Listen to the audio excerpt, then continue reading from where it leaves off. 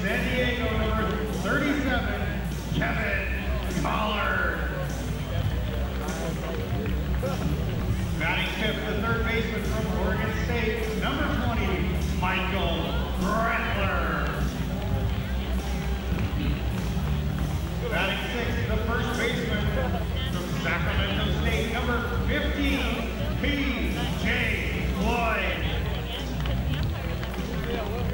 Batting seventh, the catcher from Cal Poly, number 14, Nick Meyer. Batting eighth, the shortstop from UCLA, number 5, Scott Jarvis.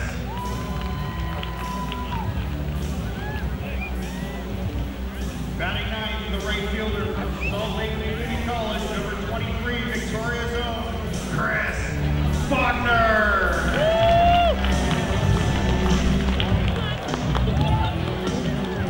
Tonight's starting pitcher for your HarbourCats from Trinidad State Junior College, number 22, Nanaimo's own, Alex Rogers.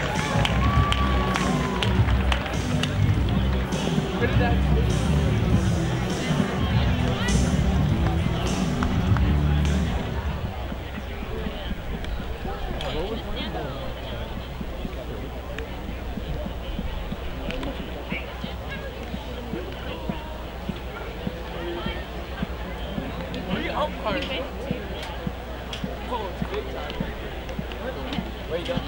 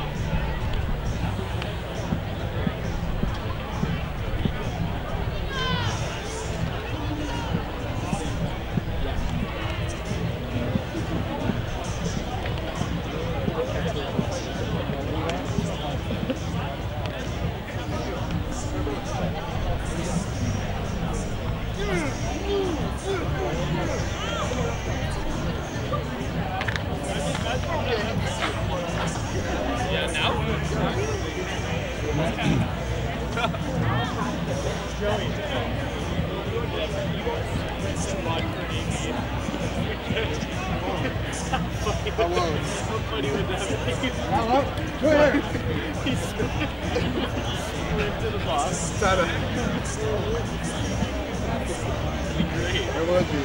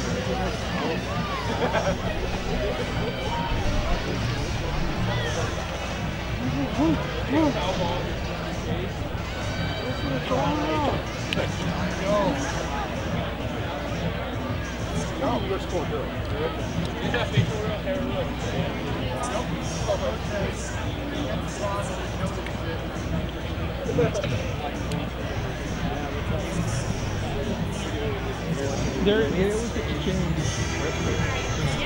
Really?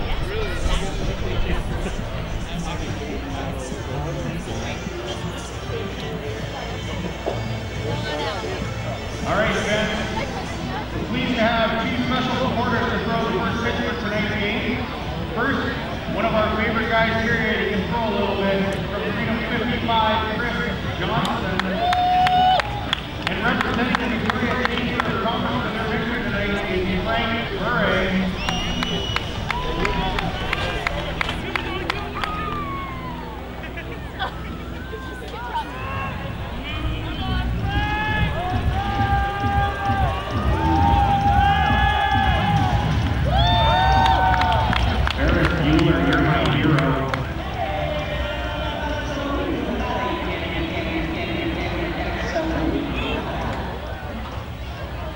Okay. Please rise and do your caps for the singing of the national anthems performed tonight by Stan Davis.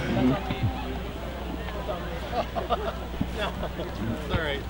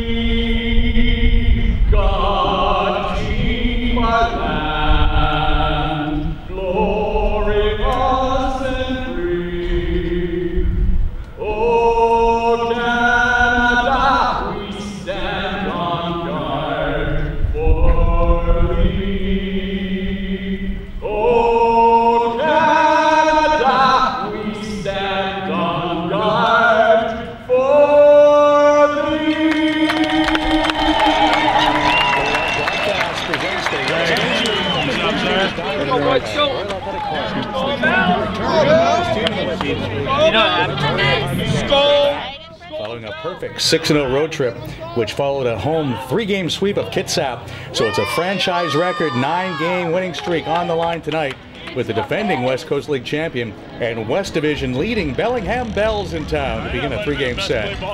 With my silent partner, Kevin the Intern, I'm Jay Longpray. The Cats are now in 2 division races. The first in the West, where they trailed the Bells by 4 games. The other is in the wild card division, as the best second-place finisher in the league joins the 3 division champions in the West Coast League playoffs, which begin next month. The Cats are now just 1 game back of both Yakima and Corvallis. So watching the Sports Traders scoreboard is even more exciting than in the past, and that has Kevin the Intern smiling from ear to ear. And this may be the final time we get to see Alex Rogers pitch for the HarbourCats, as he has reached his pitch limit.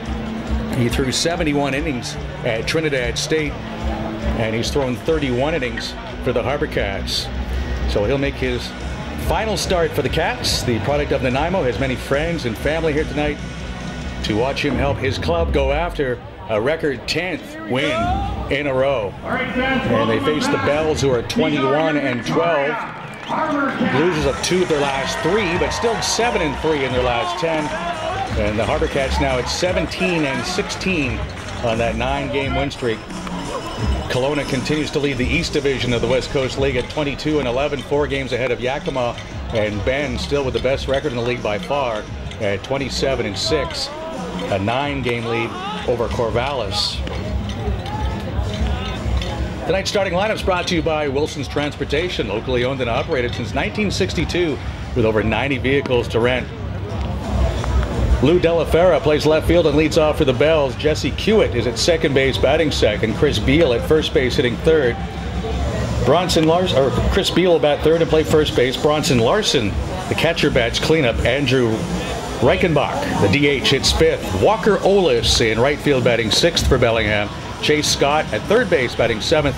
The number 8 hitter is the shortstop, Bo Branton, and it's KJ Brady batting ninth and playing center field.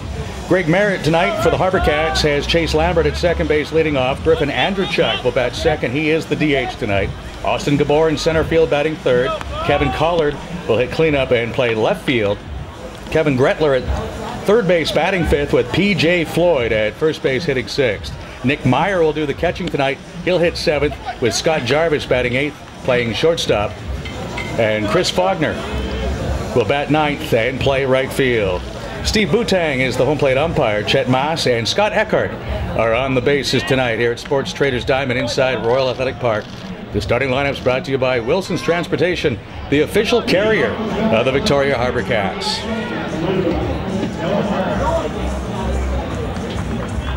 .6:41 Pacific Time will be the official time of your first pitch this evening. And it's left-hand hitting Lou Delafera who will receive it from Alex Rogers.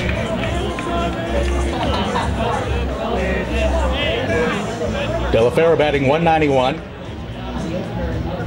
7 runs batted in.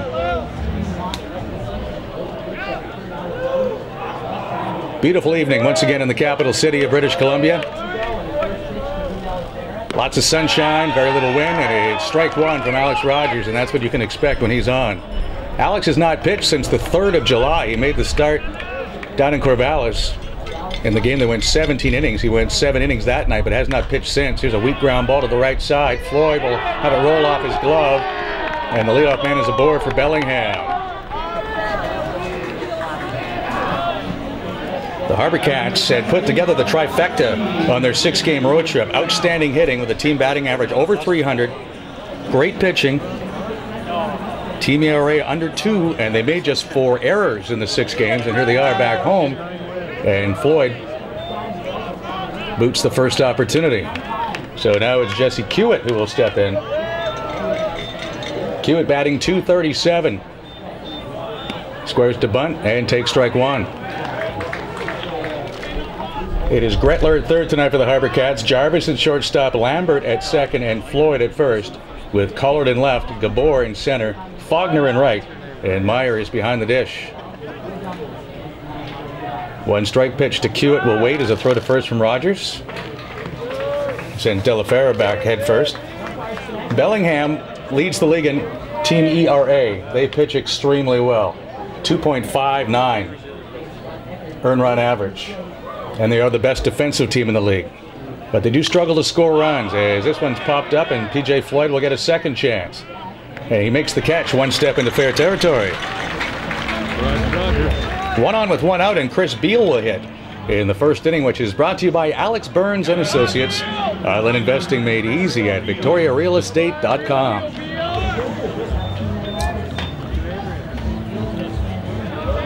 The Bells hit just .237 as a team. That's down near the bottom of the league, and yet they are 21-12.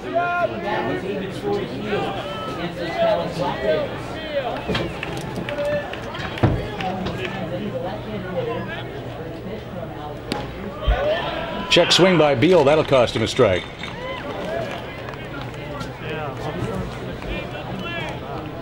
Rogers back on July 3rd, 7 innings of work, 3 runs, 7 hits. He walked 1 and struck out 3 and threw 92 pitches that night.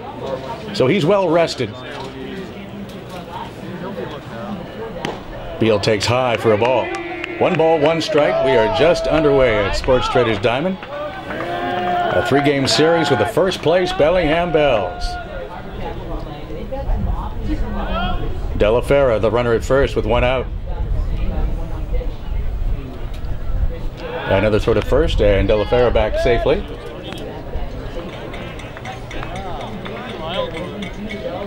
De La Fera has stolen 3 times successfully. He's also been thrown out trying to steal 3 times. The Bells have tried 80, and they've been successful 56 times. Here's a pop foul. Gretler will move over.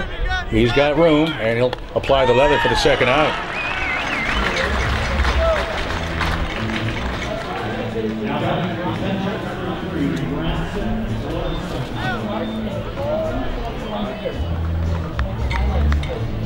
Two men out now for Bronson Larson. Leading hitter on the Bells. He's batting .321 with 5 home runs and 10 runs driven in. The Bells as a team have hit 19 long balls this season, playing in their 34th game. Outfield straight away. Infield is back with 2 men out, and the pitch is fouled straight back. There are 21 games remaining in the schedule for both clubs, and these 2 teams will play each other 9 times. First meeting of the year. And this is the beginning of a 6-game stretch against one another, with the All-Star game in Bellingham in between on Monday. Breaking ball is just outside to Beal. From Phoenix, Arizona. How does that look? He attends Arizona State University. 6'1", 207 pounds. 2 outs, runner at first, no score in the top of the first, and another pop-up. Who wants this one? Gretler, the third baseman, is calling.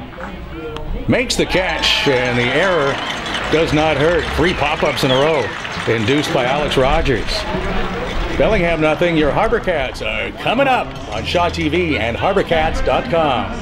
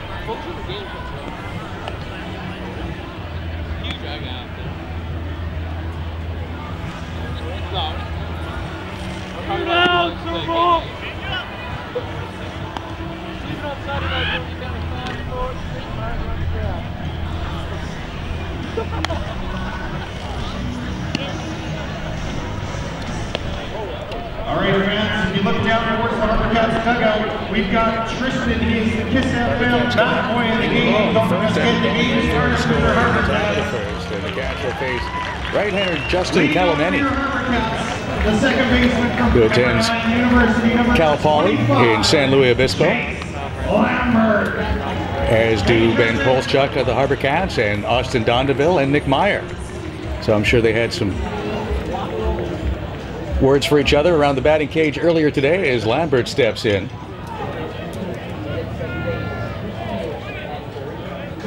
Calameni's first pitch is inside for a ball. Lambert batting .259, making his 8th appearance for the Cats. 4 runs batted in. And the pitch at the knees for strike 1. Chase Scott is the third baseman for Bellingham. Bo Branton is the shortstop. Jesse Kiewit at second base, Chris Beal at first base, Lou Delafera in left field, KJ Brady in center field, and it's Walker Olis in right.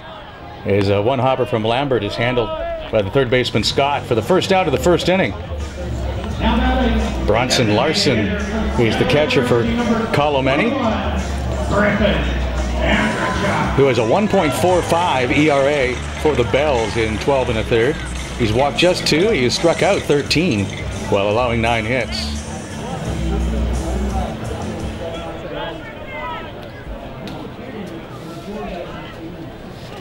Base is empty with 1 out for Griffin Andrechuk. That one goes all the way to the backstop, ball 1. Andrechuk had a great road trip. He was 7 for 14 and drove in 5 runs. As the Cats hit .316 as a team as their slumbering bats finally awoke. They scored 42 runs in winning 6 straight games away from home.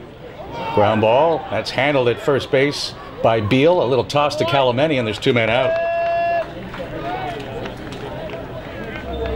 Base is empty for Austin Gabor, who also had a terrific road trip. He was 7 for 16, also drove in 5 runs for Victoria. During this 9-game winning streak, the HarbourCats have outscored their opponents 62-20.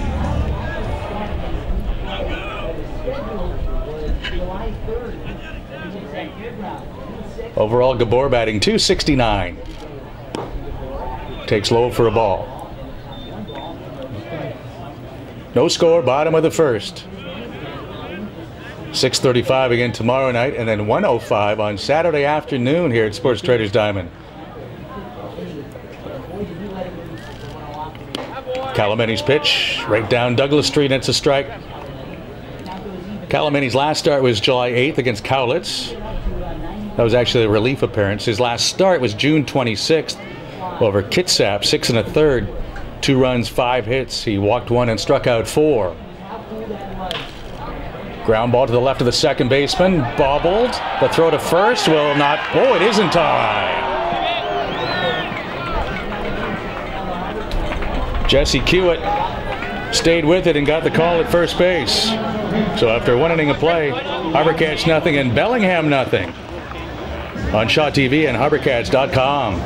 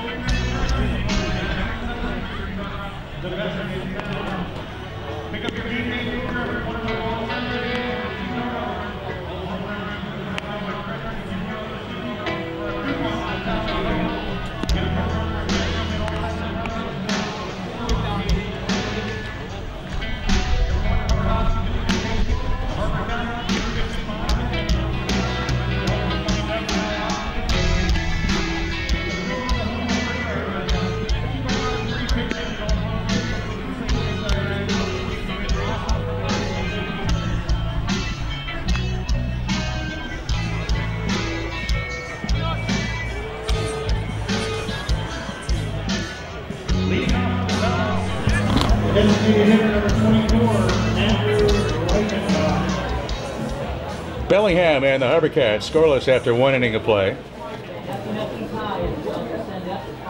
Andrew Reichenbach steps in on the left-hand side to face Alex Rogers and fouls the first pitch straight back for strike 1.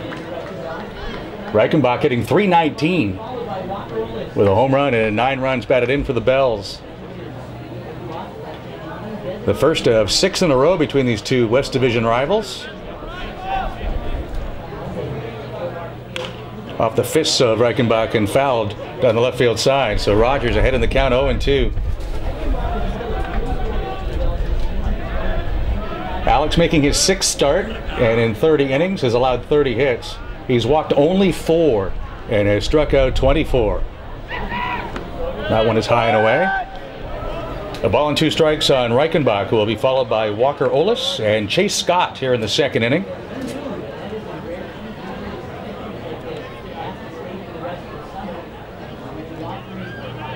The 1-2 pitch is just off the outside edge. Ball 2. Inning number 2 brought to you by the Alzheimer's Society of BC. A gift to honor a life and all of its memories. For more information, go to www.alzheimerbc.org. This message made possible by Lisco Irrigation and Landscaping. A little pop-up, and it's a long run for the left fielder who dives, and it bounces off of Collard and goes into foul territory. Andrechuk at second base waiting for a throw that doesn't come, and it's Reichenbach with a double.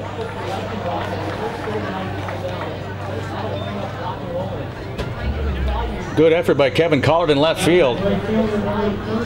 But when he couldn't hold it, it kicked away into the bullpen.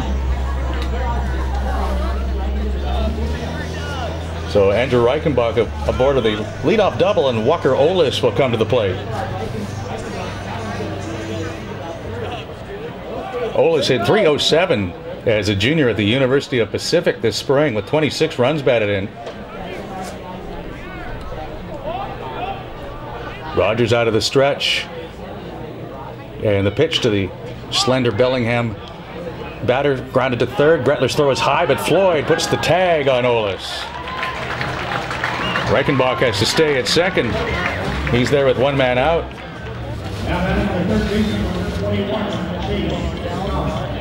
And Chase Scott, who hails from Hampton, Georgia, will bat with one out.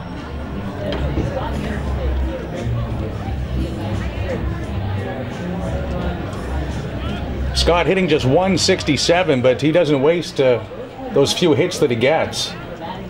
Of his 11 base hits, 3 have been doubles, 4 have been home runs, and he leads Bellingham with 15 RBI. And this is hit well to left field, and this is headed towards Pembroke Street, and that is a 2-0 lead for Bellingham. Chase Scott puts the Bells ahead 2-0 with his 5th home run of the season.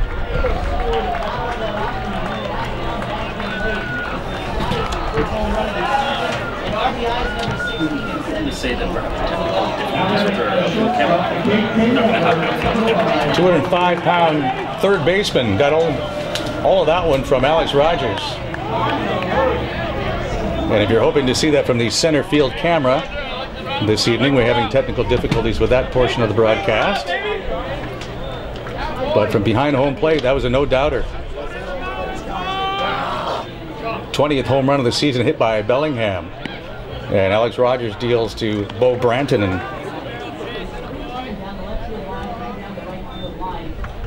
fires at the knees for a strike. Branton hitting .185. Takes high for a ball.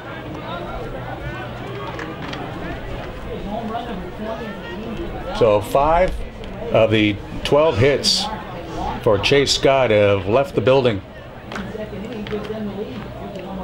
Breaking ball is in and over for a strike.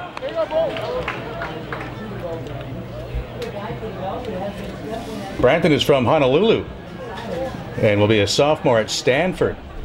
He hit .220 as a freshman.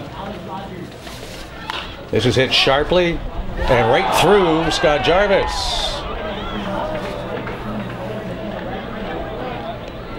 So thus far the defense is letting down Alex Rogers. An error by Floyd.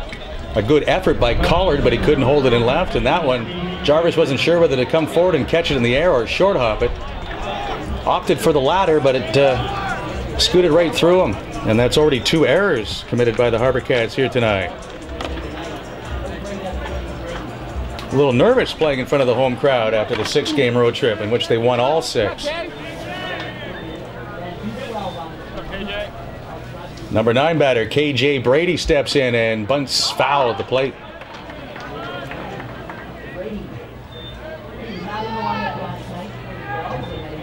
Who's hot and who's not is brought to you by Freedom 55. Freedom today, freedom tomorrow, and advice that works for you. Well, obviously the HarbourCats, up until this moment, the hottest team in the West Coast League with 9 straight wins. And the 62 runs scored, allowing just 20. Corvallis Knights, they've won 8 in a row. And even though the HarbourCats have won 9 straight, they only picked up 2 games in the standings on Bellingham, as the Bells have won 7 of 10.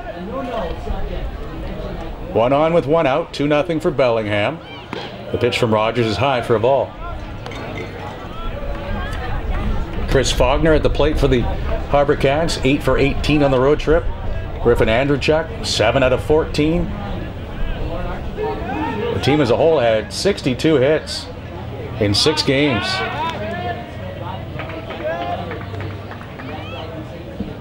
And on the major league level, you can't get any hotter than Mike Trout. Back-to-back MVPs in the All-Star game. That's never happened before.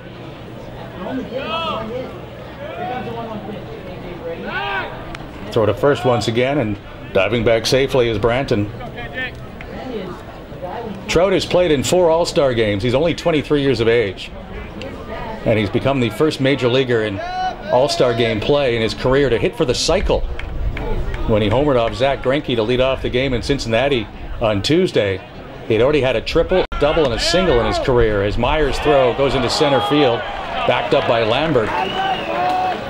And the jitters continue defensively here for the HarbourCats early in this one.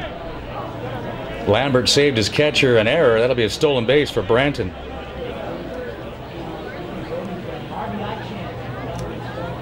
And if you're not sure what the cycle means, single, double, triple, home run. Now this is a career cycle for the All-Star game, but it happens every once in a while, but very rarely that a player will do that in one game, and that's called hitting for the cycle. Runner at second with 1 out, and a swing and a miss by Brady. 6'1", 160 from Everett, Washington. Brady will be a sophomore at the University of Washington. The top of the order is waiting on deck, and Lou De La Fera. Scott Chase with a 2-run home run here in the second inning, putting the Bells in front 2-0. The 2-2 pitch. Ground ball into right field. Being waved home is Branton. The throw to the plate, the tag by Meyer, and DOA at the plate is Bo Branton. Strong throw from Chris Faulkner. It's a base hit for Brady. He goes to second on the throw, but Faulkner's throw is right on target, and Meyer was able to put the tag on Branton.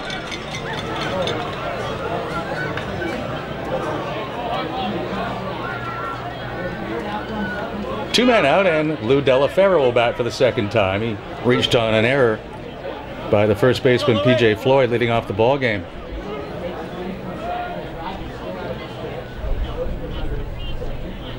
The pitch in the air, center field.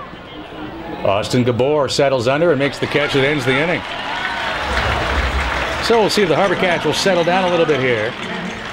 They trail 2-0 as we go to the bottom of the second inning on Shaw TV and HarbourCats.com.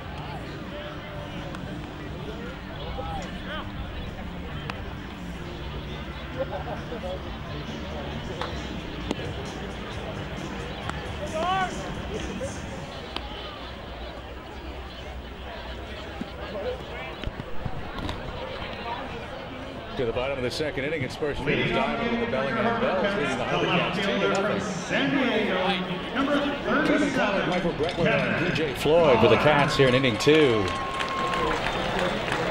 During their 6-game road trip, they wore the Canada Day Reds, and they're staying with them tonight. And we'll see if they have a come-from-behind win in them.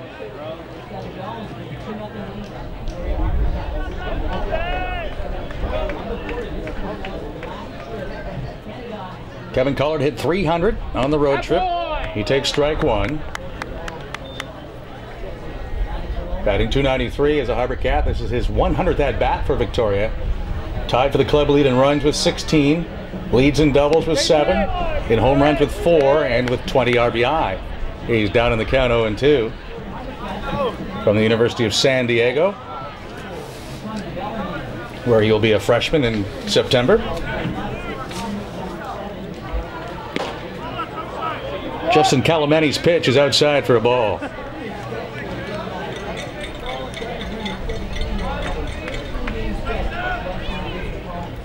The 1-2 pitch to Collard, and that bounces up to the plate. Home plate umpire is Steve Boutang with Chet Mass and Scott Eckert on the bases tonight. Just a breath of wind blowing out towards left field. The home run by Chase Scott was not aided in any way by the breeze. He crushed it. And that's how the Bells have their 2-0 lead. Collard cuts but misses. First strikeout for Calameni. In his first start of the year on June 18th against Walla Walla, Calameni had his season high of 8 strikeouts in 5 innings. He has now struck out 14 and 13 and a third. Working for the Bells.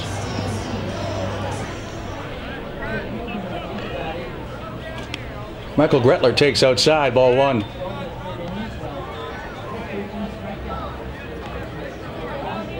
HarbourCats third baseman, batting .221. The pitch over the inside edge for a strike. Calameni pitched in the West Coast League a year ago for Corvallis. He had 37 strikeouts in 43 innings. Foul out of play. A ball and 2 strikes on Gretler, who bats with the bases empty and 1 out here in the bottom of the second. 2-0 for Bellingham. And we told you who was hot. Well, who's not? Brought to you by Freedom 55. Those Klamath Gems, unfortunately, 13 losses in a row. As Gretler takes outside for a ball, and it's 2-2. And 3 of those losses at the hands of the HarbourCats in the 13-game losing streak. It's been a combination of no hitting and no pitching, and that's a bad combination for Klamath. The pitch inside to Gretler, and the count full. A .226 team batting average, an ERA of 6.06. Klamath will try to get on the win side tonight as they play at home against Cowlitz.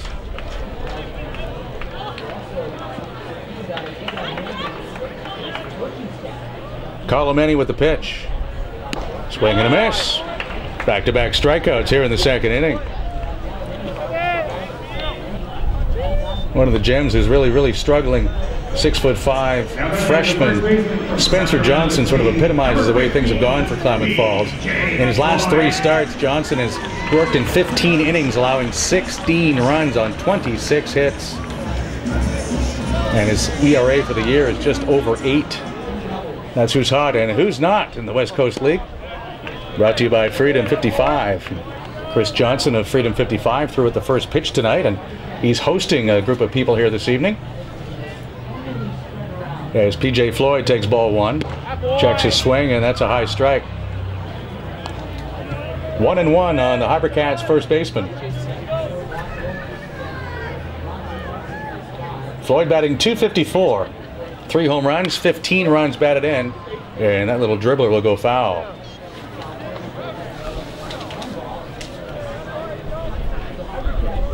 Floyd has faced Calameni before as Sacramento State. He's in the same conference as San Luis Obispo, Cal Poly. Swing and a miss, and Calameni strikes out the side. 6 in a row retired by the right-hander for Bellingham, and the Bells lead the HarbourCats 2-0 after 2 innings of play on Shot TV and HarbourCats.com.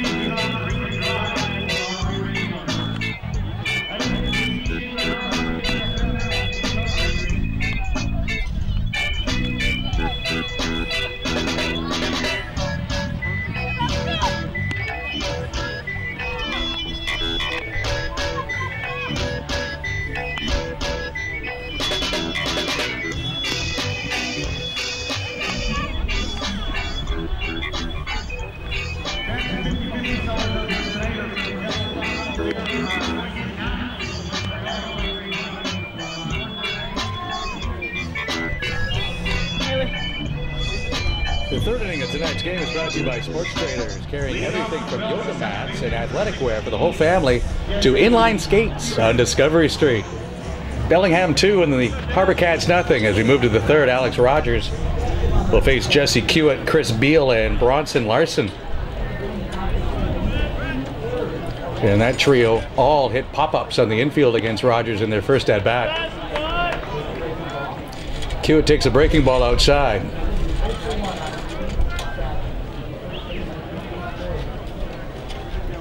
Kiewit was 0 for 8 in the series against Cowlitz, in which the Bells lost 2 out of 3, but there's a line drive base hit. One hop in front of Kevin Collard in left field. Often when a pitcher has a long layoff, he's actually a little too strong early in the game, and the pitches are up in the zone, and that's what's happening to Alex Rogers right now. Kiewit jumped on that high fastball, and it was a pitch up that Chase Scott hit over the left field fence in the second inning for the Bellingham runs. Chris Beal, the batter, with 1 on and 1 out. Nobody out. Check that. The pitch in the dirt. Nick Meyer with the block.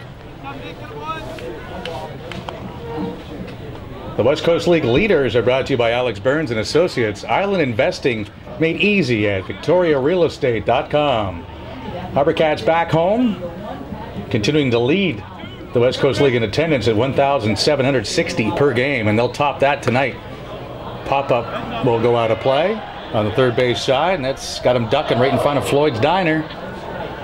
Good crowd filing in on a beautiful night in Victoria. Tyler Davis of Bend now leading the league in batting average at .394, just ahead of Hunter Villanueva of Kelowna, who's at .391.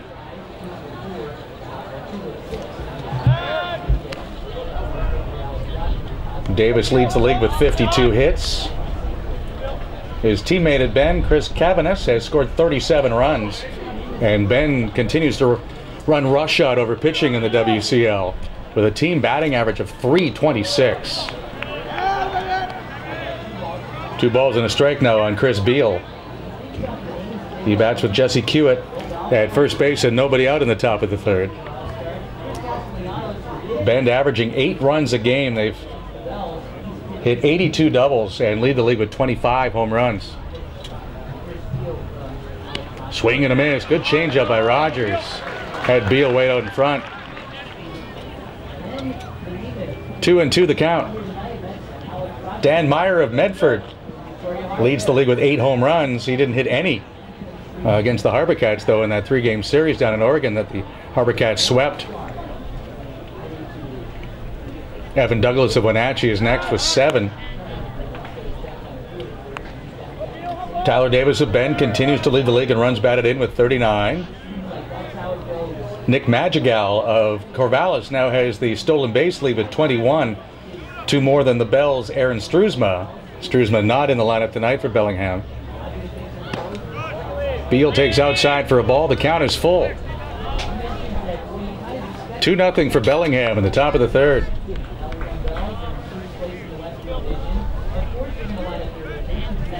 If you're missing our center field camera, it's not operational thus far tonight. So we'll keep things from behind home plate as the runner goes, and this is pulled into the corner. That's going to be trouble as Faulkner has to go pick it up. They're going to stop the runner at third. The Bells will have runners at second and third on the double by Chris Beal. Jeff James, the manager, coaching at third base for the Bells, making the good decision with nobody out. You don't want to lose a runner at the plate. With 1 out, he might have tried it. Definitely with 2 out. But with no one out and his cleanup man coming up, he plays it safe.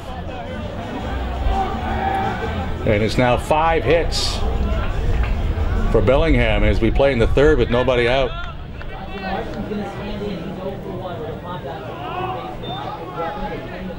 Josh Walker is headed down to the bullpen to get loose for the HarbourCats. Breaking ball to Larson is low for ball 1. Larson popped up to Gretler at third to end the first inning.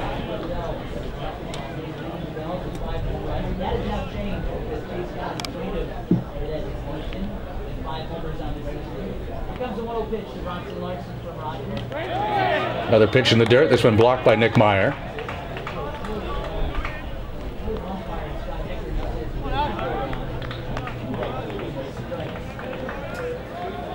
Larson was 2 for 9 against Cowlitz.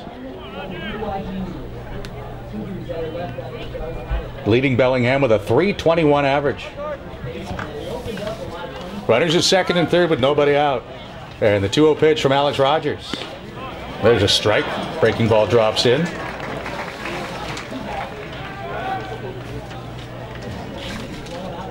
Larson is from Utah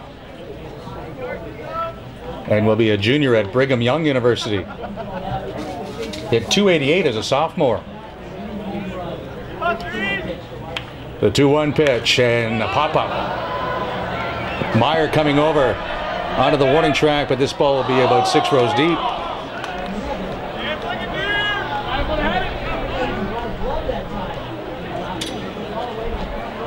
Not a lot of foul territory here at Sports Traders Diamond, and just enough for Bellingham, and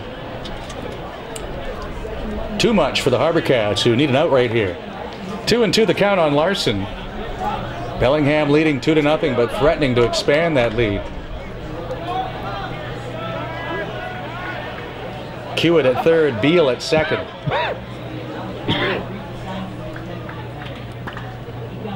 The pitch to Larson. High ball 3. Alex hasn't pitched since July 3rd, and the rust showing a little bit here as he tries to work himself out of a third inning jam.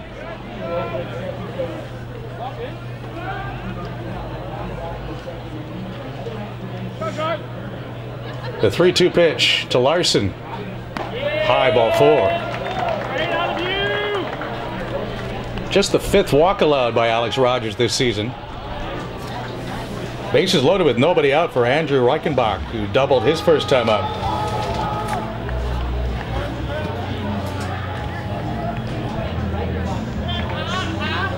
And Alex Adome will make the slow walk to the mound. That'll give Josh Walker a little more time to get loose down in that right field bullpen as we continue with the West Coast League leaders.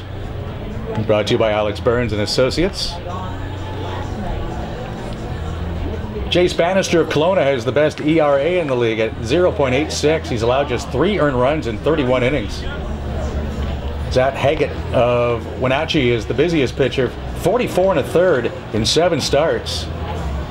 Dom DePosian of the HarbourCats is 3rd in the league at 41 1/3 innings worked thus far. And Darian Simmons of Yakima leads the league in strikeouts with 39 in 39 innings.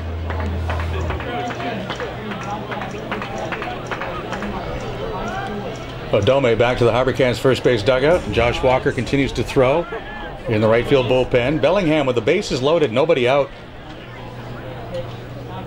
They lead 2-0 in the top of the 3rd. First pitch is taken for a strike.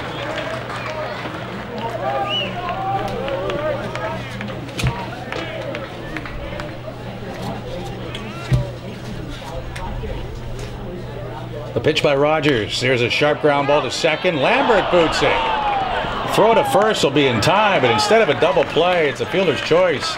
And again, the defense for the HarbourCats has been very shaky here tonight. So it's 3-0 now for Bellingham.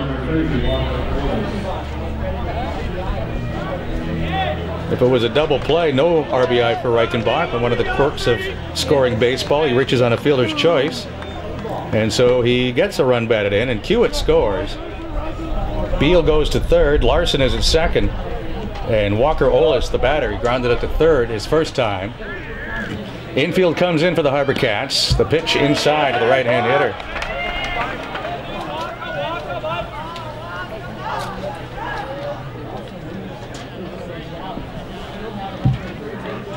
Last time the HarbourCats got less than 5 innings out of a starting pitcher was on Saturday night.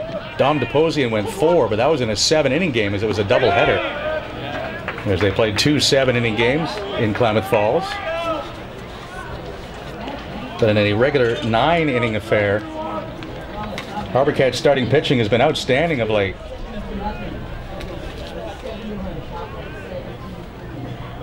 Runners at 2nd and 3rd for Bellingham. They lead 3-0. Olis takes a strike and the count 2-1.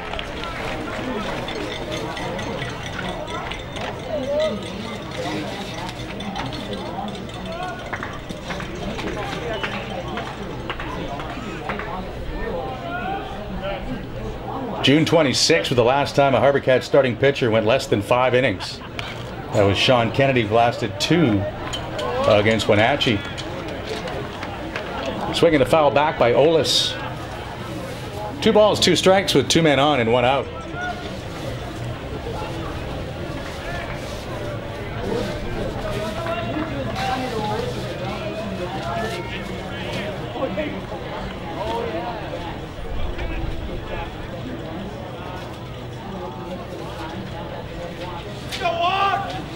Two-two pitch from Alex Rogers. That's foul out of play by Olis.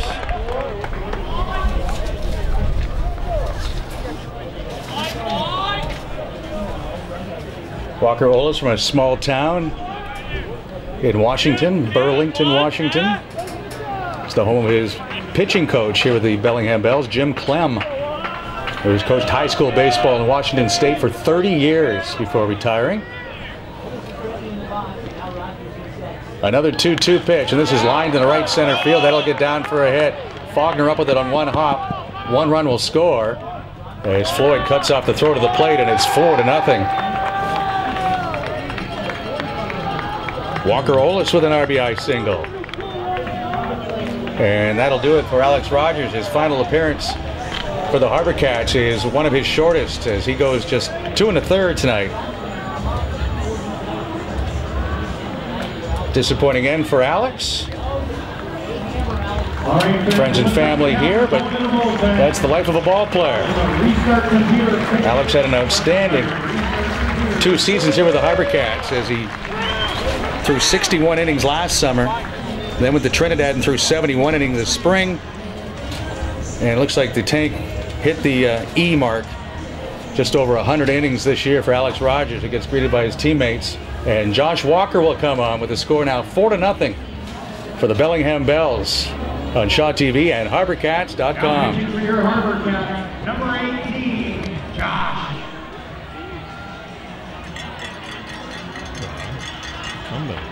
Josh Walker.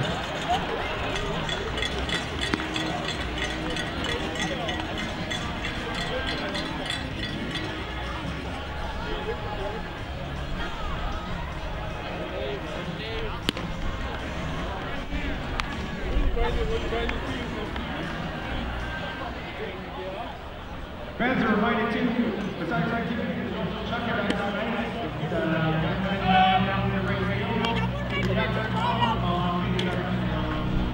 make it out. All going to the great association.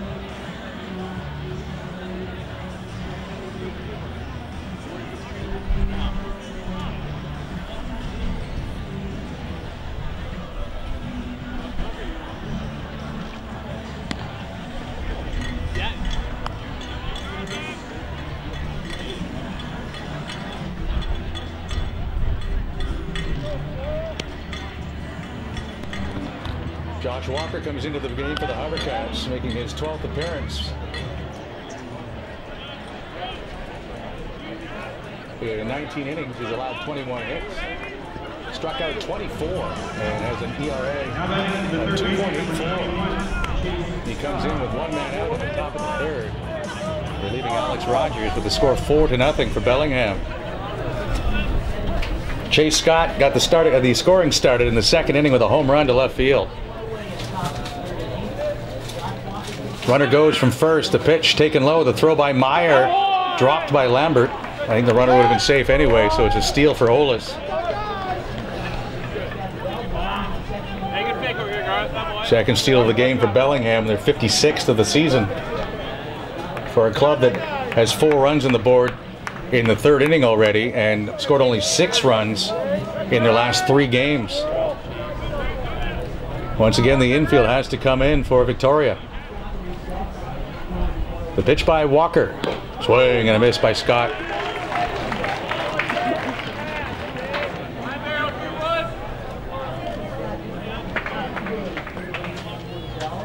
The home run by Scott snapped an 0 for 7 stretch in his last 3 appearances for Bellingham.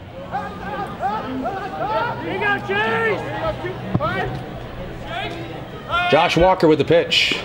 Breaking ball high.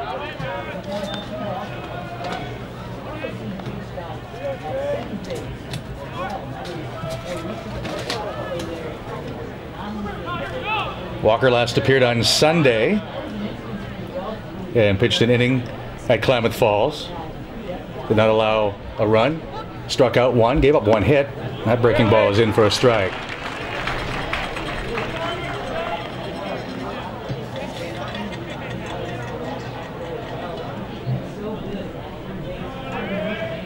Runners at second and third for the Bellingham Bells.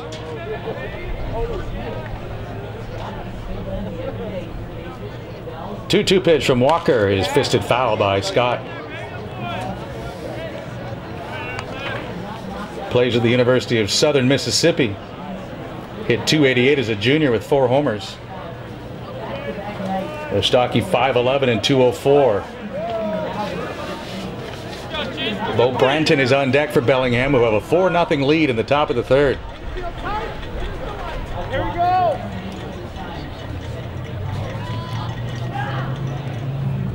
The pitch by Walker is taken for call. Strike 3.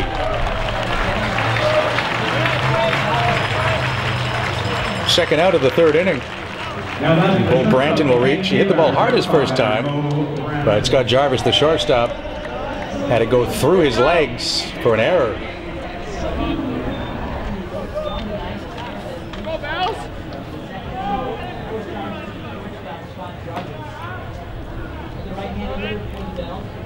Walker 5'11", 160 from Chino Hills in California. Pitches at Grand Canyon University. Breaking ball is inside, ball 1, says Steve Boutang, our home plate umpire.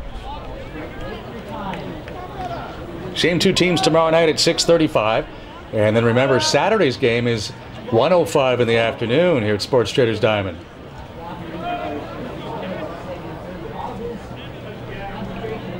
The 1-0 pitch, inside, ball 2. Besides the folks from Freedom 55 enjoying a party here tonight at the ballpark, BC Game Society also hosting a group. Log into HarbourCats.com and find out how you can bring a group to the ballpark.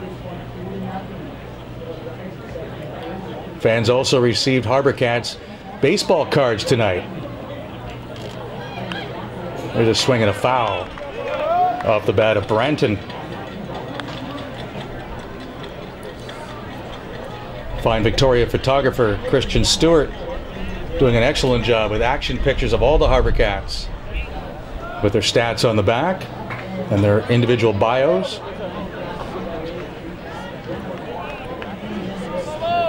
Infield back now with 2 men out. 2-1 the count on Branton. That's pulled foul.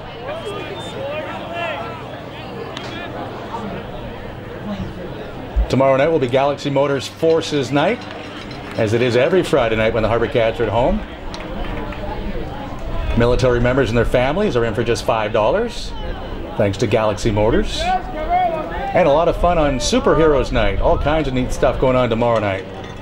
Go to HarbourCats.com/tickets and get in on the fun of the West Coast League. Pop up off the bat of Branton. Chase Lambert waiting for it. And he's got it, and the third inning comes to an end. 2 runs on 3 hits. Bellingham now has a 4-0 lead on the HarbourCats on Shaw TV and HarbourCats.com.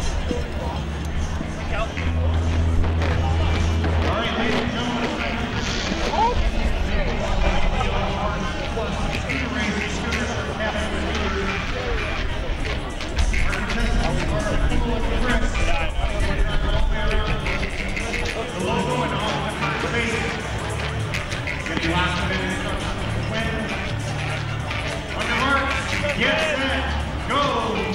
Go, boy. You're gonna miss it, folks. This happens really quick. Today's contestants get t-shirts from BB Auto and flowers from Flowers on Top.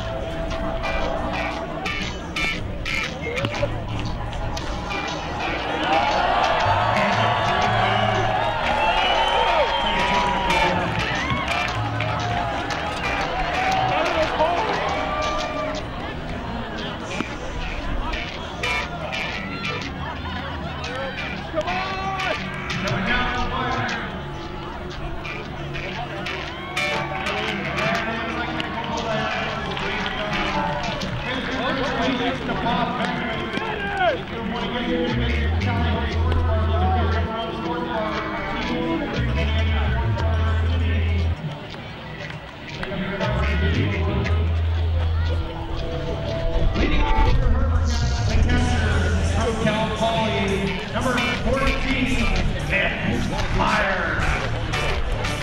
Go Callo!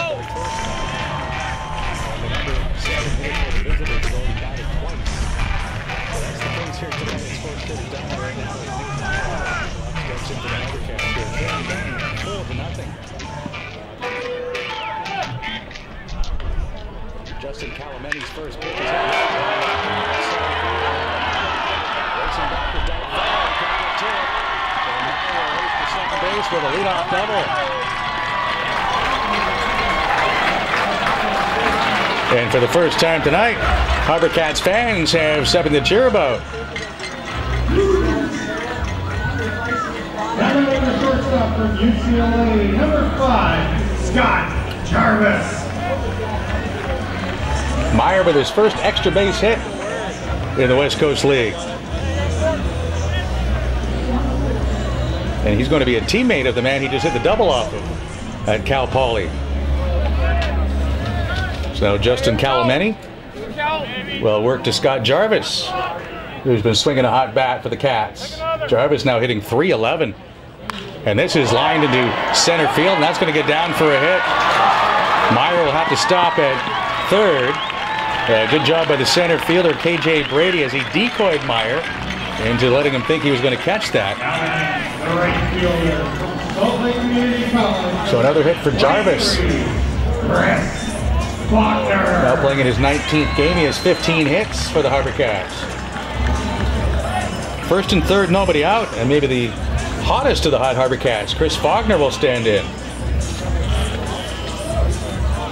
Faulkner was 8 for 18 on the road trip, most hits of any of the HarbourCats. He had a couple of doubles, drove in 5 runs. Here you go. Chris now batting an even .300 on the season. He takes ball 1 outside from Calameni, who had retired the first 6 in a row, and he struck out 3 straight in the second. So it's the first time now that Calameni has been under some duress.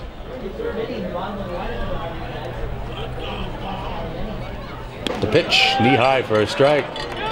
In 2014, Calameni was 8-2 at Cal Poly. 66 strikeouts as a true freshman in 73 innings. Then he had off-season knee surgery and struggled this spring, making 12 appearances, mostly out of the bullpen. He struck out 33 in 36 innings. Faulkner takes outside for a ball. Calameni 6'3", 210. He'll be 20 in October. He hails from San Jose, California. He has a 4-0 lead in the bottom of the third, but the HarbourCats are threatening to cut into that lead. Runners at first and third, but nobody out. Throw to first, and lunging back to the bag is Jarvis. Jarvis is 2 out of 3 in stolen bases. HarbourCats have stolen 54 on the season.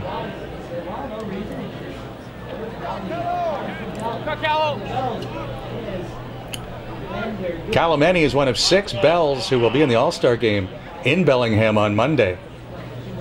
Runner goes from first. It's a hit and run, and Faulkner fouls the pitch back.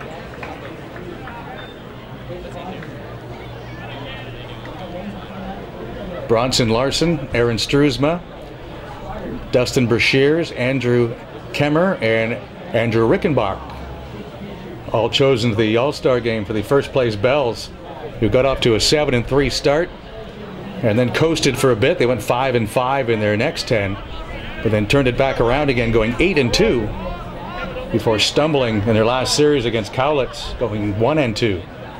Faulkner with a bouncer towards the middle. Hewitt to the shortstop, and Branton turns it over for the double play, but scoring on the play from third is Meyer. It's 4-1. No RBI in the play for Faulkner. And Meyer does plate. Back to the top of the order now, and we'll see what this second time around will bring against Justin Calameni. Chase Lambert grounded to third, leading up the ball game for the HarbourCats.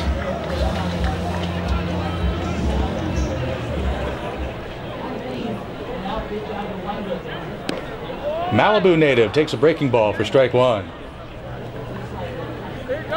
Lambert was 2 for 10 on the road trip.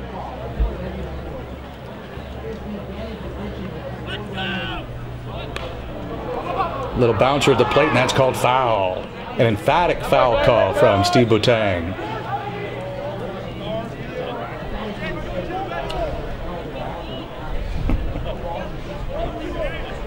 Finishing up our West Coast League leaders, brought to you by Alex Burns and Associates. Island Investing made easy at VictoriaRealEstate.com.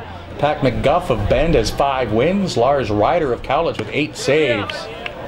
Bellingham has the best defensive record in the league, allowing just 19 unearned runs, 2 less than Corvallis. The HarbourCats are 6th in the league in that category, and Bellingham has the best ERA at 2.59, with Lambert swinging and missing to end the third inning. Hey, great turn, you two. Great job, Stanford. 4th strikeout for Calameni. HarbourCats score a run on 2 hits, and as we move to the 4th inning, it's 4-1 for Bellingham on Shaw TV and HarbourCats.com.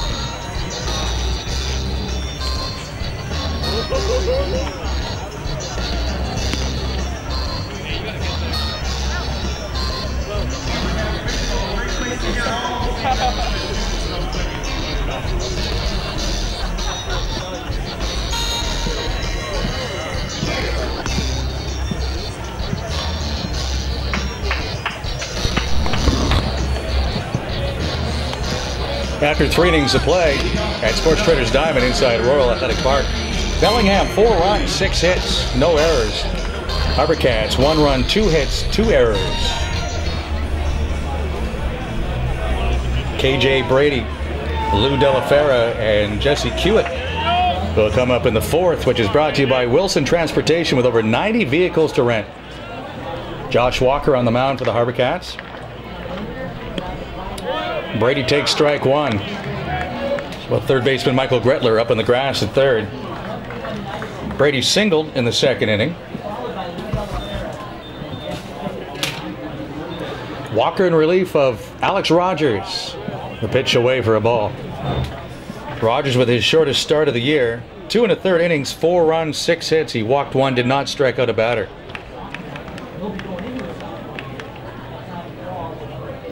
The pitch is high for a ball on Brady. He'll be a sophomore at the University of Washington from Everett in the northern part of the state.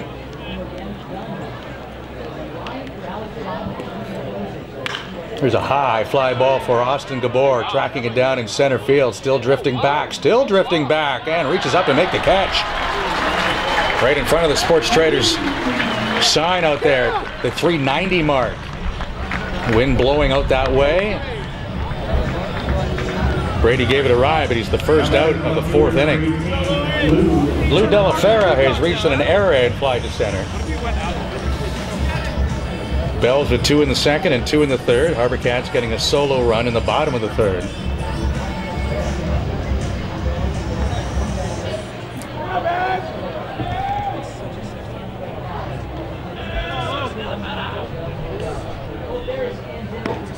Walker's pitch is high for ball 1. Josh faced just 4 batters on the road trip. That one inning of work, he gave up 1 hit, struck out 1. HarbourCats pitching was outstanding on the 6-0 trip, a 1.98 ERA. Walks have been a problem for the staff, but not on that trip. They walked only 8 in 50 innings of work.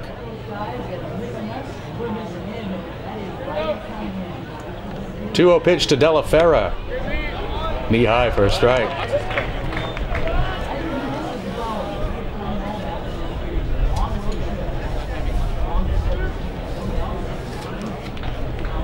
HarbourCats gave up just 15 runs in the 6 games, as that pitch is outside to De La Fera, who's from New Jersey, Colts Neck, New Jersey, and plays at the University of Maine. De La Fera batted .250 as a sophomore for the Maine Black Bears. That one's fisted foul out of play. You would think the Cowlitz Black Bears would have been all over him, but no, he chose Bellingham. And he's liking his choice. The Bells come in at 21-12, first place in the West Division of the West Coast League, leading the HarbourCats by 4 games. That's why this series was so important to both sides. There's a fly ball into center field. Cruising in and over is Chris Faulkner to apply the leather for the second out.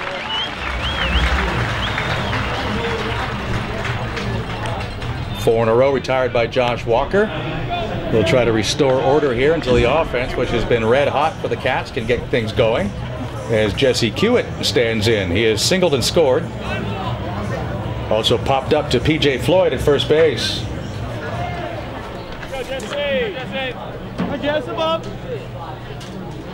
4-1 for the Bells in the top of the 4th. Breaking ball is low. Hewitt is a smart guy. Have to be. He's attending Stanford University from Huntington Beach, California. He had .239 as a freshman for the Cardinal.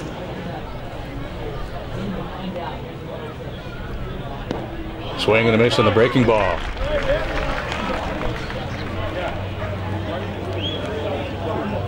Bellingham had pro baseball for a long time at Joe Martin Stadium before the West Coast League and the college version of baseball came to Bellingham. They were a farm team for the Dodgers in the 70s, but then for a long stretch, there was the Seattle Mariners who had their Class A team in Bellingham, and the names like Ken Griffey Jr., Edgar Martinez, Raul Ibanez, and Dave Valley all started their pro careers in Bellingham. Ken Griffey Jr. was all of 18 years old when he played for the Bellingham Mariners. As Hewitt hits a pop-up, Chase Lambert makes the catch, and it's a 1-2-3 fourth. 4-1 for Bellingham through 3.5 on Shaw TV and HarbourCats.com. All right, congratulations.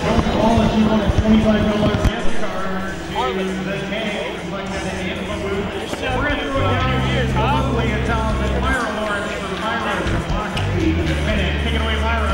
Thanks so much, Dan. On the third baseline with Heather. Heather has the best footwear here at the ballpark today. We're going to ask her a few quick questions. She's never been to a HarbourCats game, so we're going to ask her all things HarbourCats that have to do with the number 9 for our 9-game winning streak. She's probably going to need some of your help. So here we go, Heather. You ready for this? All right. What animal has 9 lives? Cat. Good answer. Okay. On the 9th day of Christmas, what did my true love give to me? 9 swans were swimming, 9 ladies dancing, or 9 maids a milking? Nope. How about 9 ladies dancing? How about this? Okay, true or false? She just got off the night shift. True or false? The HarbourCats have worn their red jerseys for their 9-night winning streak. I think that's true. Absolutely true. And I know you play baseball. What position is number 9? Left field, center field, or right field? Right field it is. We're going to take you away to Moxie's on the corner of Yates and Vancouver. Thanks for playing with us. Fourth inning, Griffin Andrechuk. Now batting the designated hitter number 21, Griffin Andrechuk.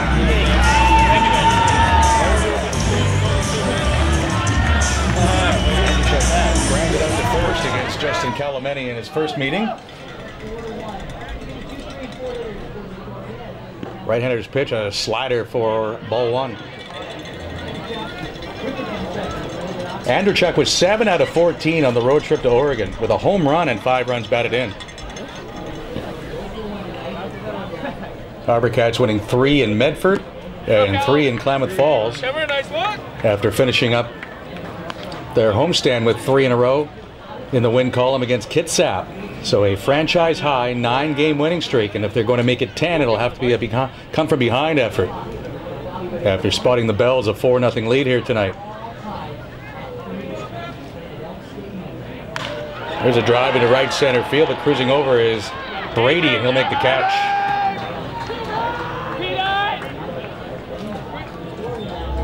One man out in the 4th. The scoreboard brought to you by Sports Traders. Dive into summer with savings and a wide selection of new and used golf equipment. Wenatchee and Kelowna are tied 3-3 with the Falcons batting in the bottom of the 3rd. Medford has a 3-0 lead in the bottom of the 4th over Kitsap. Klamath Falls and Cowlitz are tied 1-1 after 3. And the two teams ahead of the HarbourCats in the wild card division are playing against one another.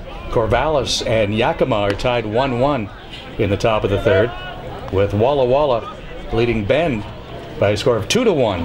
And the Sweets are batting in the bottom of the 2nd inning as Austin Gabor takes ball 1 from Calamity.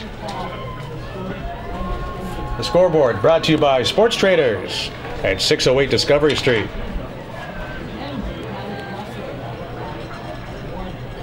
Two balls, no strikes on Austin Gabor, who grounded to second in his first at bat against Justin Calameni.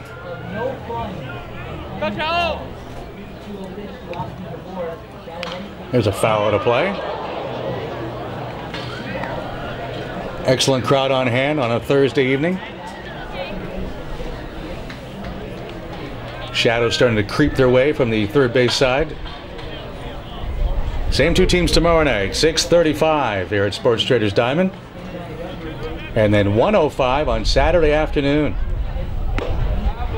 DeBoer takes a high strike. It's 2-2. It's Superheroes Night tomorrow. Dirty Cars will get a bath, courtesy of Super Bath Mobile Car Wash. And 250 kids are going to receive comics from Curious Comics. 2-2 pitch is in the dirt, ball 3. And it's Island Savings Simply Free Friday, so lots of prizes for you if you come to the ballpark tomorrow night, courtesy of Island Savings. Log on to HarbourCats.com/tickets to find out how easy it is to get your tickets online, or drop by any 7-Eleven in the Greater Victoria area. Calameni's pitch, little tapper, hesitated by the shortstop at first, but then the strong throw by Branton retires Gabor.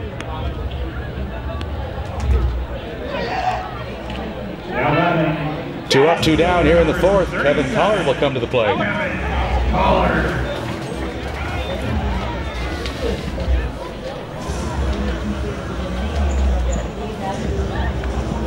Collard struck out, one of 3 in a row that Calameni retired by the K in the 2nd inning. 4-1 for Bellingham in the bottom of the 4th. Swing and a miss by Collard.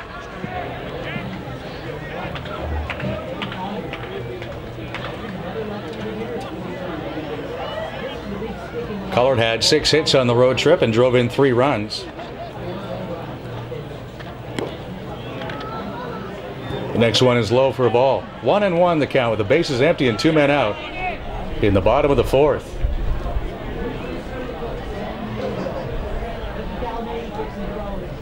Collard takes low, ball 2. The first of 6 in a row between Victoria and Bellingham.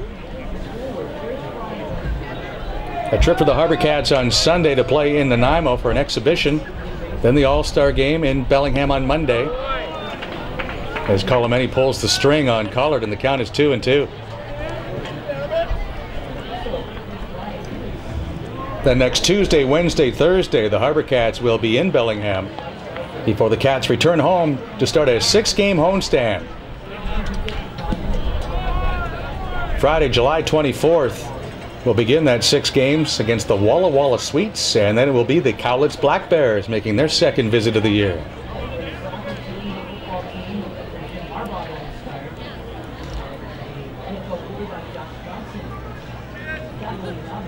The 2-2 pitch with 2 men out. Collard stays alive. To mention those Bellingham alumni like Ken Griffey Jr. and Edgar Martinez that began their professional career in Bellingham. Former Blue Jay and Cardinal and now Cleveland Indian Mart Zebczynski. And also Jeff Francis pitched at Bellingham. Here's a little bouncer. And it's too hot to handle for Chase Scott. It bounces into the dugout. That'll be an extra base. Awarded to Collard, who'll get an infield single. And then the error by Scott will allow Collard to move into 2nd base with 2 men out. Jeff Francis, who had a long career with Colorado and ended up his pro career at the major league level with the Blue Jays, right now is pitching for Canada in the Pan Am Games just outside Toronto. Another interesting alumni of the Bellingham Bells, the college version, Jake Locker, quarterback at the University of Washington and NFL quarterback with the Tennessee Titans, played baseball one summer for the Bells. A rich history, both professional and college level baseball in Bellingham. So if you get a chance to pop down and watch the HarbourCats, their only visit to Bellingham will be next Tuesday, Wednesday, Thursday, as Michael Gretler waves at a pitch and is down on the count.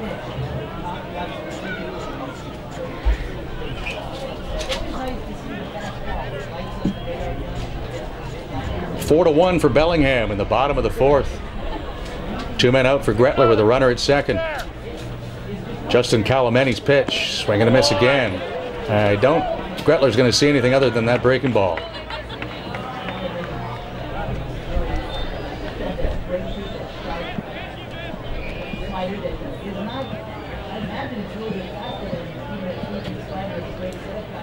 Gretler has struck out 11 times for the HarbourCats. Playing in his 20th game. This one is fouled out of play. They did go with a fastball. I think that was supposed to be high for Gretler to take. That one was close enough for Gretler to get a bat on, and he stays alive at 2 strikes.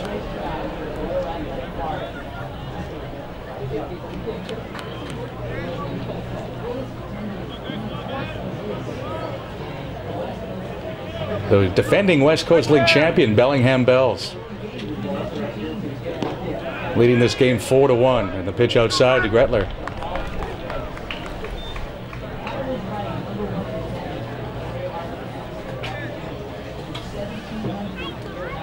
My silent partner Kevin the intern letting me know that he's not just a one-trick pony. He knows more than baseball. He knows his football. He knows that Jake Locker just retired from the NFL.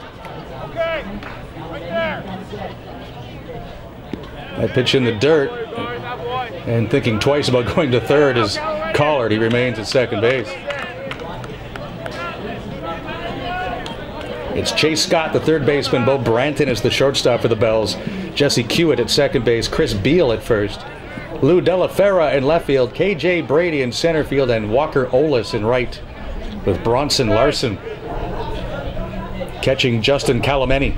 Swing and a miss on the slider, and Gretler can't lay off. 5 strikeouts now for Calameni. 1 hit, 1 error, but 1 left. And after 4, it is Bellingham 4, the HarbourCats 1 on Shaw TV and HarbourCats.com.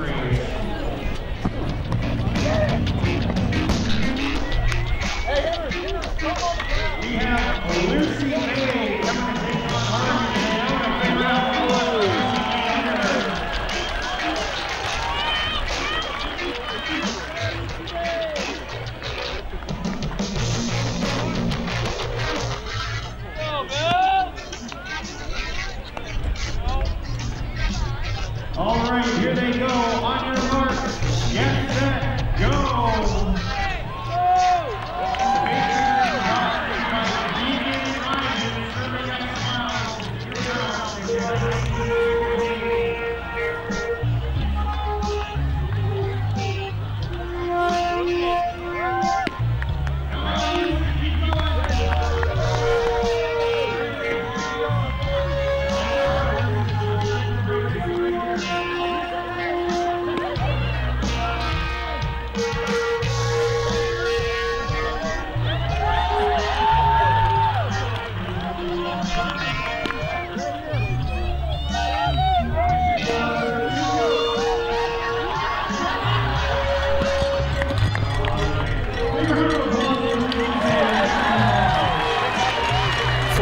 for Bellingham. The fifth inning, which is brought to you by Freedom 55. Freedom now, Freedom tomorrow.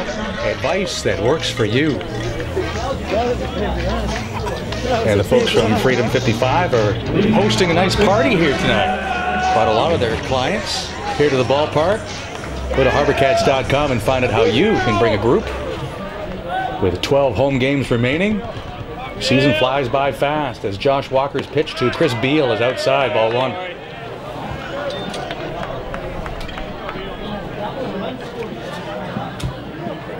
HarbourCats now 8-7 at home after the 6-game winning streak on the road, even their road record at 9-9.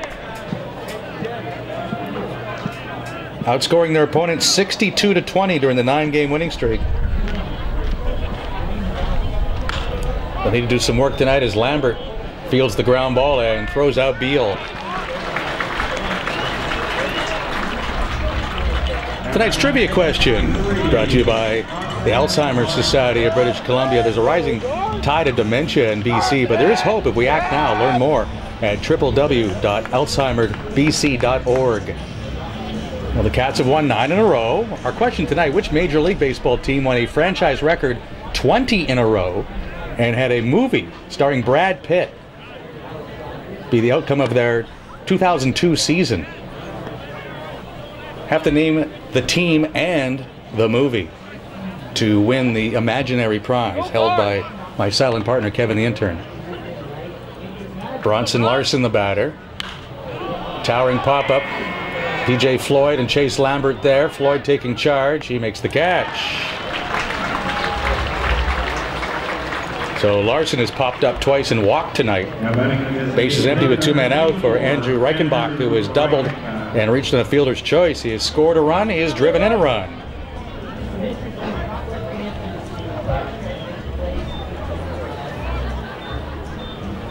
The Major League record for wins in a season, by the way, goes all the way back 99 years ago to the New York Giants, winning 26 straight. There's strike one to Reichenbach. But the longest streak in my lifetime, and certainly in Kevin the intern's lifetime, was part of our trivia question, 20 in a row.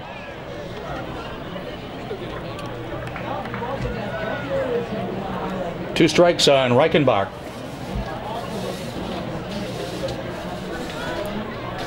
Acting as the DH tonight. And takes high and inside for a ball. Jeff James, the manager, writing the lineup for the Bells tonight as a famous grandfather, who's since passed, but his grandfather was very famous in collegiate football in the U.S. Don James, the dog father at the University of Washington for many, many years. And he sees his DH bloop one out to Lambert. So let's see if the bats can wake up, as Josh Walker's done a great job out of the bullpen tonight. Halfway home, Bellingham leads the HarbourCats 4-1 on Shaw TV at HarbourCats.com.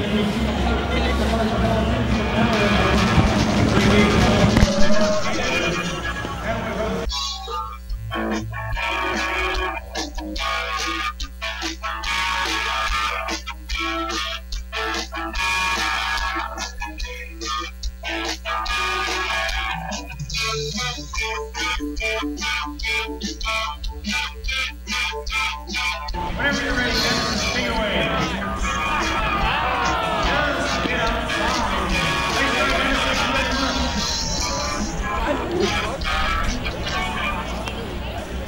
Yes, quite spectacularly.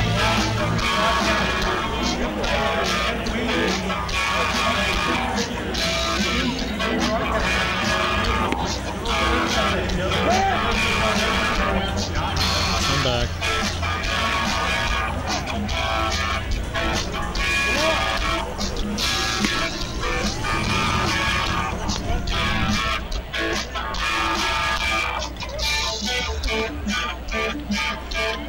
Leading off your shot, the first baseman, number 15, P.J. Floyd.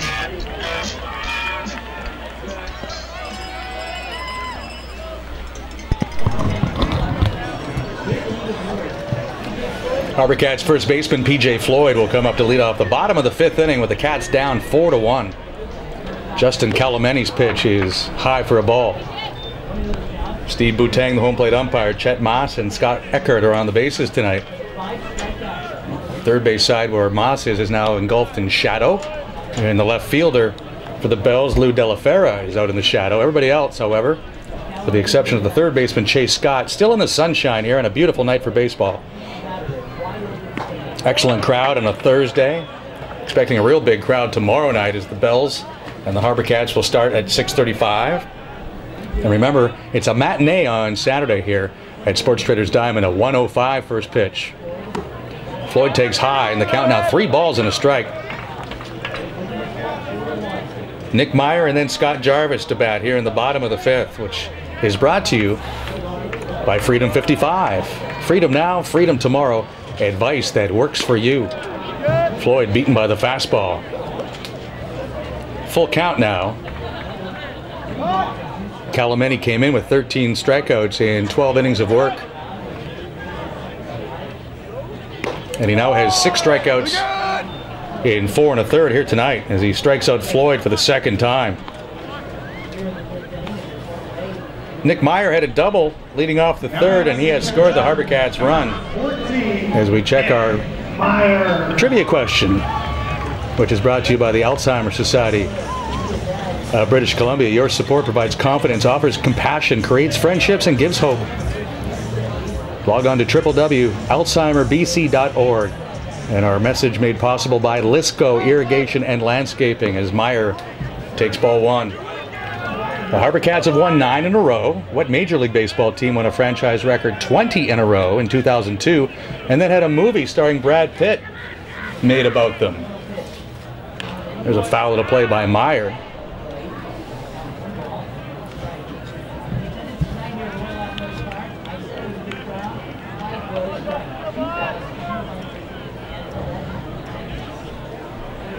And of course, we refrain my silent partner Kevin, the intern, from Googling any of this. Either he knows or he doesn't. I'm just curious, what was easier, the team or the movie? Probably the movie. Okay, the movie Moneyball, starring Brad Pitt as Billy Beane, the Oakland Athletics general manager, who put together that team using sabermetrics, which is the analyzing of statistics. And the A's were struggling, and then all of a sudden, kaboom, in August of 2002, they won 20 games in a row. So there's your Alzheimer's Society of BC trivia question. We'll have another one tomorrow night when the Bells and the HarbourCats meet in Game 2 of this series.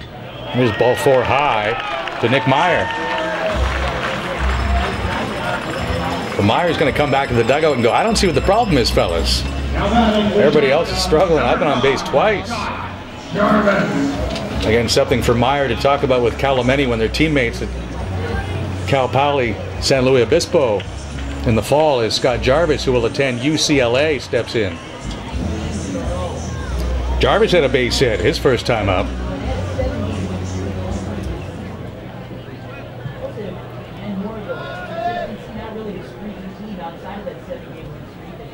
The pitch, swing and a miss.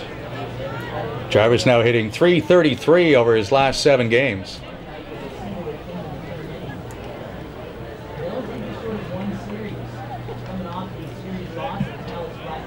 HarbourCats hitting .316 on the road trip got their season batting average up to .249. That's middle of the pack. Swing and a foul by Jarvis. Back onto Caledonia Avenue. 2 strikes on Jarvis. 6'2" shortstop from San Jose, same hometown as Calameni.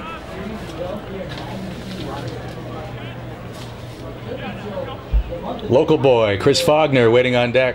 4-1 for Bellingham in the bottom of the 5th.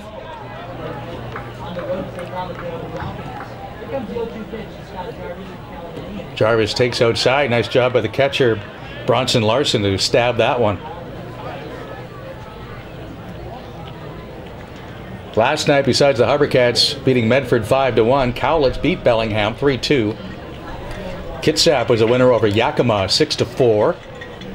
Corvallis beat Klamath Falls 6-2. And Wenatchee was a winner over Kelowna 6-4. Pitch low for a ball. And new series starting up tonight with Wenatchee at Kelowna, Kitsap at Medford, Bend at Walla Walla, Corvallis at Yakima, and Cowlitz is now in Klamath Falls. And next inning we will check the West Coast League scoreboard. 2-2 pitch with the runner going, and there's a line drive base hit to left field for Jarvis. Delafero will get the ball back in, stopping Meyer at second base. So Scott Jarvis is 2 for 2. Chris Faulkner bounced into a double play, 4-6-3 his first time. That brought home Nick Meyer with the HarbourCats' only run so far. But as he stands there, he is the potential tying run here in the 5th inning.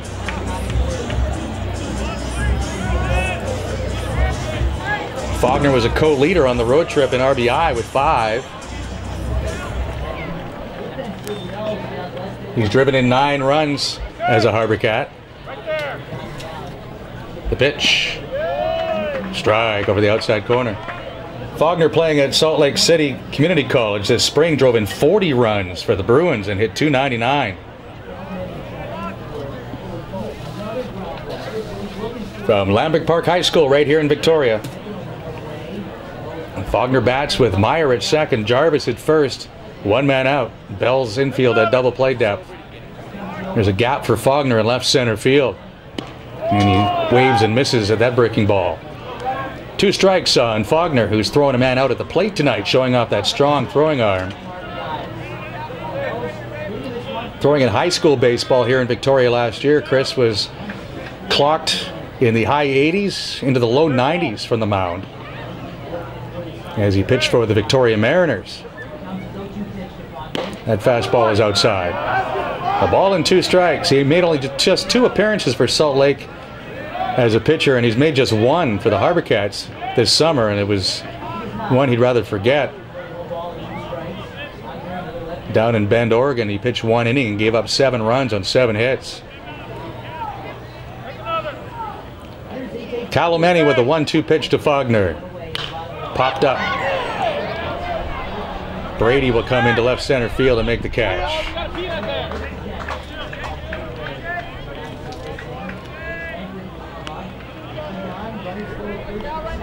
So 2 men out for Chase Lambert, who is grounded to third and struck out. Chase Lambert.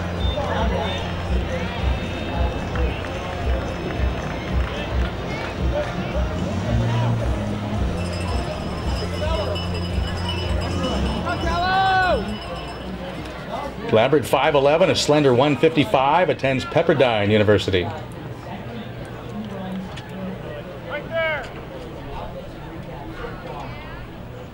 Calomeni's pitch is too low.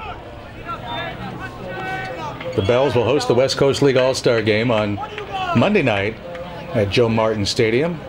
Calomeni, one of 6 Bells who will play in the West Coast League's version of the Midsummer Classic. Dom Toposian will represent the HarbourCats. There's a ground ball to third, fielded by Scott. That will take him right to the bag to force Meyer and end the inning. Great job. 2 men left on, and we move to the 6th inning at Sports Traders Diamond. 4-1 for Bellingham on Shaw TV and HarbourCats.com.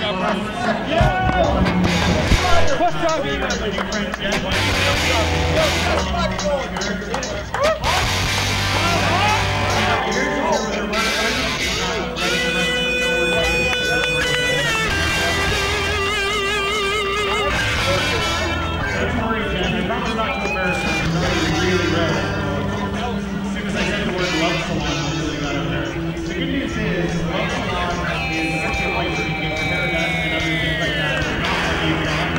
So congratulations, Jen, and welcome to HarbourCats Baseball. And don't worry, we're going to turn this around and win this game for you.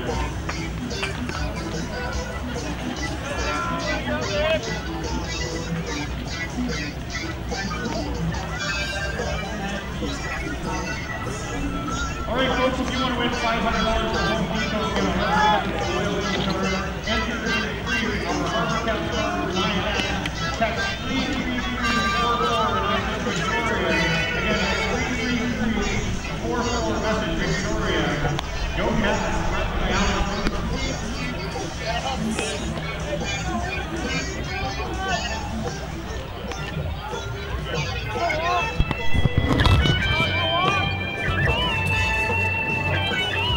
Bellingham 4 and the HarbourCats 1 through 5 innings of play. The 6th inning is brought to you by Alex Burns and Associates, Island Investing, made easy at victoriarealestate.com.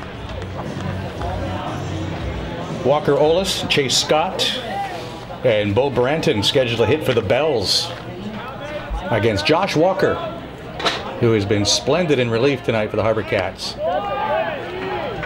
Ball one high to Olis, who is showing bunt.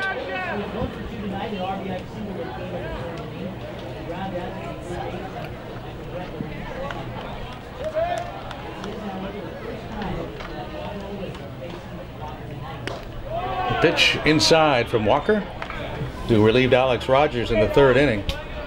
Rogers going 2 1/3, allowing 4 runs on 6 hits. He walked 1, did not strike out a batter.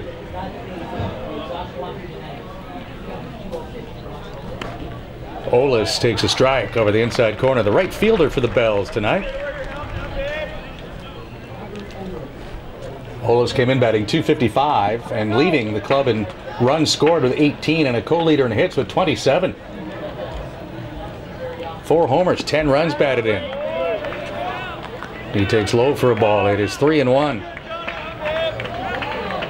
Olis has singled tonight and grounded to 3rd. Olis drove in a run with a base hit off Alex Rogers.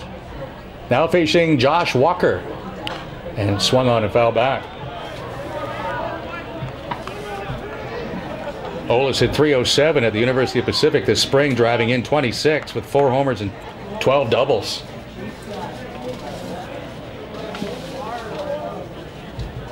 .6'2" and 175.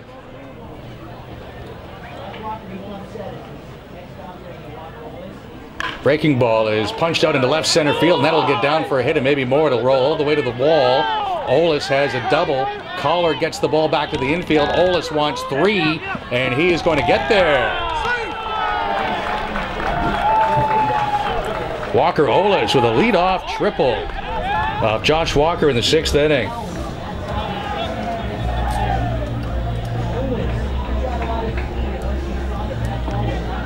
Second triple for Olis as a member of the Bells. Just the 3rd the team has hit this year, and Chase Scott, who homered off Rogers in the 2nd inning, will step in.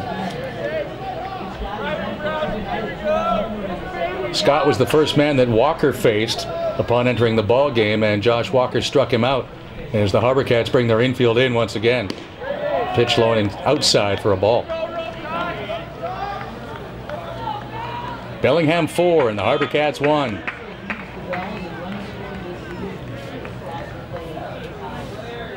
Gretler at 3rd, Jarvis at short, Lambert at 2nd, and Floyd at 1st, all up on the edge of the grass.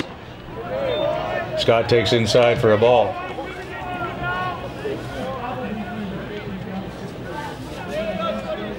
From southern Mississippi is Jay Scott.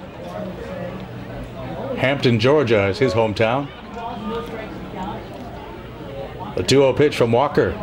Breaking ball, and Scott swings and misses.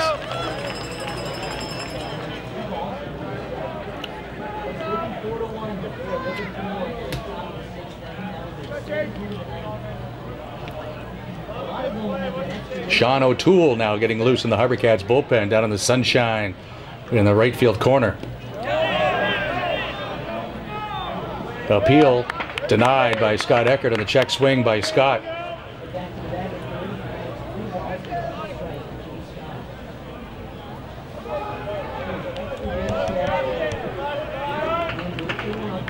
Bellingham at 21-12 because of their pitching. They lead the league with an outstanding team ERA of 2.59, and they came in batting just .237 as a team, but they have 4 runs on 7 hits so far tonight. The pitch by Walker. Low, ball 4. 1st and 3rd with nobody out. Bo Branton will come up.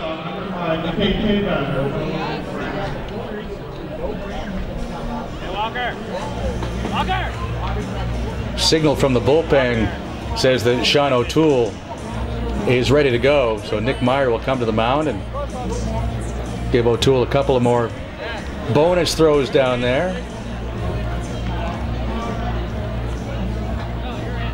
That's one of the universal signals that goes from the bullpen to the dugout. If a manager wants to know if a pitcher is ready, he will take his hat off. And if the bullpen coach takes his hat off and waves it back, then yes, the reliever is ready. If the hat stays on, he's not ready. But in this case,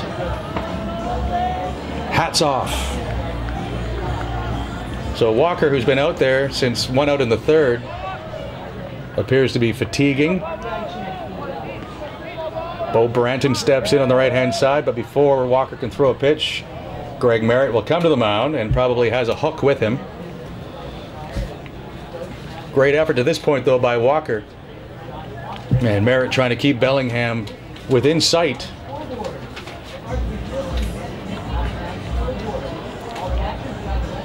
Waiting to see if Merritt's going to take the ball.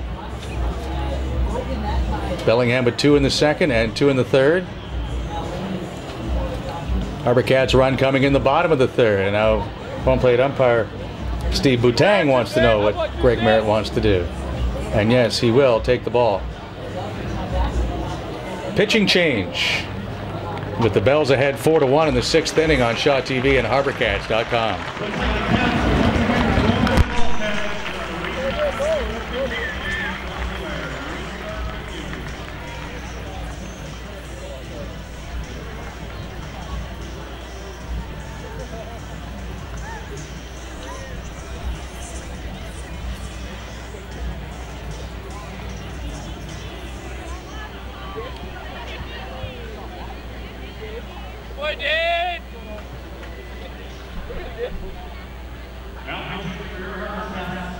Number 9, Sean O'Toole.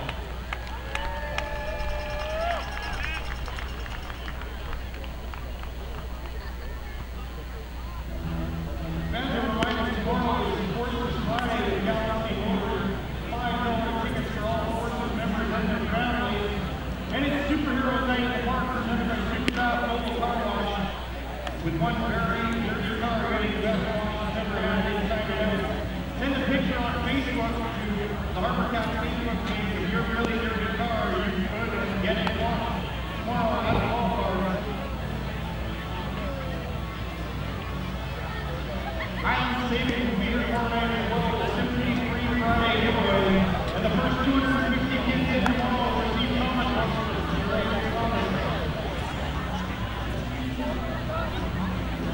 Saturday, we will see 2 giveaways, water bottles from Wilson Transportation, Flyway Shuttle, and the HarbourCats, and team posters from Mexico.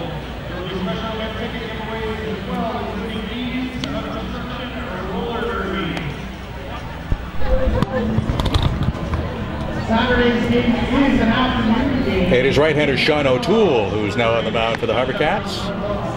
He'll come in with runners at 1st and 3rd, nobody out in the top of the 6th inning. Bellingham leading the Cats 4-1. O'Toole last pitched on Saturday in Klamath Falls. He went 2 innings, gave up a run on 2 hits. Second game of a doubleheader. Cats won that game 8-2. Overall, O'Toole is making his 12th appearance. In 20 1/3 innings, he's allowed 24 hits, walked 12, struck out 13. ERA is 7.08.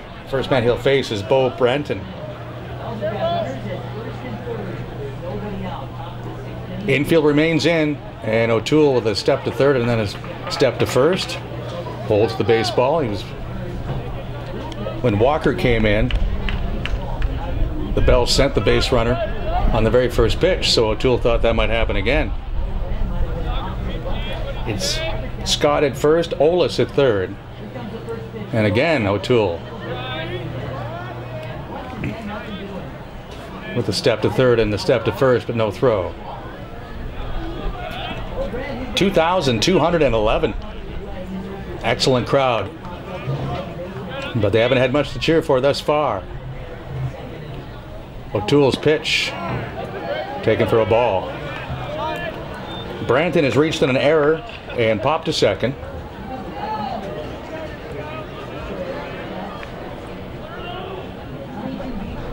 He came in batting 185.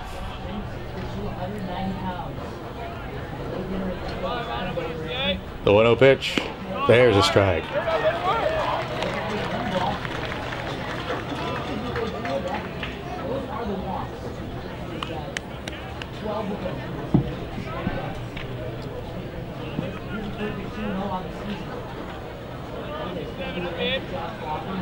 Runners at first and third, nobody out. Now a throw to first. But Scott is back safely. Chase Scott does have 5 steals. The number 1 theft of bases for Bellingham is not in the lineup tonight. Aaron Struzma has 19. That is second best in the league. The 1-1 pitch. A little pop-up. The infield was in, so Jarvis has a long way to go, but he gets back there. Stepping onto the outfield grass to make the catch.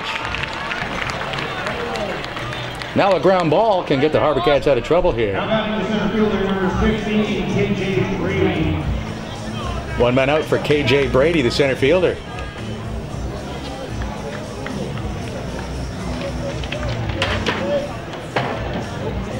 Brady has singled and flied to center.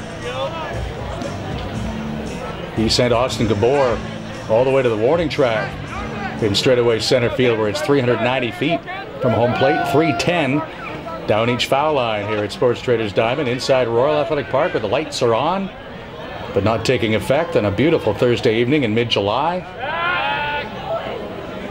There's a reason why they took that fake step to third and fake step to first out of Major League Baseball. It accomplishes nothing and lulls people to sleep. But it's still legal here in the West Coast League, and Sean O'Toole is using the fact that it is legal to his advantage, although the bells aren't biting. There's a breaking ball taken at the top of the strike zone by Brady. 0-1 the count. HarbourCats need a ground ball right at somebody, although so far tonight that hasn't been a sure thing. They've been very shaky defensively after their 9-game winning streak. A little bit of stage fright tonight for the young Cats team.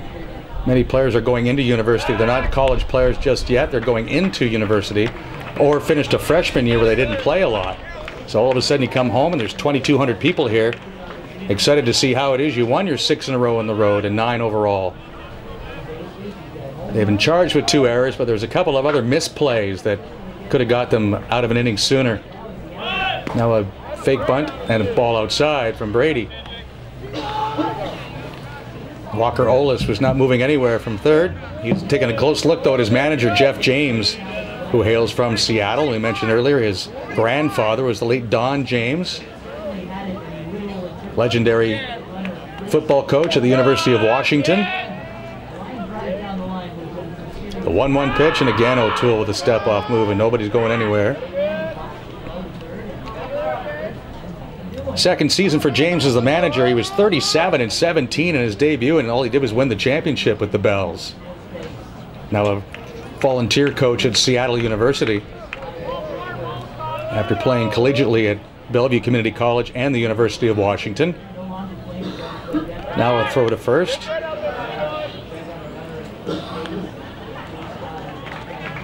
Walker Olis is the runner at third. He led off with a triple. Chase Scott is at first. He reached on a walk. And Sean O'Toole trying to get out of the hot water here in the 6th inning.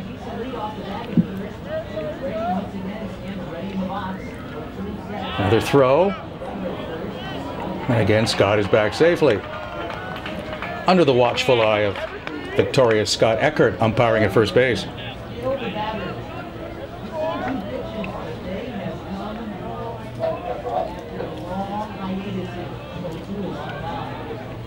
Bellingham leading 4-1. Runners at first and third, 1 out. The pitch outside for a ball.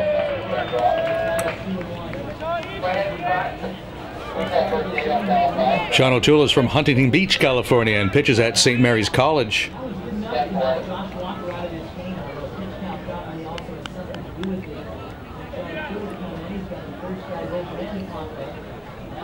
O'Toole with a 2-1 pitch to Brady. Strike over the outside corner.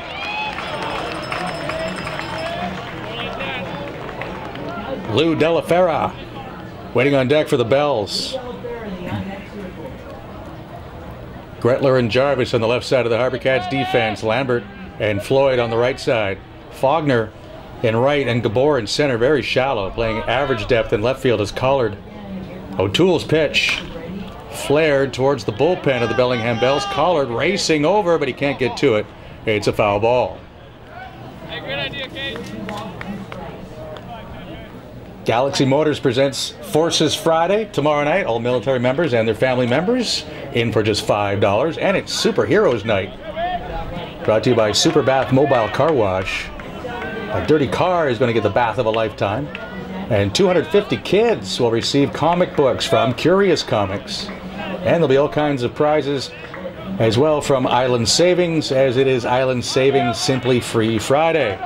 2,200 here tonight. I expect much more than that tomorrow, so get your tickets online at HarbourCats.com/tickets.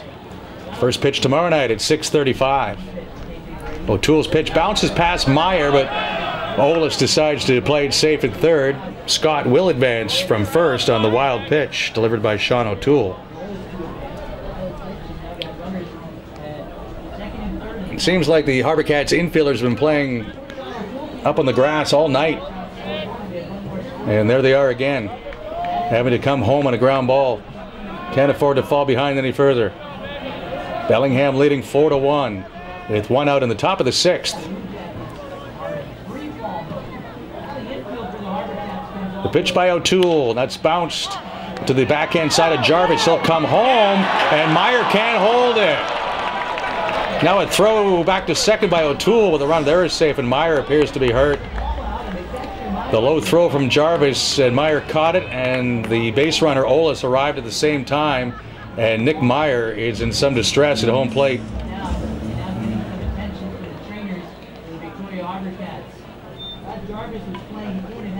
So it's 5-1 now for Bellingham as Greg Meyer and the training staff attend to, or Greg Merritt rather, and they attend to Nick Meyer. Meyer, earlier in the season, when he first arrived, got hit by a pitch in the face and had to sit out for a couple of games. Now he's in a sitting position. Hopefully he just got that wrist bent back. As the ball squirted out of his glove, it was going to be an out call. As Brady reaches on the fielder's choice and collects an RBI, which allows Walker Olis to score. Zach Bonneau and Jackson Thorson are the other catchers on the roster at the moment. It looks like Meyer is going to stay. Got to be tough to be a catcher. He's already got that left wrist taped up as it is.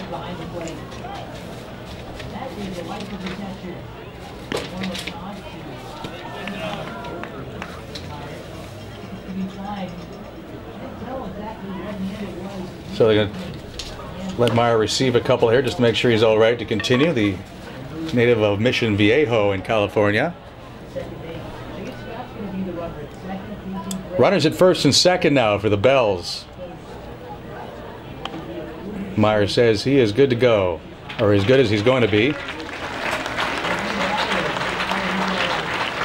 The Victoria Eagles high school program is hosting the provincial championships here on the August long weekend, and so they've had a chance to practice here a couple of times. And last week when the Eagles were here, Zach Bonneau, Nick Meyer, and Alex DeGote came and talked to the players, and Meyer let the players know that just a couple of months ago he was a high school player just like them.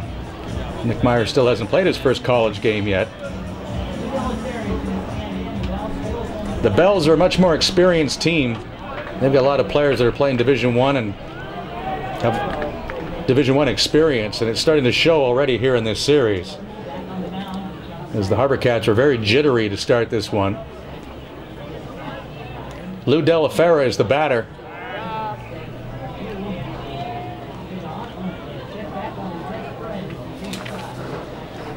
Della Fera is 0 for 3. He's reached on an error and flied to center and flied to right.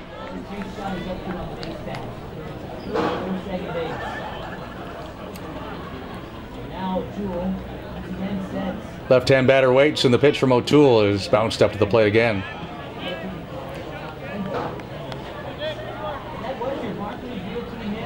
In their last series against Cowlitz, the Bells dropped 2 out of 3 and scored just 6 runs, and here they are in the top of the 6th inning against the HarbourCats with 5 on the board already. Scott at second, Brady at first for the Bells, to try to extend their lead in this game and their lead on the West Division. O'Toole's pitch is taken low for a ball. 9 of the last 21 games, including tonight, for the HarbourCats are against Bellingham. So that's the team they're trying to chase down. Some might say that's an unfair schedule, but if that's the team you're chasing down, you want to play them. So you don't need any help from other teams. O'Toole finds the strike zone. For instance, if it was Kitsap who was in first place, the HarbourCats would be needing a lot of help, as the Cats and the Blue Jackets have already finished their 9-game season series. This is game 1 of 9 between the Bells and the HarbourCats. Fly ball to left, that'll hold up for Collard to make the catch head high.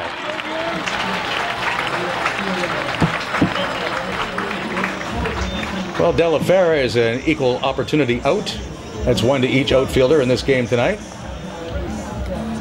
Jesse Hewitt, the batter, he's 1 of a 3. Number 16, Jesse Hewitt. That'll ensure the HarbourCats play De La Fera straight away tomorrow night, as he's hit the ball to all 3 fields.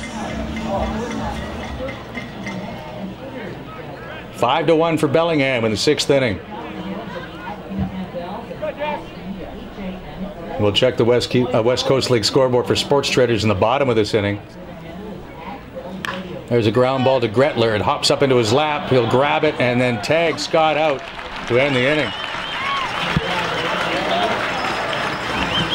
1 run on 1 hit. All right, fans, it's time for Upper Decks. Griffin Andrzejczyk will lead off the bottom of the 6th for the HarbourCats, and now trail the Bells 5-1 on Shot TV and HarbourCats.com. Just to come to the HarbourCats game. Well, I know friends winning, but mostly for the HarbourCats. Now, Sarah, it might be a little harder for you, but your friends will be very ashamed of the answer to this. Right now, just over here at Stable Creek Memorial Center, there's a rock concert going on. Is it the Beatles? Is it Buck Cherry? Or is it Arrows? It is Arrows, so you are correct. Great job. Dave's going to play us some Arrows, man. You want to give back from Upper Deck, including a $50 money back and $20 welcome. Enjoy the rest of your stay here. And I guess the wedding.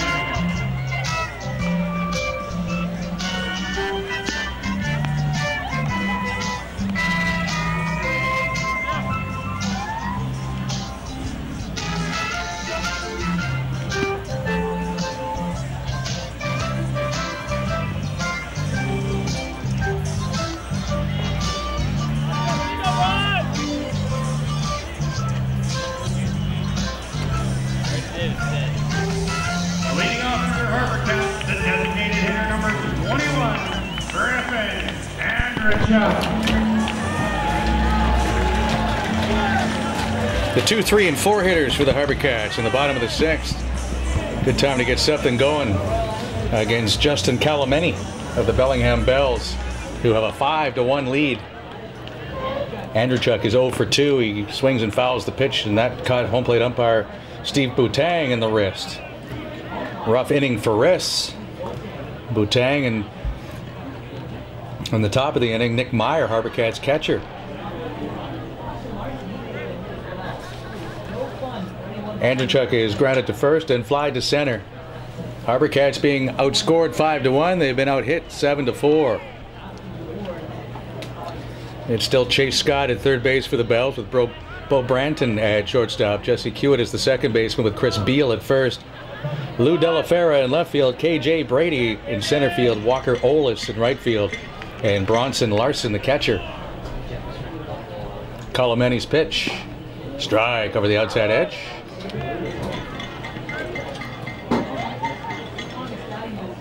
Calameni has walked 1. He has struck out 6 through 5 innings, allowing a run on 4 hits. The pitch is low for a ball. Calameni's season high with the Bells in strikeouts came on June 18th against Walla Walla, when he struck out 8.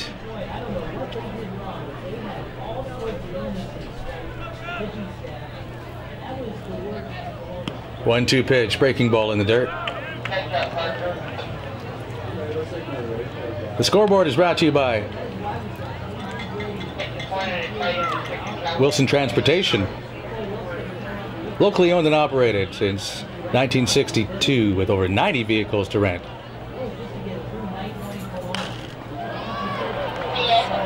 There's a high pop-up near the dugout of the HarbourCats, and that will drop into the dugout.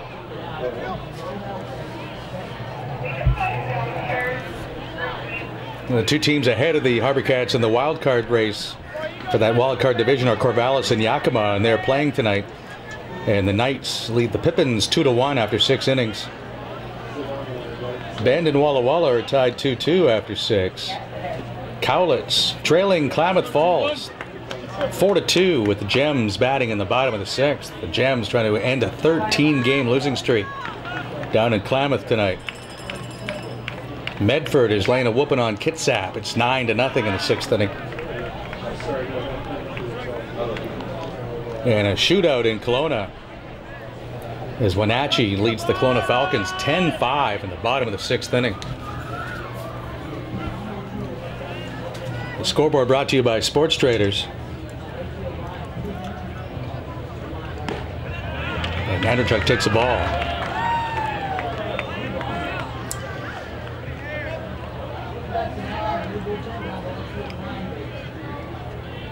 Three and 2 the count on Griffin Andrechuk, who is from Nanaimo.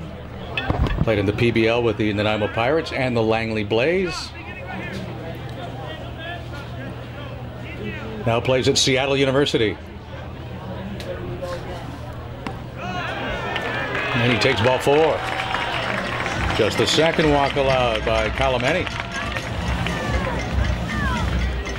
You got to start somewhere when you're down by 4 in the 6th. The leadoff walk will bring up Austin Gabor. Austin Gabor.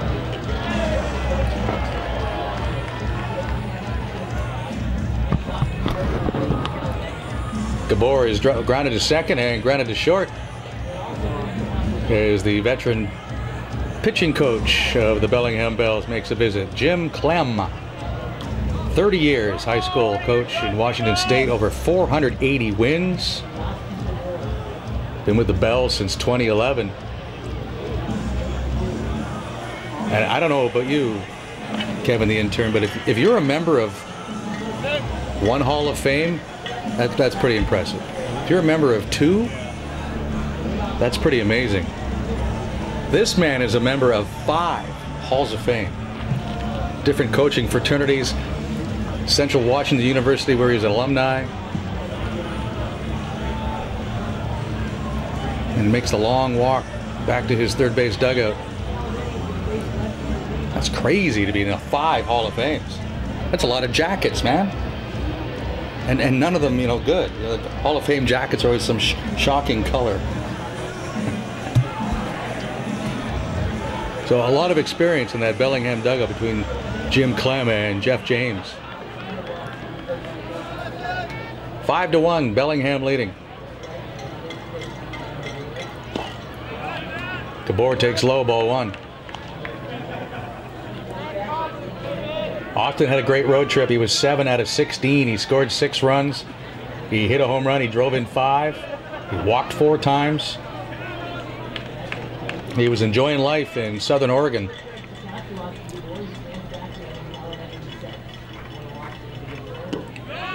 The pitch is low for a ball. Maybe it's the cool weather. I mean, it's warm for Victoria, but it's cool compared to what they played down in Oregon when it was in the mid-80s to around 90 degrees virtually every night. Maybe that's what's throwing them off here so far. I'm not sure. Very pleasant evening here in Victoria. All shadow now. Light starting to take effect. Ground ball to the left of the second baseman, and it goes underneath of the glove of Jesse Hewitt. That'll be a base hit for Gabor. Runners at first and second with nobody out, and Kevin Collard will get a chance to hit. He had an infield single his last time after striking out against Kalameni.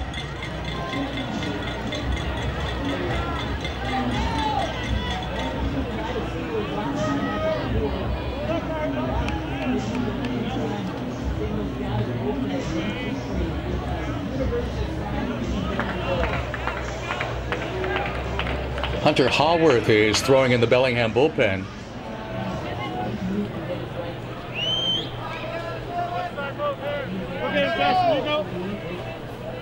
The pitch from Colomeni is taken downstairs, ball 1.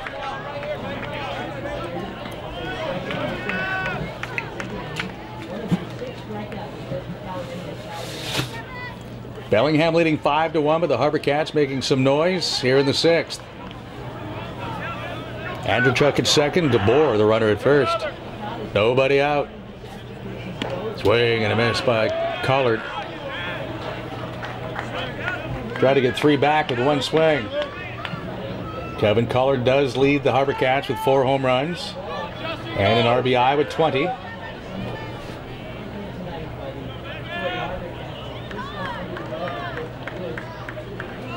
He drove in 3 runs on the 6-game road trip. He had 6 hits. The pitch is low for a ball. 2 balls, 1 strike on Kevin Collard.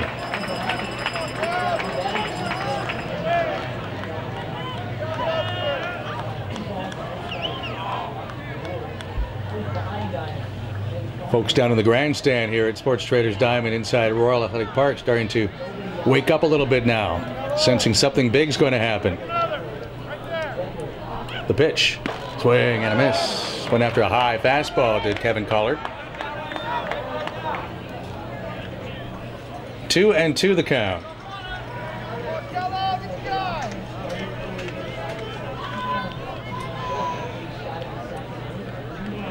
Michael Gretler waiting on deck.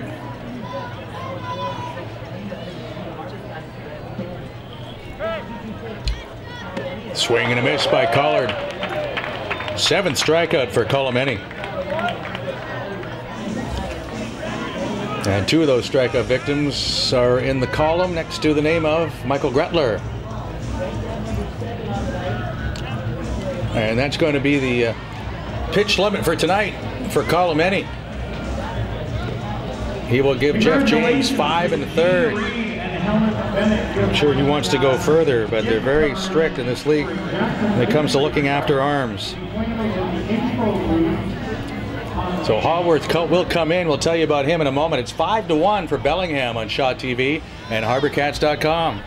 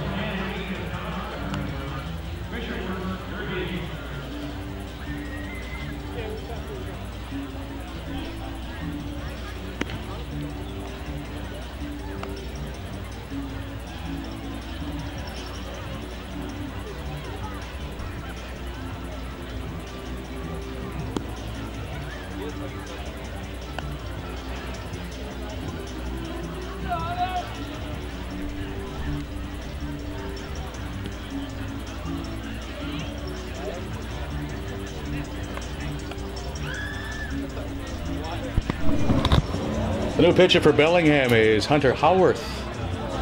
Big dude, 6'3". Pitches at Chico State in California. Making his 8th appearance for the Bells. In 20 innings, he's allowed 21 hits. Walked just 3, struck out 12, and has an ERA of 4.05.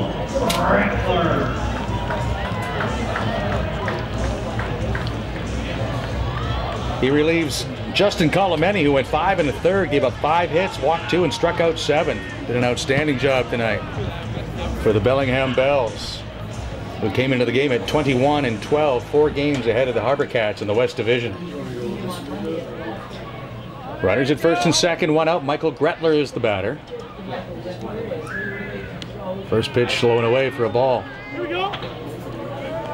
Andrew Chuck, the runner at second. Gabor, the runner at first for the HarbourCats, who trail 5-1. 2,211 here at Sports Traders Diamond on this Thursday evening. The first of 3 with the first place Bells.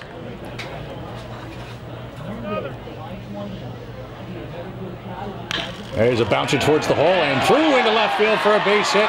Andrew Chuck gets the wave. Delafera's throw to the plate will not be in time. It's 5-2. RBI single for Michael Gretler.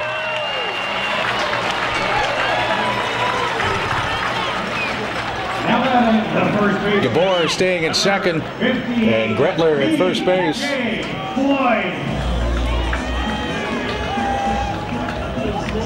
RBI number 7 for Gretler.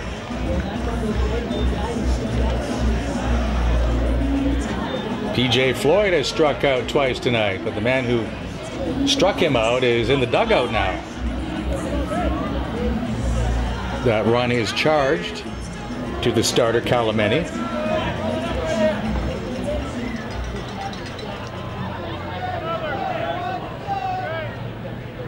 The runners are going. The pitch taken. Larson's throw will not be in time. Alex Omeda and Greg Merritt picking up on the fact that Howard at 6'3", the big leg kick is very slow to home plate. So both Gabor and Gretler credited with stolen bases. Gabor has his 3rd. Gretler his 4th. Infield is back for Bellingham as Floyd takes a strike. 0-2 on the HarbourCats first baseman. Howarth, who throws at Chico State. That is the alma mater of HarbourCats manager Greg Merritt. Breaking ball in the dirt. And Alec Omeda, the pitching coach, who's working third base for the HarbourCats with Merritt in the dugout. Bellingham 5, HarbourCats 2 in the 7th inning. Or check that, the 6th inning. Still lots of time in this ball game.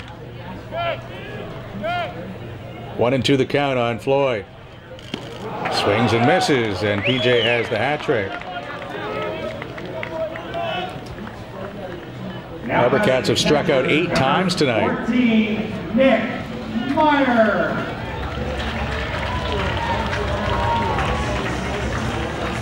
Nick Meyer to the plate. We'll see how his wrist is feeling after he was run over at home plate last inning by Walker Olis, and Meyer was shaken up. He had a double and a walk against Colomeni.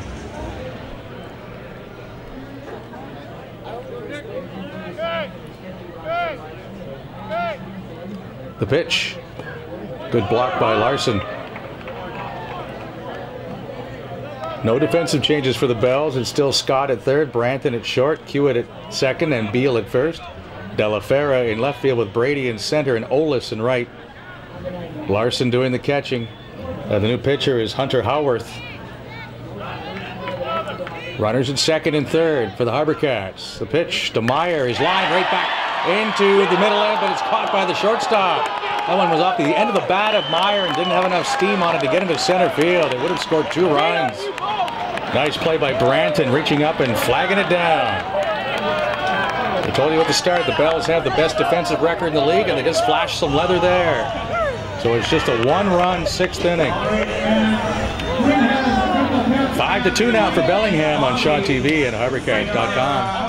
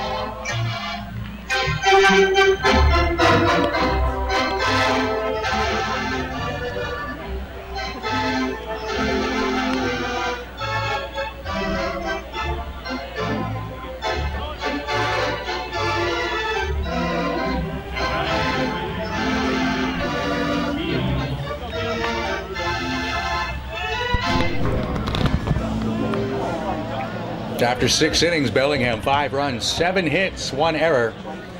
HarbourCats 2 runs, 6 hits and 2 errors as Chris Beal leads off against Sean O'Toole. First pitch in and over, strike 1. Beal is 1 for 3. Doubled and scored in the 3rd inning.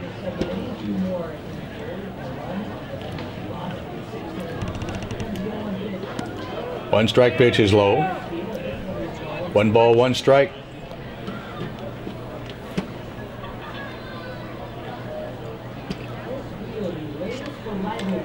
Seventh inning brought to you by Wilson Transportation, locally owned and operated since 1962 with over 90 vehicles to rent and the official carrier of the HarbourCats.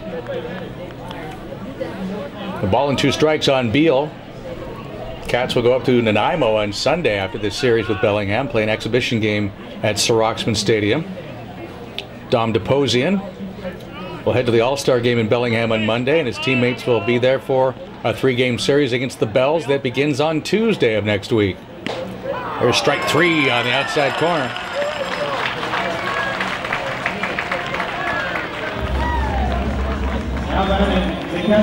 Yeah, no need to answer that phone, Kevin the intern. It's for Mr. Beal.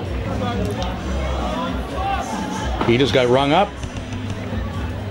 Good pitch by O'Toole. So 1 out in the 7th. Bronson Larson is the batter. He's popped up twice and walked. Breaking ball is inside for a ball. The first of 6 West Coast League games in a row between the Bells and the HarbourCats. It'll go a long way to deciding if the HarbourCats are going to have a shot at winning the division, or at the very least climbing up and being a wild card team. 2-0 now on Larson. And if you're new to the West Coast League, there are 3 divisions. The West, the East, and the South. The division champions qualify for the playoffs, and then the team with the best record of all the second-place teams becomes the 4th qualifier for the postseason. And right now, that is the Yakima Pippins and the Corvallis Knights. They are both 1 game ahead of the HarbourCats. 3-0, now the count on Larson. High, ball 4.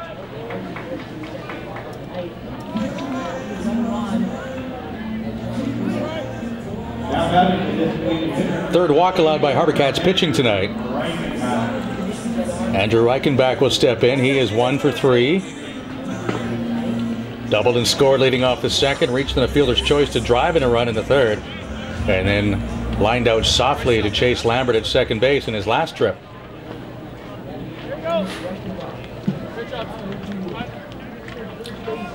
The 1 on with 1 out. 5-2 for Bellingham in the 7th inning.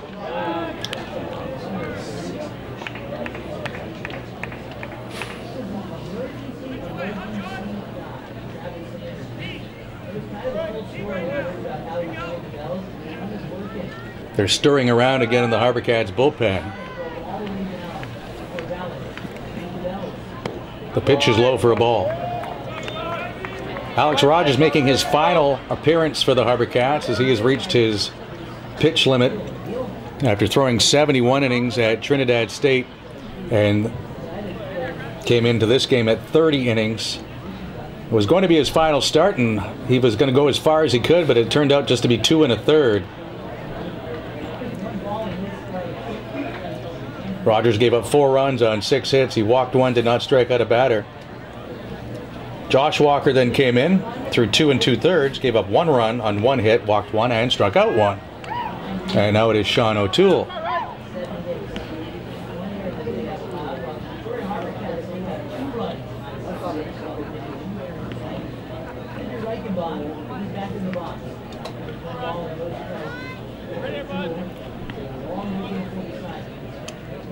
Runner at first with one out, and the 1-0 pitch on the way from Sean O'Toole will wait for another throw to first.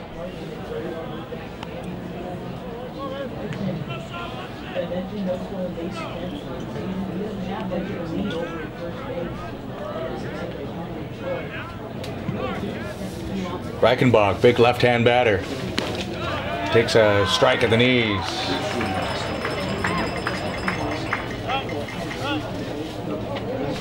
We mentioned Ken Griffey Jr. began his professional baseball career in Bellingham as a teenager with the Bellingham Mariners, and Reichenbach wearing Junior's old number 24.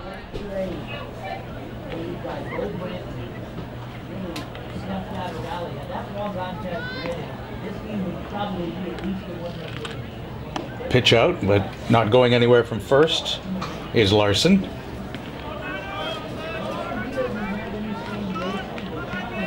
Reichenbach from Newburgh on Oregon and attends George Fox University. He had 321 as a sophomore and had 23 runs batted in.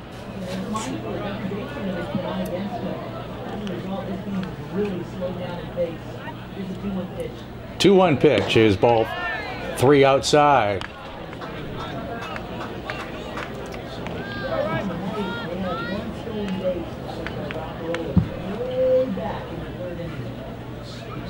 Right-hander Mikey Wright is throwing for the HarbourCats in the bullpen.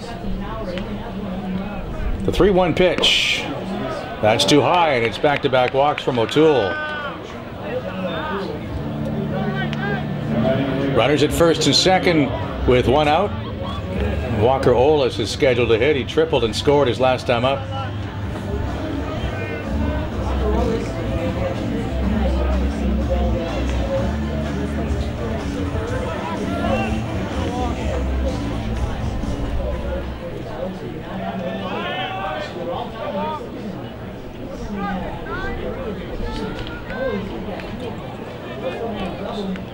Sean O'Toole looking for a ground ball here to get out of the inning. 5-2 Bellingham in the 7th. The pitch inside, ball 1.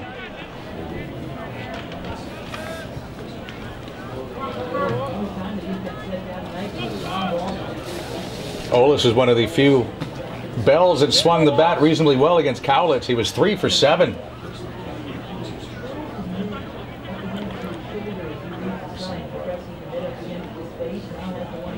There's a strike from Sean O'Toole.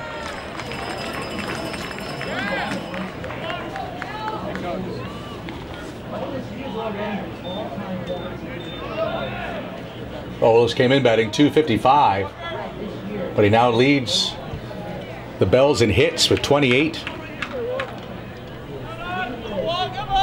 Larson at second. Reichenbach at first with one man out for Bellingham, who lead 5-2 in the 7th inning. Check swing foul off the bat of Olis. O'Toole has things his way. 1 ball, 2 strikes.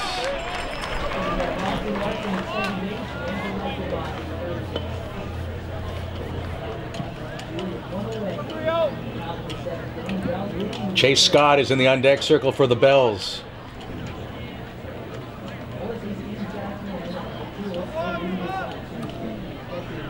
O'Toole working very slowly. Now he's ready. The 1-2 pitch is a breaking ball. Tap to the left side. Gretler will throw to second in time for the force out. But Lambert can't do anything further with it. So it's first and third for the Bells with 2 men out. And Scott will come up. He hit a 2-run homer in the 2nd inning. That was against Alex Rogers. And then against Josh Walker, he struck out and walked.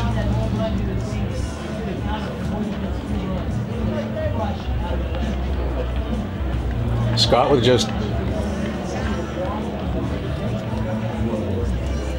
17 hits on the year. 5 of them have been home runs. Came into the game batting .167, and yet leads the Bells with 17 RBI. First and third with 2 men out. First pitch is too tall from O'Toole. Mikey Wright appears ready in the bullpen for the HarbourCats.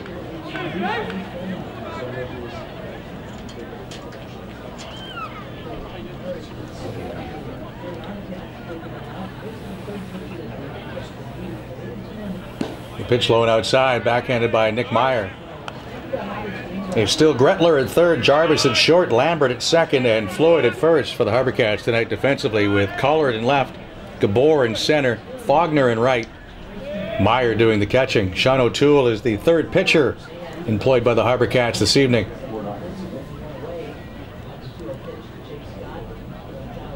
The bouncer towards Gretler. He'll go across the diamond on target and in time to end the inning. A couple of walks, but they're stranded.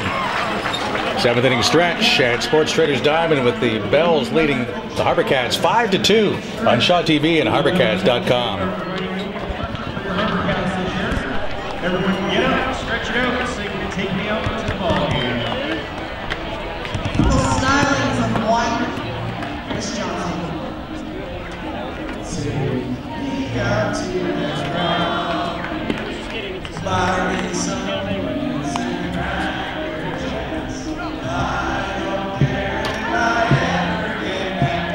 We're one of HarbourCats. It's a shame. Where is 1, 2, 3 strikes, you're out of the all game. Everybody! Nicely done, Chris.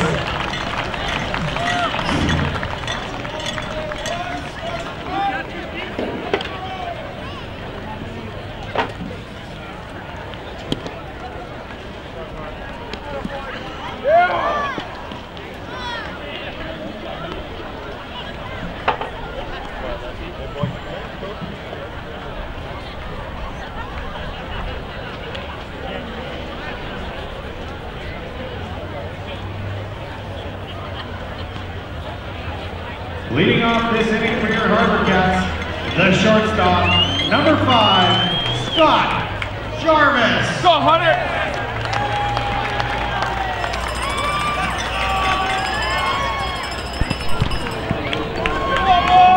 Bottom of the seventh inning at Sports Traders Diamond, 5-2 for Bellingham, and Scott Jarvis leads off and slams one into left center field. That will get down in front of Brady for a base hit, and Scott Jarvis is 3 for 3.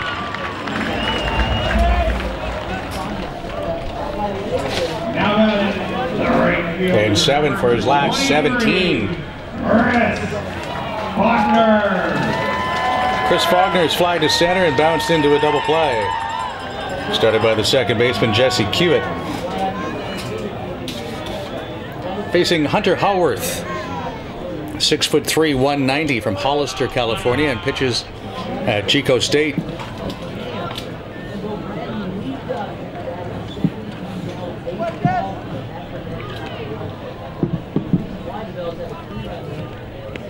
Faulkner fooled by the breaking ball. Hit totals are now even at 7 apiece.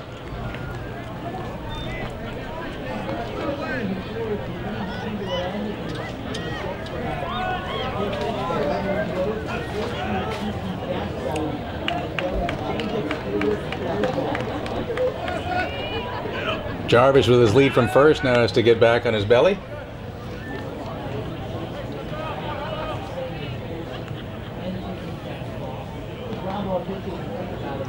HarbourCats with 2 steals in the game and 56 for the season. Playing in game 34.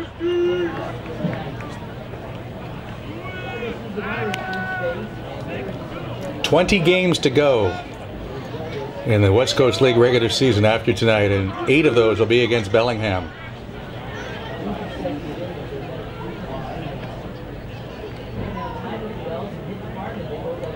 Howarth's pitch, chop foul behind home plate. 2,211 at Sports Traders Diamond here tonight. 6:35 tomorrow night for the first pitch. Galaxy Motors Forces Friday, just $5 for military members and their family. Dirty cars get washed thanks to Superbath Mobile Car Wash. 250 kids will get comics from Curious Comics. And Island Savings has Simply Free Friday prizes all tomorrow night as Faulkner checks his swing. The appeal, no swing. So down to second safely is Jarvis.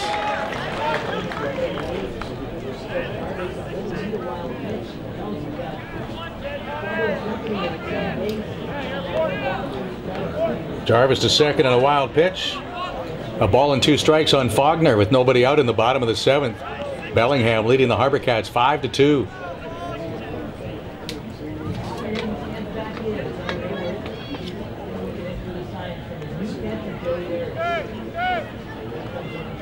The pitch by Howarth. Low for a ball.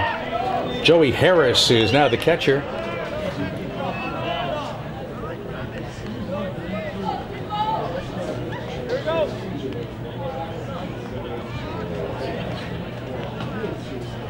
Harris replacing Bronson Larson. Attends Gonzaga University. He is flashing the signs for Howarth, and it's a breaking ball in the dirt. A full count to Chris Faulkner with the top of the order on deck. Chase Lambert and then Griffin Andrechuk.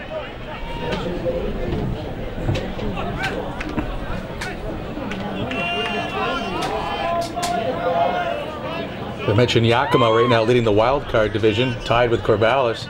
HarbourCats have 3 games with Yakima Valley, so 11 of their last 20 are against the 2 teams they're trying to chase. There's a line drive caught,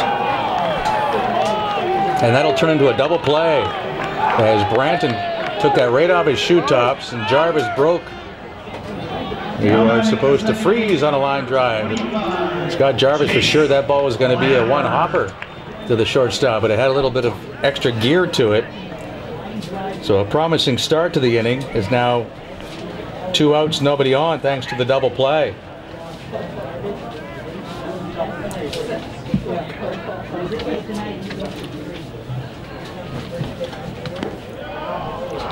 Griffin Andrechuk takes ball 1.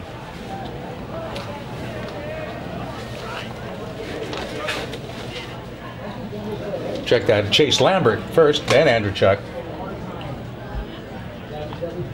Lambert tonight 0 for 3 and about to be 0 for 4. It's KJ Brady applies the letter for the final out. So a leadoff single goes for naught. After 7, it's 5-2 for Bellingham on Shaw TV and HarbourCats.com.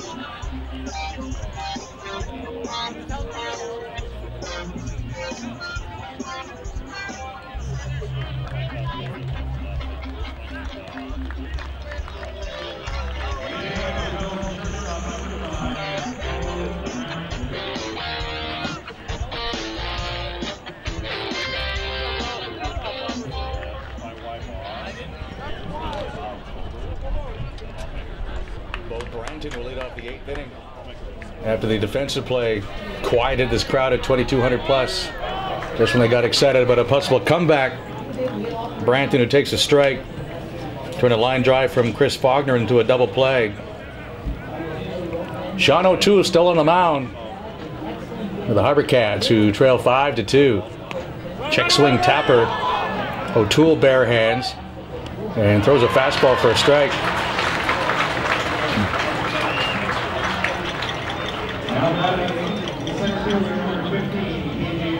KJ Brady He's 1 for 3. Single back in the second inning, and his last time up, he reached in a fielder's choice that gave him an RBI.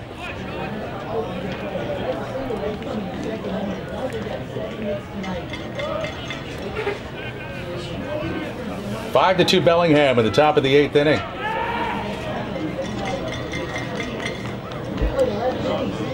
The pitch outside for a ball. The 8th inning brought to you by Freedom 55. Freedom today, freedom tomorrow. Advice that works for you. And we'll have the West Coast League scoreboard for sports traders in the bottom of the 8th inning. See how that wild card division battle with Yakima and Corvallis is making out. 2-0 the count on Brady from Everett, Washington. He'll be a sophomore at the University of Washington.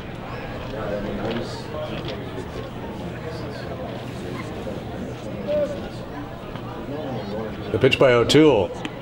Well outside, ball 3. Mikey Wright was throwing last inning in the HarbourCats bullpen.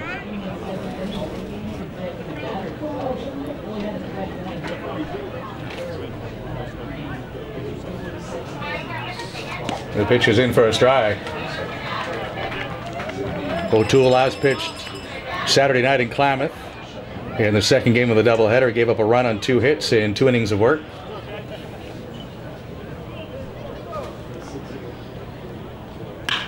There's a hard-hit ground ball that takes a tricky hop and gets through Floyd into right field.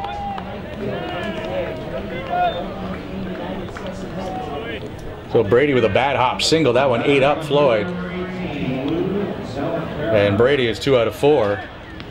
8th hit of the night for the Bells. 1 more than the HarbourCats. Back to the top of the order for the 5th time tonight. Lou Delafera will hit. He is 0 for 4. A fly ball to left, a fly ball to center, and a fly ball to right after reaching on an error by Floyd in the first inning.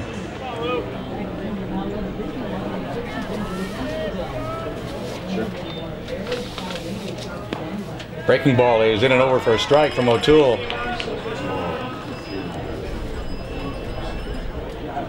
Delafera hit .250 as a sophomore at the University of Maine.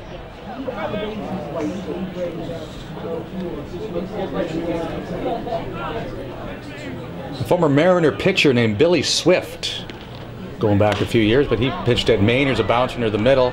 Jarvis gloves and throws in the dirt, but Floyd is able to dig it out.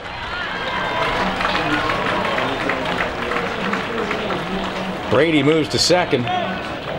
He's there with 2 men out. Bellingham leading 5 to 2, and Jesse Hewitt will come up. University of Maine known more for their hockey than their baseball. Paul Correa, probably the best known player to come out of the University of Maine.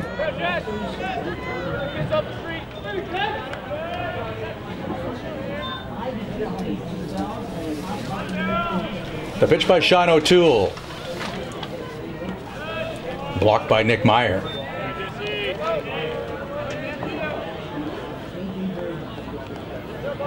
Hewitt is 1 for 4. He's popped up twice. Reached in a fielder's choice and singled leading off the 3rd inning, coming around to score. Runner at second base with 2 men out. That is in for a strike. The Bells with 2 in the second and 2 in the third. A single run in the 8th. HarbourCats with their runs in the 3rd and, sorry, that was the 6th for Bellingham. HarbourCats also scored in the 6th as we play in the 8th. There's a breaking ball for a strike.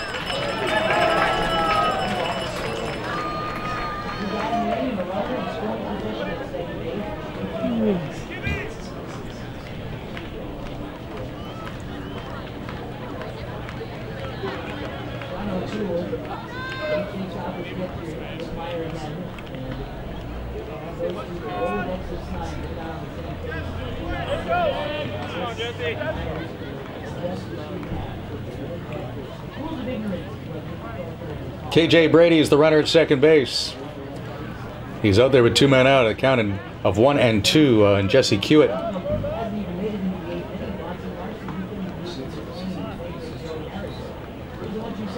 The pitch is outside 2 balls, 2 strikes. Same 2 teams tomorrow night at 6:35, and then 1:05 on Saturday afternoon. And if you're in the Mid-Island area and want to watch the HarbourCats play, they will be in Nanaimo for a non-league game at Soroxman Stadium on Sunday afternoon. Foul out of play.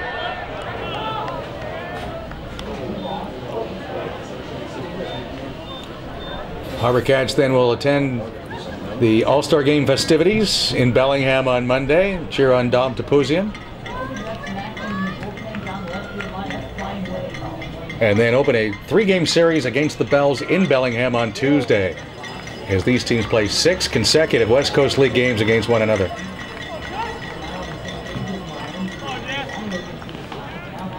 Runner at second with 2 out, and the 2-2 pitch, well inside off the glove of Meyer, but Brady obviously didn't see that Meyer hadn't caught the ball. That's a tough one for the third base coach. He sees it right away and does the call, but if the runner doesn't react right away, by the time the message gets from the coach to the player, it is too late. Jeff James, the manager, also running third base for the Bells. Defending champions in the West Coast League. 37 wins a year ago and 21 wins this year already. O'Toole's pitch is grounded into left field for a base hit. Brady gets the wave. The throw will be cut off by Gretler, and it's 6-2 for Bellingham. RBI single for Jesse Kiewit. That's 10 RBI for Kiewit on the year.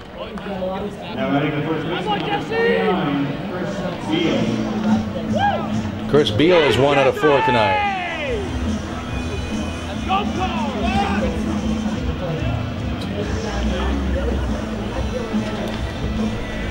Music guy is in tune with what's going on in the town. Giving Chris Beal an Aerosmith walk-up song. Right about now, Aerosmith's about taking the stage just down the street at the Save on Foods Memorial Center. They've got walkers, they've got crutches, they've got wheelchairs getting them on up there. First record I ever bought was Aerosmith. But that was like 40 years ago, man, and they're still getting paid. Good for them. Strike 1 to Chris Beal.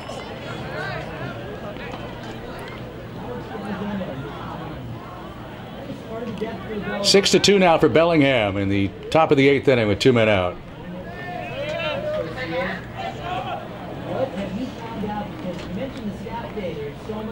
O'Toole's pitch, high. Topouzian representing the HarbourCats in the All-Star Game on Tuesday. The Bells have 6 players. That's what happens when you're in first place and you're the host. Starting pitcher tonight, Justin Colomeni, will be part of that All-Star group. Colomeni went 5 1/3 tonight. Gave up 5 hits, walked 2, struck out 7. Charged with 2 earned runs.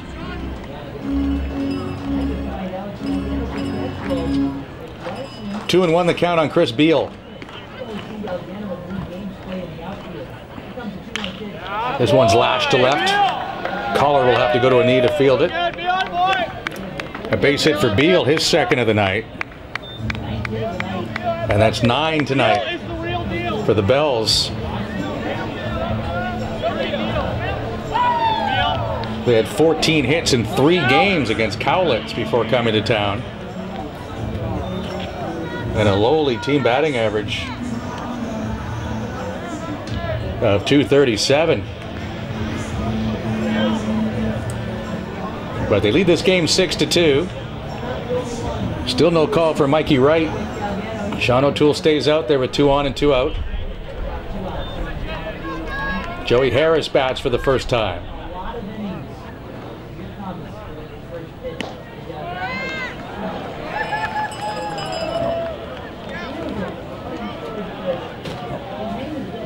So Joey Harris came in to catch, but now he's being pinch hit for by Alex Galgano, who attends Bellevue Community College.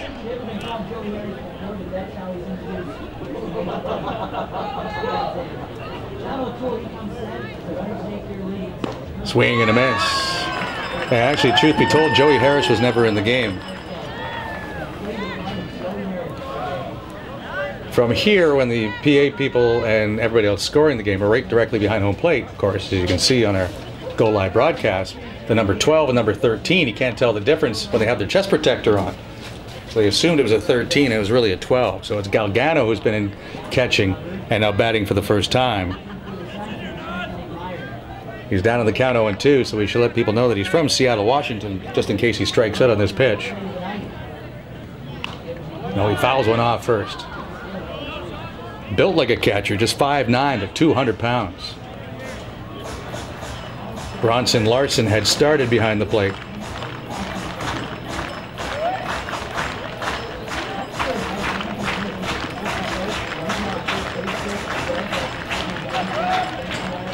Galgano's made 18 appearances now for the Bells. He's batting .220. 2 on with 2 outs. The 2-strike pitch from O'Toole is right in the back of the helmet. And being catcher tough, he shrugs it off and makes his way to first base.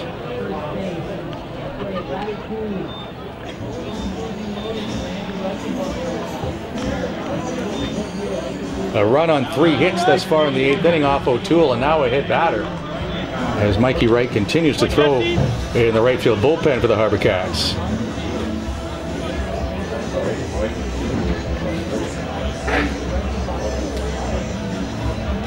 Bases loaded for Andrew Reichenbach, who is 1 for 3 in the game. He's doubled, scored, and knocked in a run on a fielder's choice. Trying to blow this game open. O'Toole trying to keep the HarbourCats within shouting distance. 6-2 for Bellingham in the 8th inning. The pitch is too low, says Steve Boutang.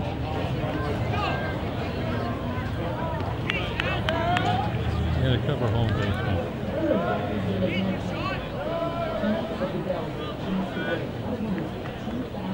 Home base. Swing and a miss.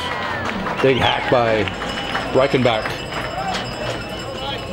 Speaking of big, 6'7" Brian Way is throwing in the Bellingham bullpen.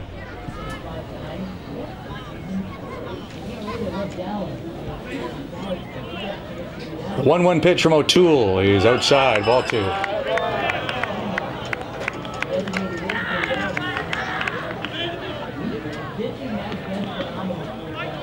Way has 4 saves and 4 wins in 12 appearances for Bellingham, so he's heating up in the left field bullpen.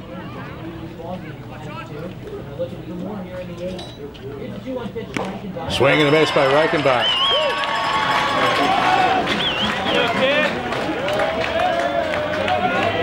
Reichenbach with 10 RBI on the year, and he's trying to add 4 more to it with those last 2 swings. 2-2 the count. Bases loaded with 2 men out.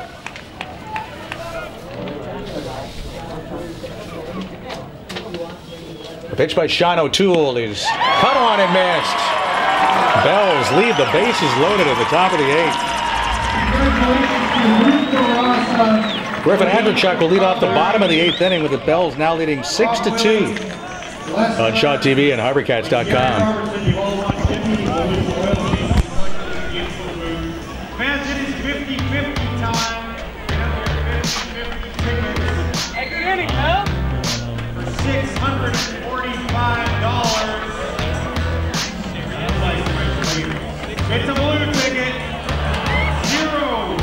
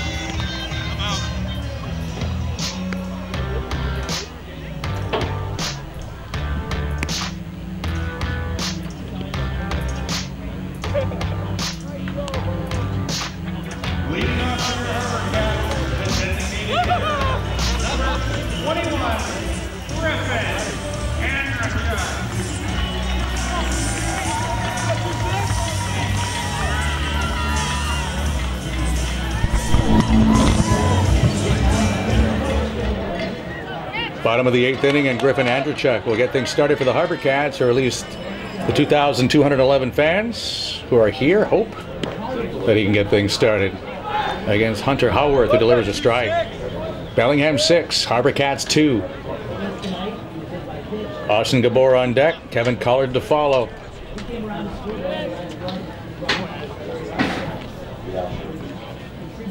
Breaking ball is below the knees. 1-1 on Andrechuk.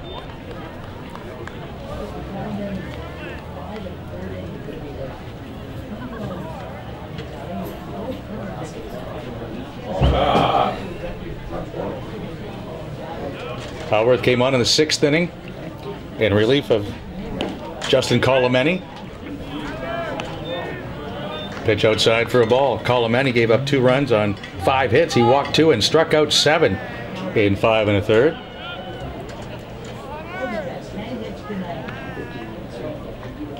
An inning and 2/3 thus far from Howarth. That pitch is too high.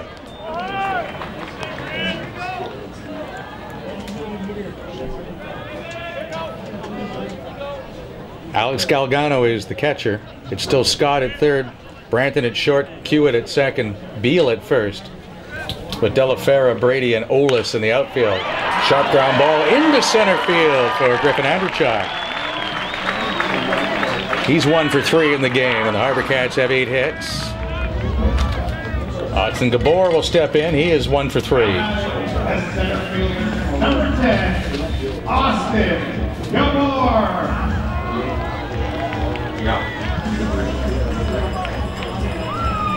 Gabor, who attends Fresno State from Campbell, California, comes up with a runner at first, nobody out.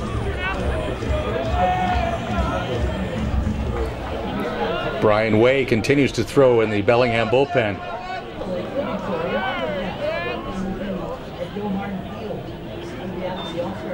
The pitch down for a ball. And Alex Galgano will make a visit to the mound as we visit the scoreboard in the 8th inning, brought to you by Sports Traders. Dive into summer savings on goalie gear, visors, and hockey pants at Sports Traders on Discovery Street. Corvallis defeated Yakima tonight 2-1. So the Knights have taken over the wild card division top spot with a record of 19-15. Yakima falls to 18-16. Bend defeated Walla Walla 6-2. So the Elks are now 28-6. Gabor swings and misses for a strike. Walla Walla is also on the outside of that wild card division. They're now 16-18, so that's good news that Bend was a winner tonight as far as the HarbourCats are concerned. Medford put a whooping on Kitsap tonight, 13-1 for the Rogues. Happy the HarbourCats left town after losing 3 in a row. Galgano knocked it down, but not able to keep it close enough. Good read by Andrechuk, and he goes to second on the wild pitch.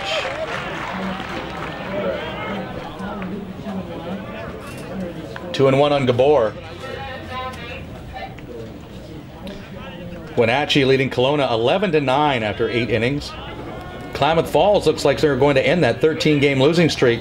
They lead Cowlitz by a score of 9-2.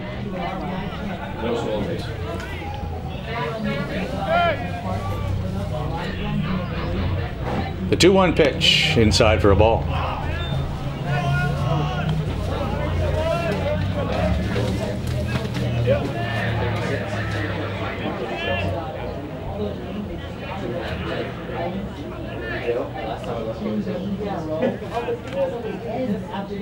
Three and 1 the count on Gabor. Andrechuk at second base with nobody out. 6-2, Bellingham leading in the bottom of the 8th. The pitch by Haworth. Bounces up there again, and this one gets away from Galgano. Andrechuk around third, he'll stop there. Runners at first and third, nobody out.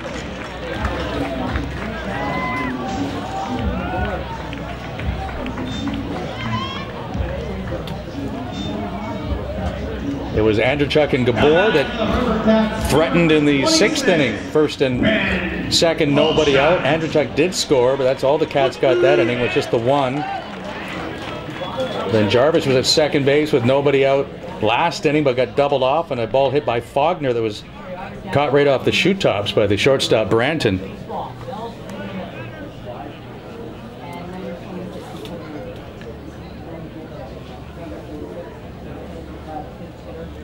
And that'll do it for Haworth,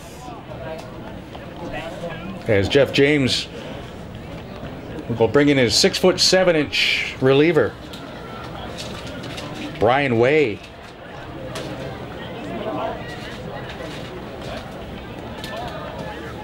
With Cats at first and third and nobody out in the bottom of the 8th on Shaw TV and HarbourCats.com.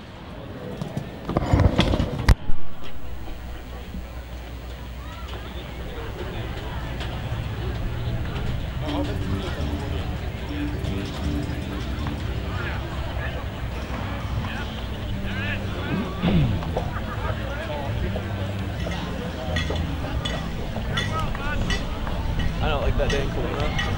I don't. Woohoo!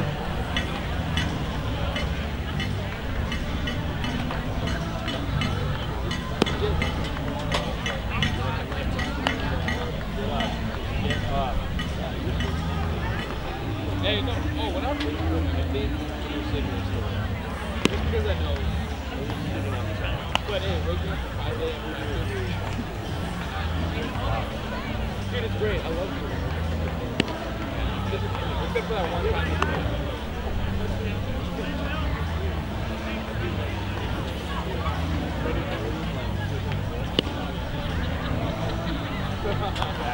Right on me.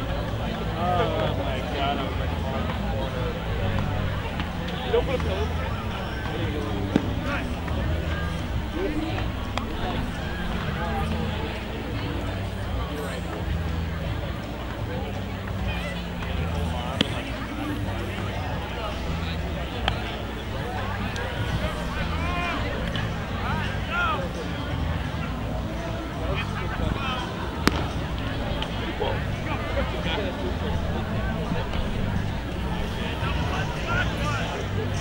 Figure it out.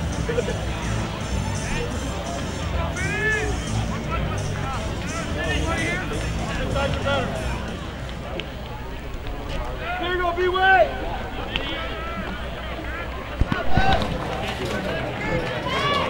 Alaska native Brian Way, 6'7", 270-pound right-hander, comes in from the Bellingham bullpen with runners at first and third. Nobody out in the bottom of the 8th inning. The Bells leading the HarbourCats 6-2. Ben Polschuk will come and pinch hit for Kevin Collard.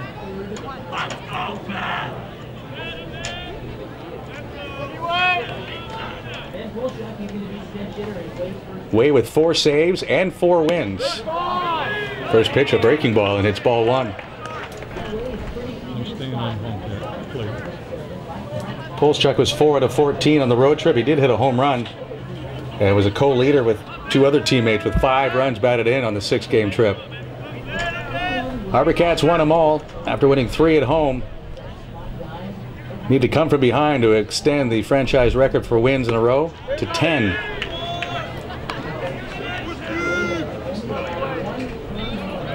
Two balls, no strikes on Polschuk.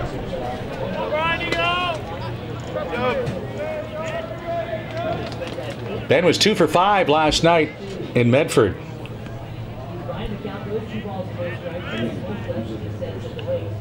There's a ground ball foul outside of third. Polschuk is batting .262, making his 15th appearance for the HarbourCats.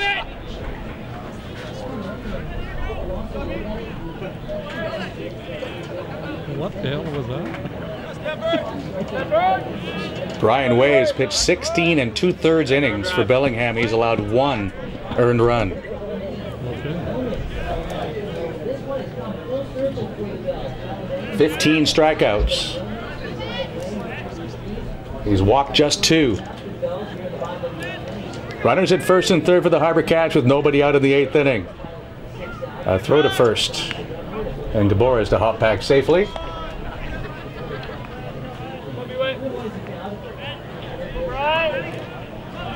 Gabor is 2 out of 3 in stolen base attempts. Andrzejczuk, the runner at third.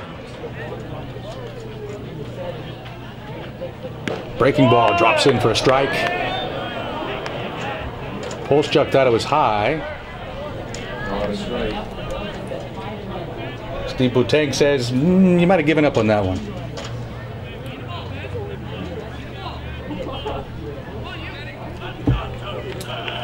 2-2 the count.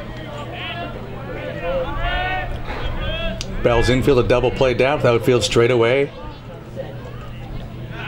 Olesen right, a little shallow. As Gabor scrambles back safely to first.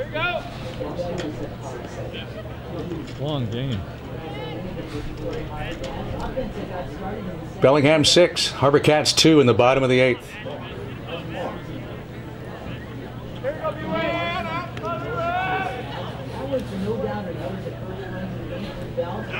The 2-2 pitch from Brian Way. Polchuk stays alive. Michael Gretler is on deck, and then P.J. Floyd.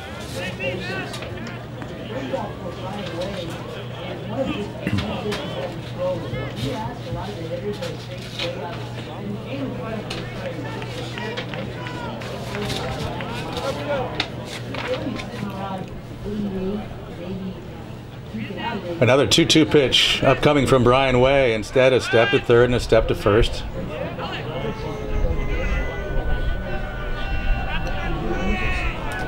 Way features a good four-seam fastball, a changeup, and a breaking ball.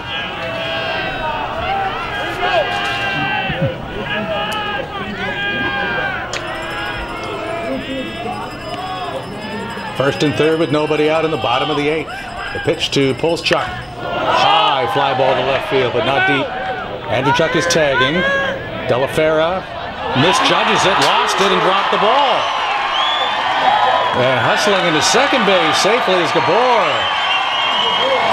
A little area 51 for Lou Delafera. Was camped under it, and then, as far as he's concerned, that ball just disappeared. 6-3 now.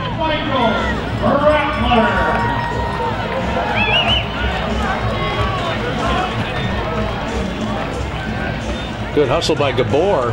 That ball dropped in. It's a force play at second, so he had to scramble to get in there.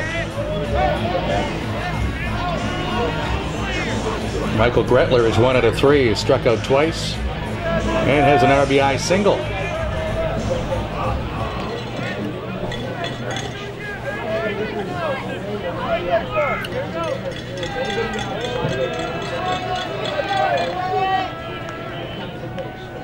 Brian Way with the pitch to Gretler, and it's off the glove of the catcher, Delgado, and he was crossed up. He calls time right away, and we'll talk to you, Brian Way.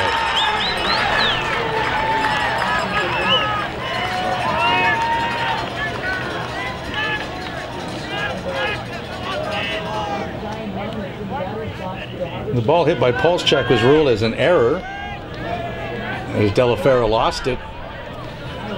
I guess you can get a sun double or sun single, but not a losing the light single, moon single. Gets above the lights here, it just disappeared. HarbourCats don't really care right now if it's a hit or an error. They want base runners. They're down by 3, tying run at the plate.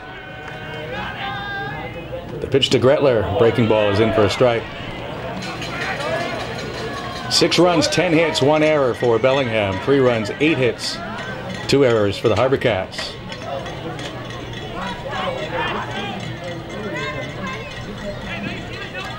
Runners at second and third.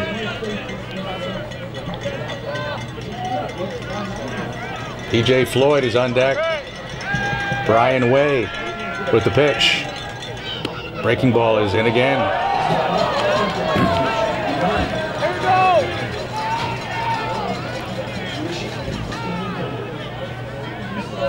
Gretler struck out twice against Colomeni, the starter for Bellingham, on breaking pitches.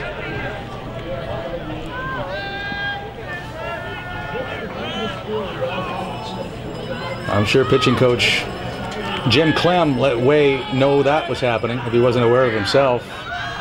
The 1-2 pitch. Fastball just inside. Way has to go for a walk off the back of the mound. He thought he had strike 3, but the count is 2-2. Gabor at third. Polschuk at second. Bellingham leading 6-3. It was 4-0 in the third. 2-2 pitch. Gretler takes that one. That was the pitch he was chasing against Colomeni. Now the count is 3-2. The Bells do have a base open. They can throw that breaking ball again and see if Gretler will chase. If he doesn't, then the bases will be loaded. We have a force play all the way around. And up by 3, you can take your double play and give up a run. Trade a run for 2 outs at this stage if you're Bellingham. Or the 6'7", 270-pounder will challenge Gretler, and let's see who wins. Runners at second and third, nobody out. The pitch went breaking ball and swing and a miss. Galgano has to hustle to the ball, underhands to first just in time for the out on Gretler, but Gabor comes home to score. Polschuk goes to third. Gretler strikes out for the third time tonight. 6-4 now for Bellingham. Now mounting the first baseman, number 50, P.J. Floyd. P.J. Floyd has had a rough night at the plate. He has struck out 3 times, but the fans won't care about that if he can get a hold of one here.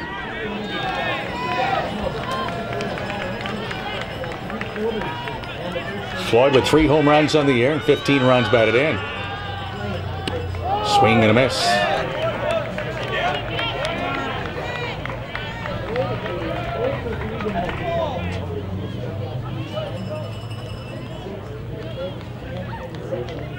Just the third baseman Chase Scott is in now defensively for the Bells. The rest of the infield is back. The pitch by Way. High and away.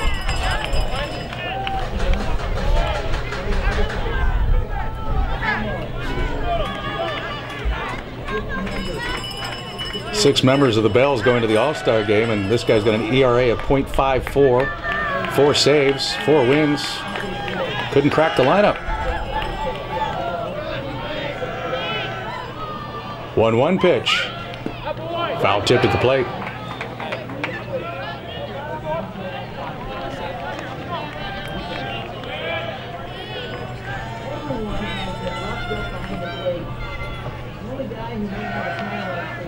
Nick Meyer waiting on deck, trying to get a chance here as Floyd bats with 1 out in the 8th. 6-4 for Bellingham.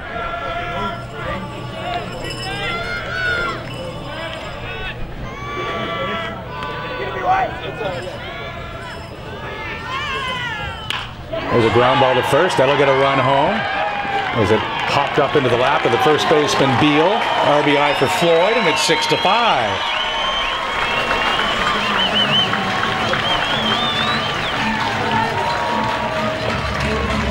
No pun intended, or maybe it is intended, but the Cats are clawing their way back into this ball game. Oh, why try to hide it? It's definitely pun intended. Nick Meyer's been aboard twice tonight and has 1 out. He lined out. He thought he had a base hit to drive in a couple of runs his last time, but the shortstop, Bo Branton, went over and flagged it down. Nick had a double leading off the third and scored the first HarbourCats run. 6-5 now for the Bells. There's a line drive to left, and that'll drop for a base hit.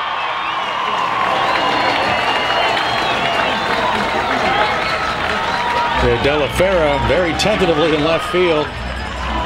Took a couple of steps in and let it bounce and kept the ball in front of him. So the potential tying run is aboard here in the 8th.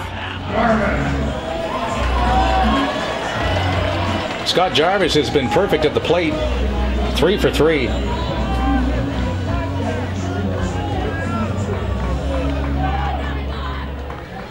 Seven hits in his last 6 games.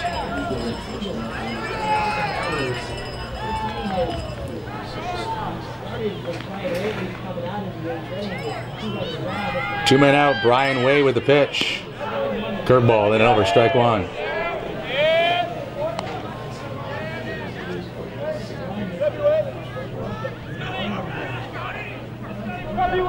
Way had a save in the victory over Cowlitz. The one Bellingham win in the 3-game series against the Black Bears.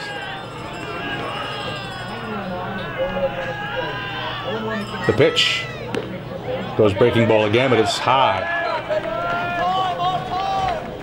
Bells led 4-0 in the 3rd and 5-1 in the 6th.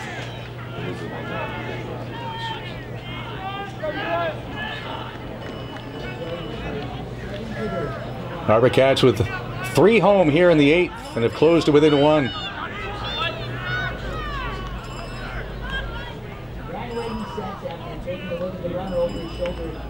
The 1-1 pitch to Jarvis is low ball 2.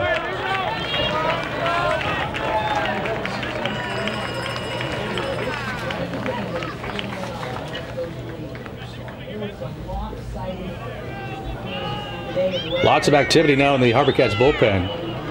And pitching coach Jim Clem will make the walk. There's nobody in the Bellingham bullpen.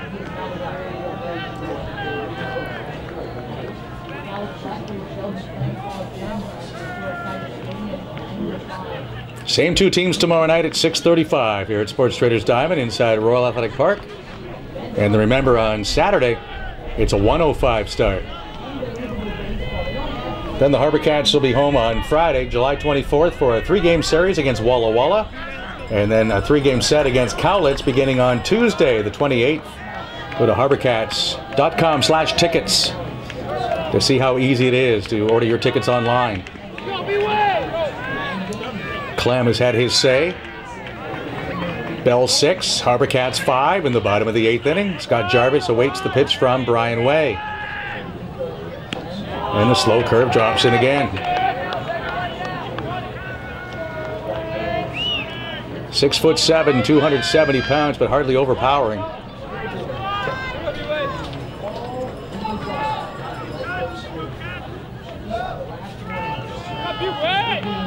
Edmonds Community College is where Way throws collegiately. Jarvis swings and fouls the pitch out of play.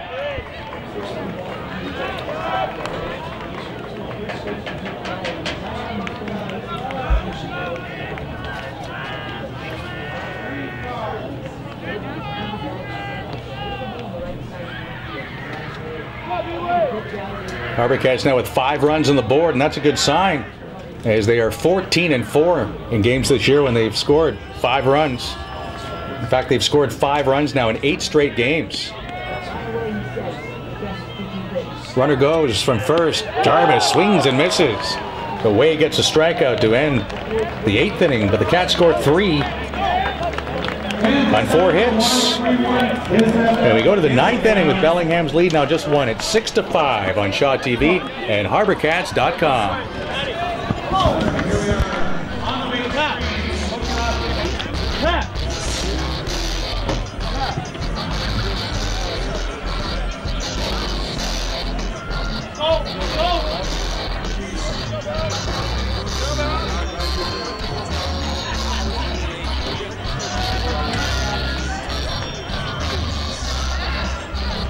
That changed batteries again.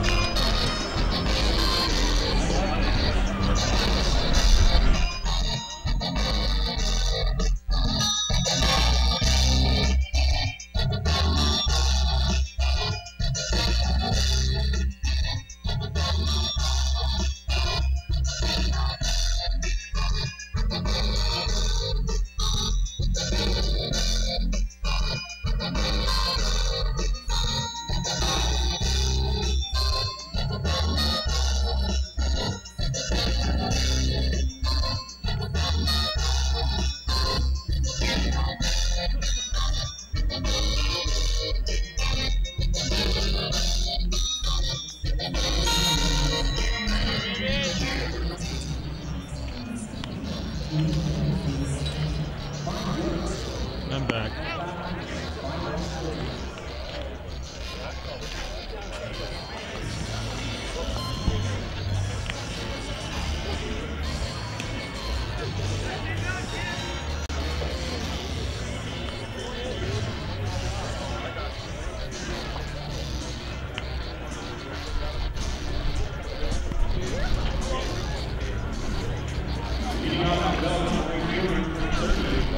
Bellingham 6 and the HarbourCats 5 now as we go to the 9th inning, which is brought to you by the Alzheimer's Society of BC. There's a rising tide of dementia in British Columbia that there is hope if we act now. And this message made possible by Lisco Irrigation and Landscaping.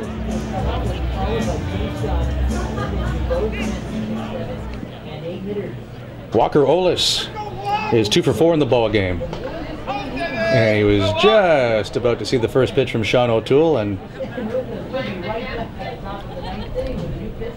Greg Merritt pops out, and we'll make a pitching change.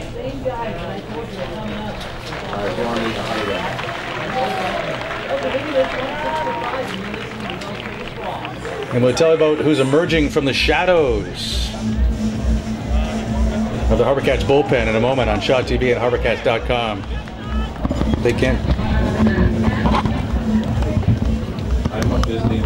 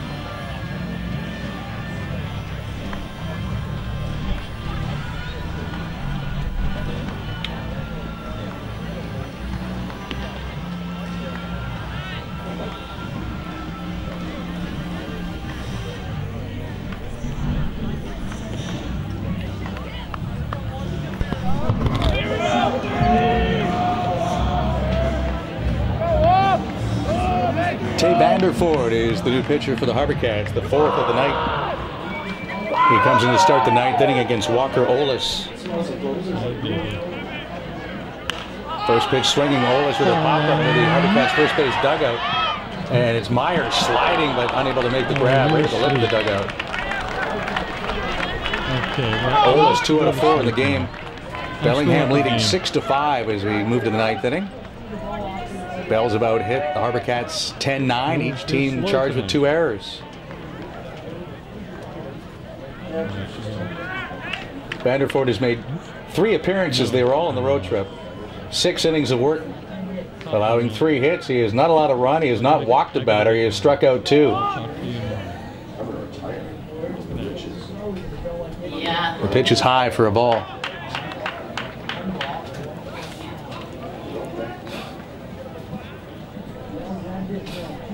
.6'1", 205.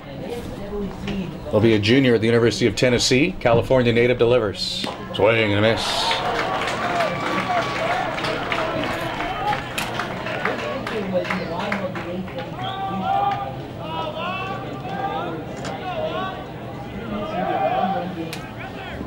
Chase Scott and Bo Branton waiting in the wings for Bellingham here in the 9th. 6-5 for the Bells. Fly ball to deep right center field. On his horse is Faulkner. This ball will be gone. Olis will touch them all. And it's 7-5 for Bellingham. Walker Olis showing some opposite field power. As it disappeared into the darkness beyond the fence in right center field.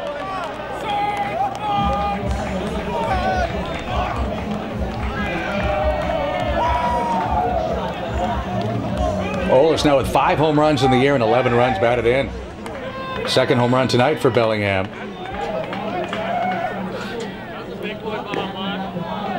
And the pitch inside for a ball to Chase Scott, who homered off Alex Rogers in the second inning. Since then, Scott has struck out, walked, and grounded to third. That fastball is in for a strike. 7-5 for Bellingham.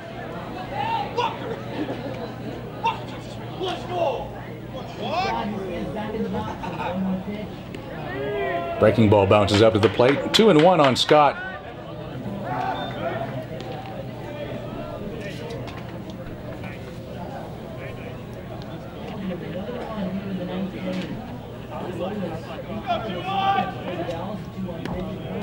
And that breaking ball is in for a strike. 2-2 on Chase Scott.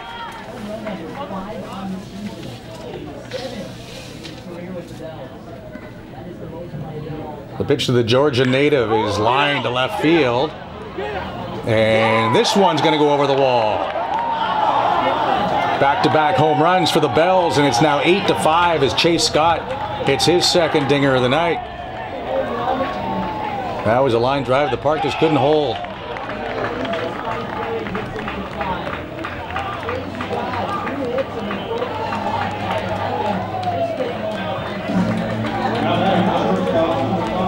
Sixth home run of the season for Scott. He has 3 RBI in the night, and Bo Branton will be the batter.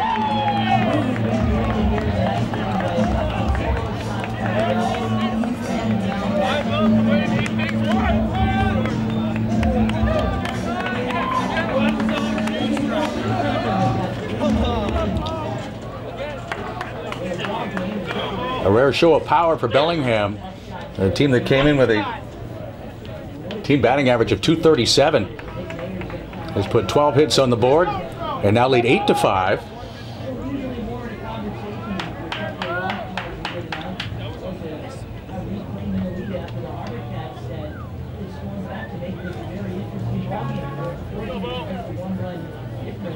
Those are the first runs allowed by Vanderfort since joining the HarbourCats.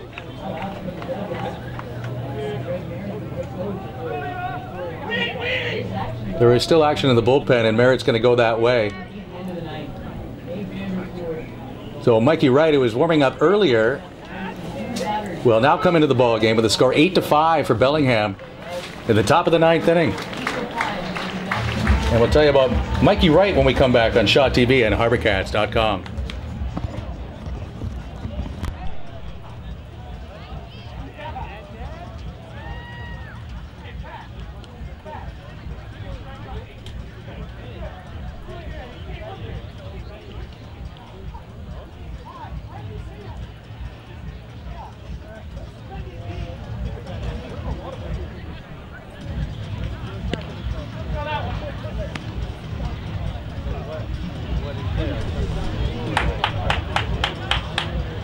For the HarbourCats, number 13, Mikey Wright.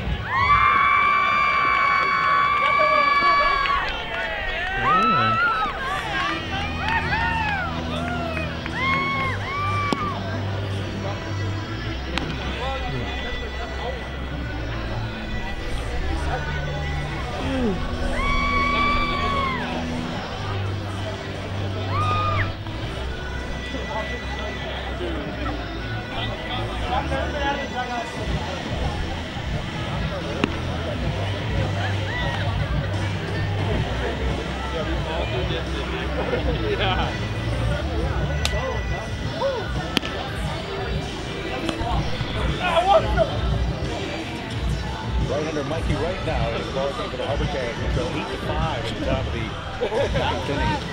After Ty Vanderford gave up back-to-back home runs to Walker Olis and Chase Scott.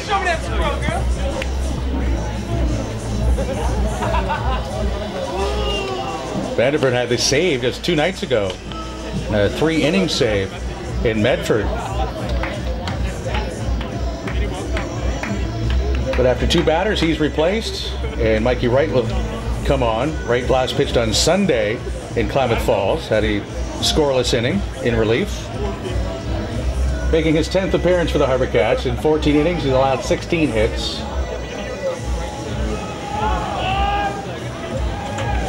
He's walked 10 and struck, or sorry, walked 15 and struck out 10.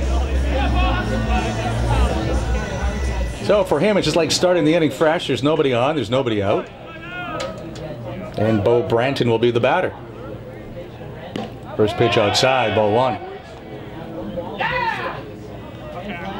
Branton is 0 for 4.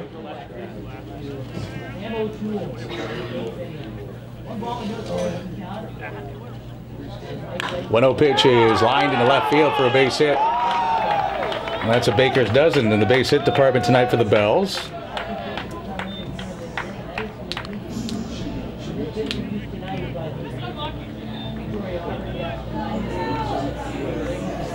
KJ Brady is 2 out of 4. He has scored a run. He has driven in a run.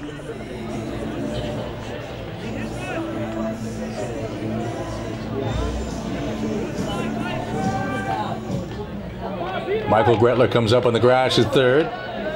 Jarvis and Lambert, the middle infield at double play depth. Wright's pitch, line to right field. Faulkner comes in, makes the catch, and the throw back to first will not be in time, and alertly backed up by Nick Meyer.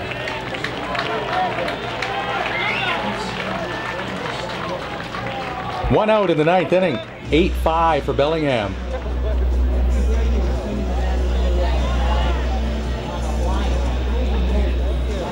Lou Della Fera is 0 for 5 tonight.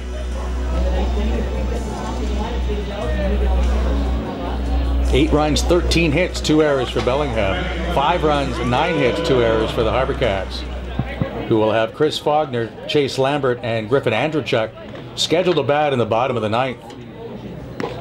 Pitch out, then Meyer fires back to first. Back safely is Branton.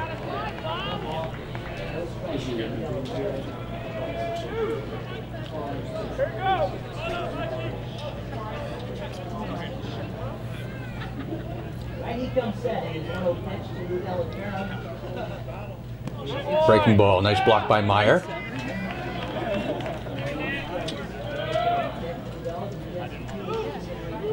.6:35 for the first pitch tomorrow night. The Bells and the HarbourCats in the middle game of the 3-game series, which will end on Saturday afternoon. Keep in mind that it is a matinee, 1:05 start on Saturday. The pitch from Wright is too low, about 3 balls, no strikes on Della Fera, with Jesse Kiewit in the on-deck circle for the Bells.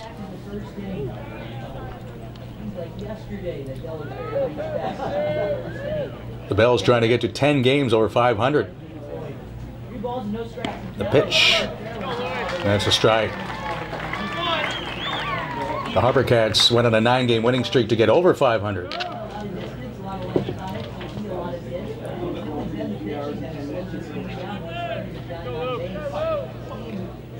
One on with 1 out in the 3-1 pitch from Mikey Wright. That's lashed foul out of play. So in the wild card division tonight, Corvallis defeated Yakima 2-1. So the Knights now are at 19-15, and Yakima at 18-16.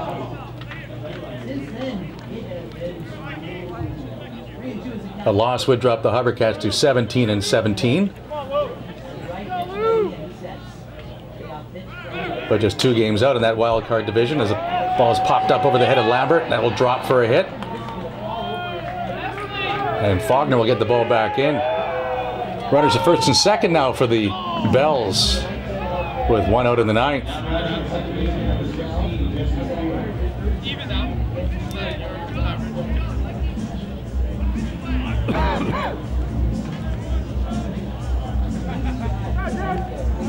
But a dramatic come from behind bottom of the ninth win, and the HarbourCats stay just one game behind Corvallis.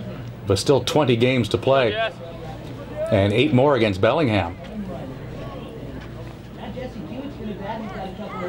Jesse Kewitt is 2 for 5 tonight. That breaking ball is low.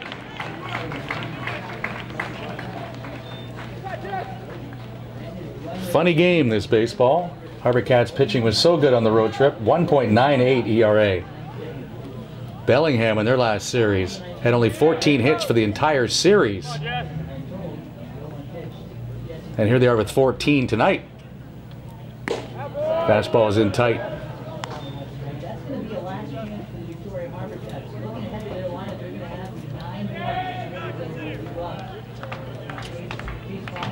Alex Rogers, Josh Walker, Sean O'Toole, Ty Vanderford, and now Mikey Wright on the mound for the Cats tonight.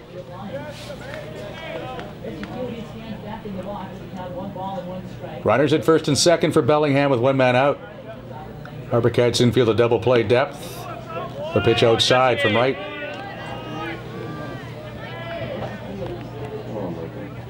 Another outstanding crowd here tonight at Sports Traders Diamond. HarbourCats leading the league in attendance at 1,760 starting play tonight, but they upped their total with 2,211 in the ballpark this evening, and expecting more big things tomorrow night. That one is below the knees, says Steve Boutang, and the count goes to 3-1.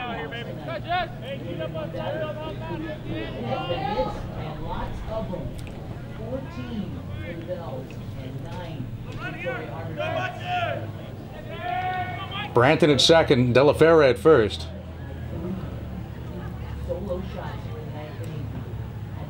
3-1 pitch in the air. Shallow right center field. It's Gabor who will make the grab for the second out of the inning.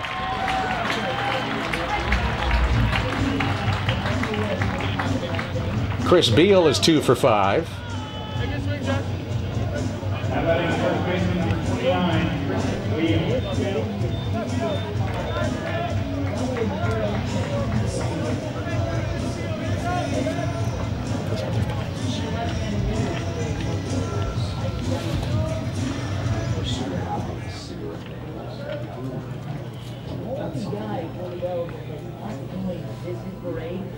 Two on for the Bells with 2 outs.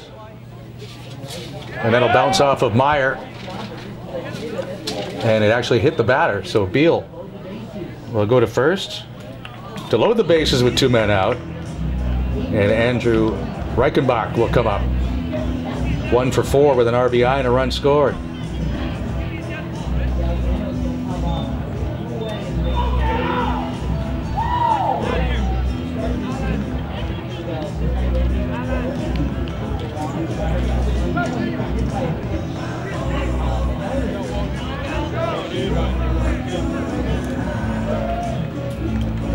Oh no, yeah. Alex Galgano will hit first.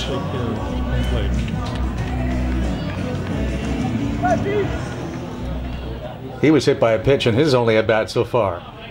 He bats with 2 outs in the top of the 9th and the bases loaded. 8-5 for Bellingham. Mikey Wright's pitch, strike 1.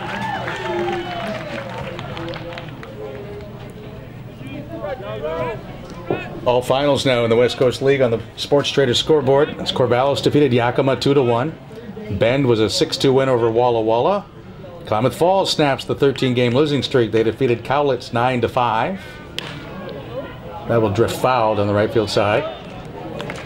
Medford over Kitsap 13-1. And they slugged it out in the Okanagan tonight, but Wenatchee defeated Kelowna 13-9.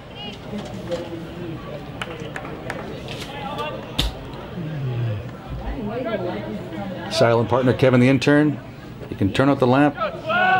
You're finished for the night.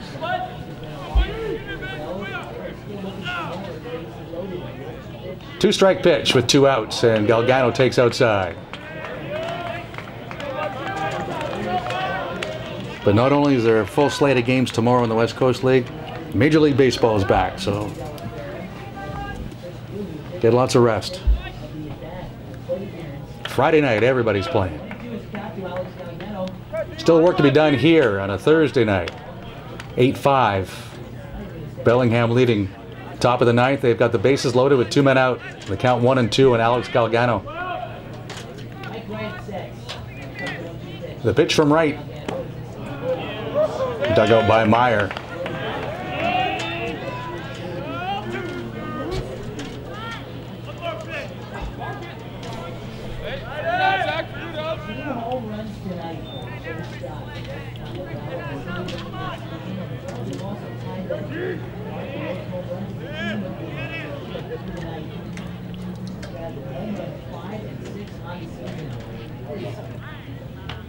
Bases loaded with 2 out and the 2-2 pitch from right. Outside, ball 3.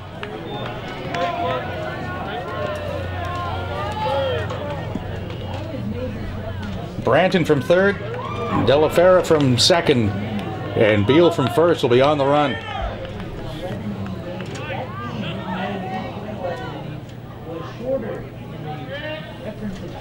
The pitch to Galgano is called strike 3. So Bellingham get back-to-back home runs from Olis and Scott that leave the bases loaded. HarbourCats hope that comes back to haunt them. Chris Faulkner will lead off the bottom of the ninth. It's 8-5 for Bellingham on Shaw TV and HarbourCats.com.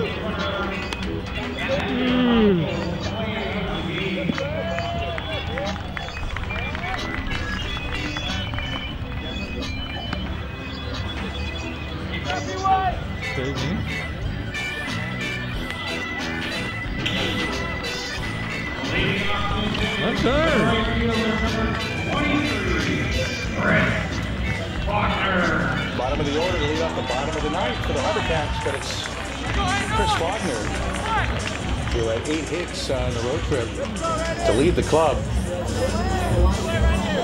And is due in this one. He is 0 for 3. He's bounced into a double play, flied to center, and lined into a double play. Bellingham 8, HarbourCats 5. Big Brian Way on the mound for the Bells still. Came on last inning. Bells trying to get a win for Justin Colomeni, who went the first 5 and a third. Ball 1 to Faulkner. Chase Lambert on deck, and then Griffin Andrechuk. Chase Scott even with the bag at third. Faulkner has excellent speed. Swinging a foul back.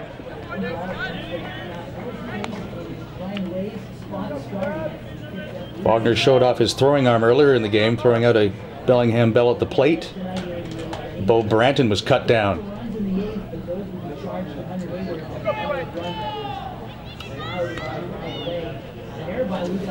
The 1-1 pitch from Way. Pop foul out of play.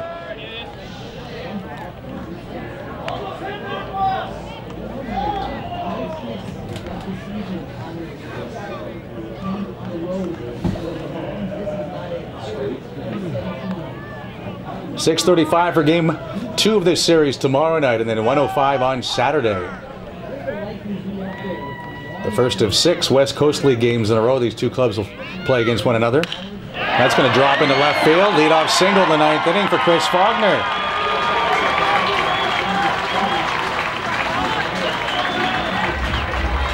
Now batting the second baseman, number 25, Chase Lamford.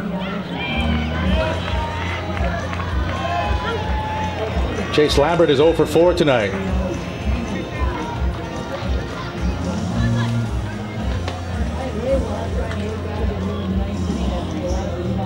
And 0 for his last 6, but he was 2 out of 5 or 3 RBI on Tuesday night in Medford.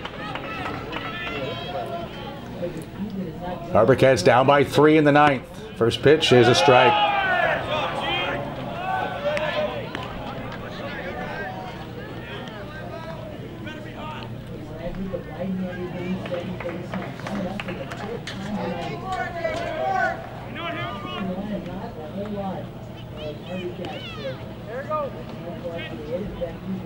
The 1-strike pitch. Pops straight up.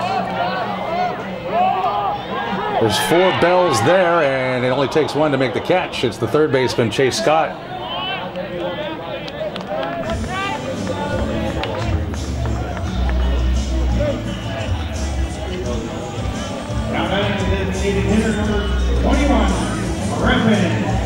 Faulkner at first base with 1 out of the 9th inning for Griffin Andrechuk. Was grounded out, fly to center, walked and scored, singled and scored. 1 for 3 officially.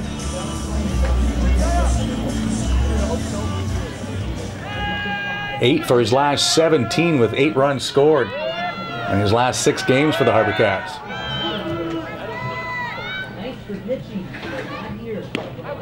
Breaking ball in and over, strike 1.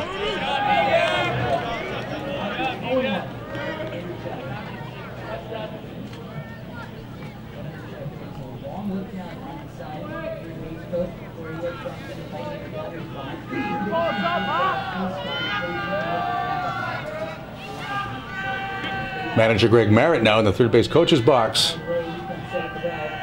Sending out the signs. The pitch to Andrechuk. Another breaking ball, and this one in the dirt. Galgano is the catcher. Scott at third, Branton at short, Kiewit at second base, and Beal at first for the Bells, who still have Della Fera in left field, Brady in center, and Olis in right. 8-5 Bellingham, clinging to a lead in the 9th inning after they led 5-1 in the 6th.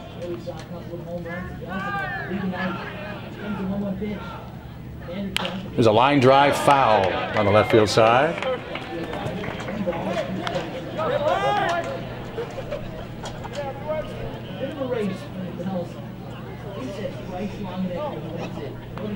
A ball and 2 strikes on Andrechuk. Bells in double play depth, looking for that 1 ground ball that could end the game. Andrechuk trying to get on board and bring the potential tying run to the plate, and Austin Gabor is on deck.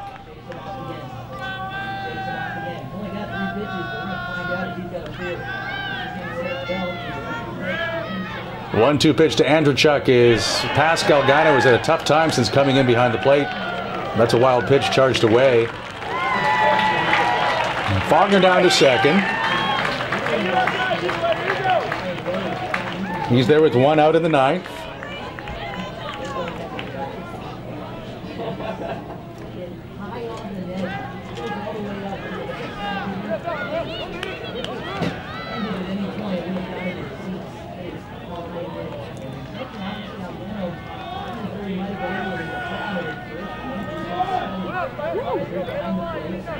Two and 2 the count on Andrechuk, with Faulkner at second and 1 out in the bottom of the 9th.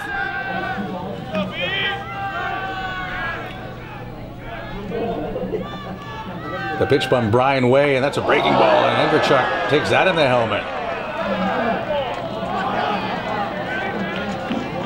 Griffin was waiting for that ball to break, and it just never did.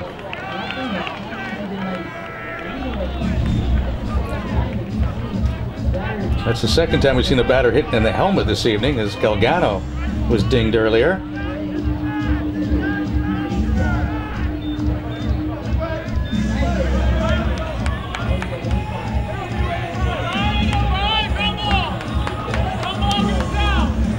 So the tying run does come to the plate. Now batting the center fielder, number 10, Austin Gilmore.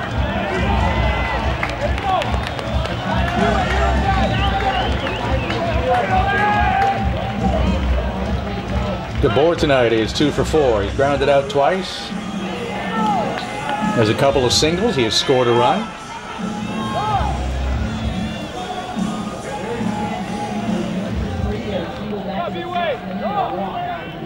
Good speed on the bases.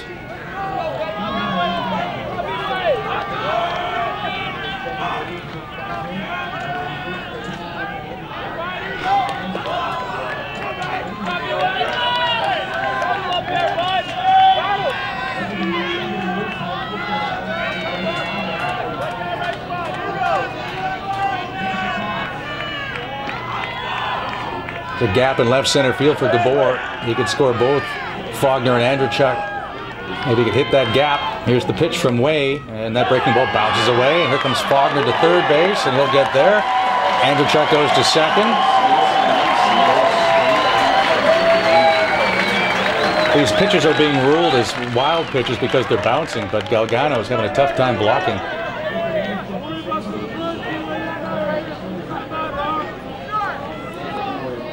Just Chase Scott at third will stay in on the infield. Everybody else will be back. They'll trade a run for an out. As Bellingham once again leads by 3. Thanks to the back-to-back home runs from Walker Ollis and Chase Scott in the top of this inning of Ty Vanderford.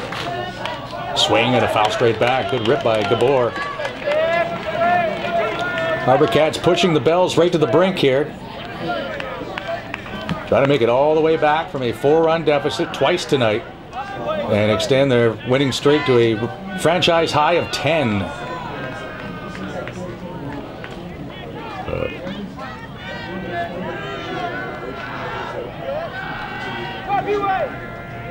Brian Way, who's from Sitka, Alaska. 6'7" right-hander with the pitch to Austin Gabor.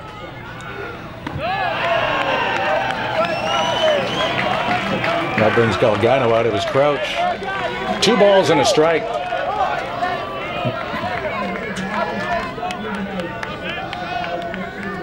Bellingham 8, HarbourCats 5 in the bottom of the 9th.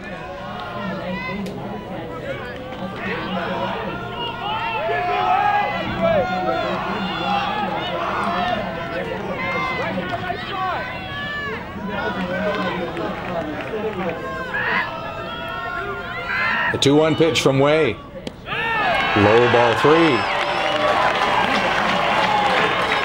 First base is open. A walk sets up a double play, which could end the ball game. Ben Polschuk waiting to hit. Of course, then a fly ball that reaches Pembroke Street ends the game. And what breeze we have, he was blowing out to left field.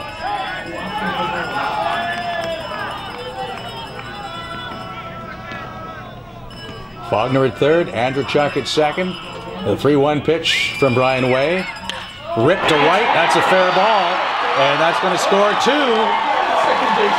Faulkner scores, Andrechuk scores. Gabor at second base for the 2-run double. And it's 8-7 for Bellingham.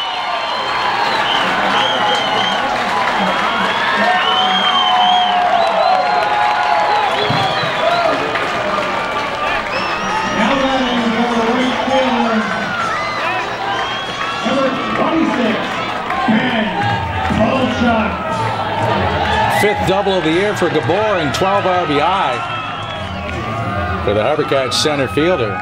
And they are scrambling in the Bellingham bullpen. Jeff James makes the walk. And the call has been made to the pen. So it's 8-7 now for Bellingham, and it's a save situation, and we'll tell you for whom in just a moment on Shaw TV and HarbourCats.com.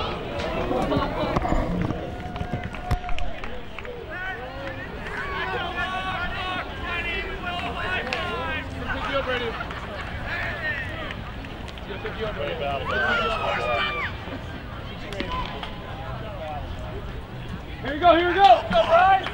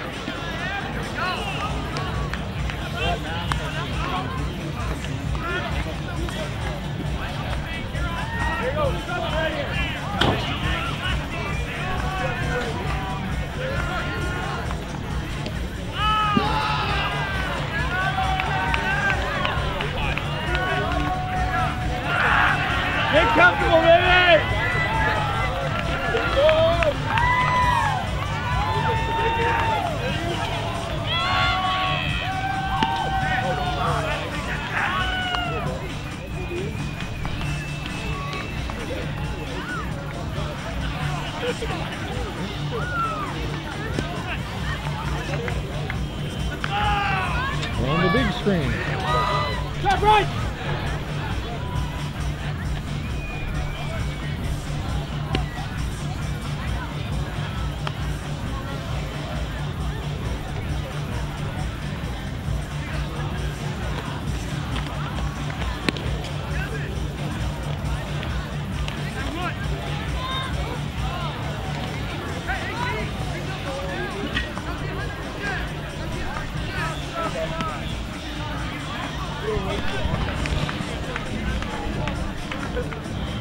The left-hander Bryce Longenecker comes into the ballgame. Right here, bud. Don't worry, baby. You got 2-5. Man, 2-5. Just down. Longenecker's made 11 appearances. 13 hits. He's walked 5, struck out 12, and he does have 2 saves. Randy is at the plate. He'll come on with a runner at second and 1 out in the 9th inning. As Brian Way was touched up for 4 hits in an inning of the 3rd.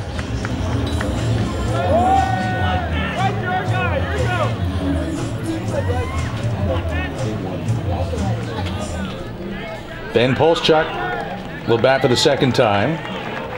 He had a single his first time up as he pinch hit for Kevin Collard.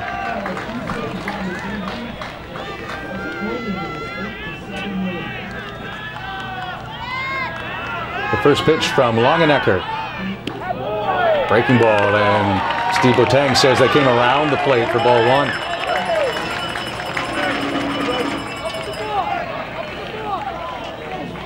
At Moorhead State, Longenecker made 19 appearances and struck out 18 in 28 innings. Had an ERA of 4.18.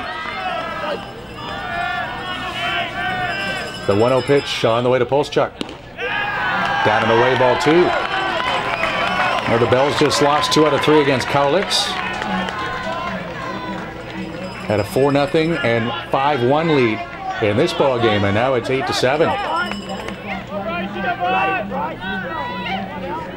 As the HarbourCats have literally scratched and clawed and kind of slugged their way to a 10th straight win.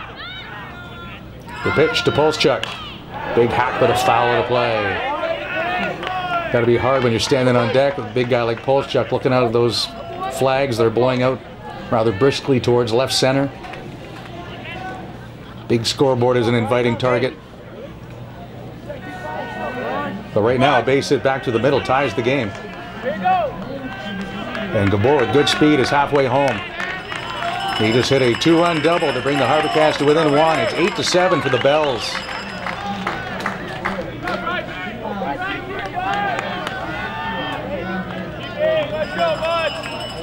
Polschuk now with 5 hits in his last 5 games, batting .333 over that stretch.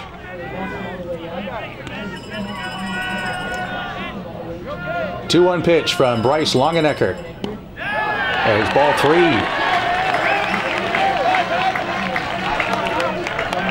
Michael Gretler would be next.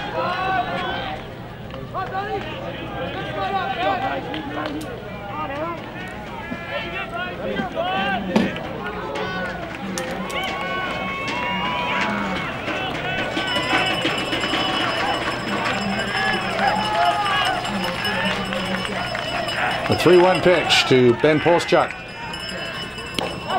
Right on the outside corner. Really just rang him up on a 3-1 pitch. Umpire got a little excited. Everybody else knew. 2,211 were here earlier. Those that are left are keeping track, and they're helping out the umpire with the fact that it's 3-2.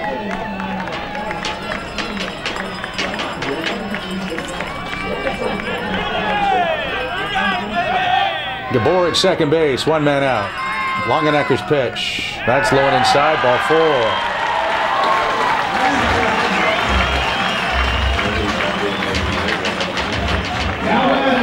Number 20, Michael Gretler.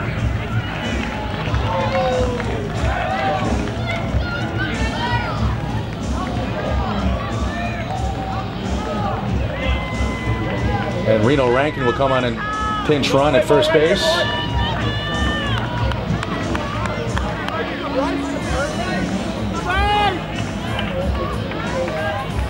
As he represents the winning run So they bring extra speed onto the base pass.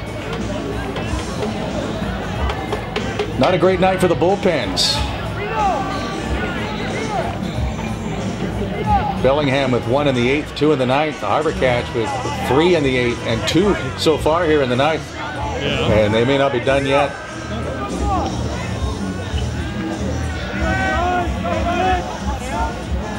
So Gretler is 1 out of 4. An RBI single and 3 strikeouts. Got a base hit here. Could tie the game.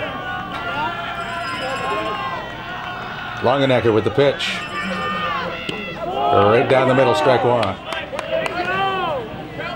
Scott at third, Branton at short. Hewitt at second, Beal at first. Looking for that ground ball that could end the ball game. Delafera in left, Brady in center, and Olis in right. And Olis is shallow in right.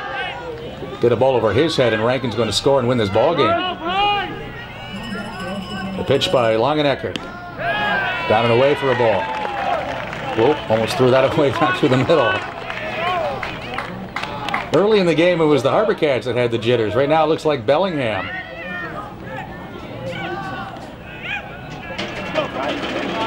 Gabor at second, Rankin at first. 1 out in the 9th inning. Bellingham 8, HarbourCats 7. Oh, you can, baby.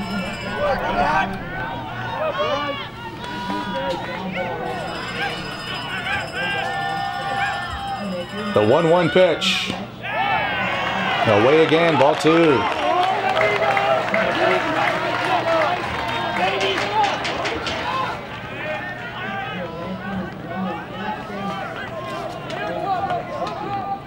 HarbourCats was 7 on the board tonight. That's 8 consecutive games with at least 5 runs. Then they slugged their way to a victory here.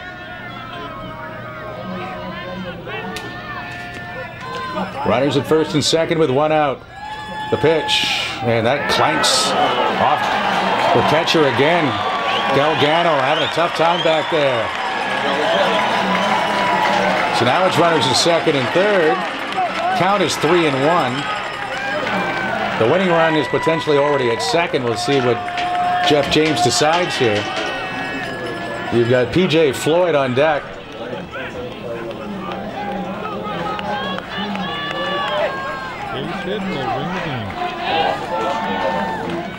They're going to put Gretler on, it appears, and set up that forced play all over again. HarbourCats are going to go to their bench for AJ Alcantara. He's going to hit for PJ Floyd. As the wheels are turning here in the 9th inning.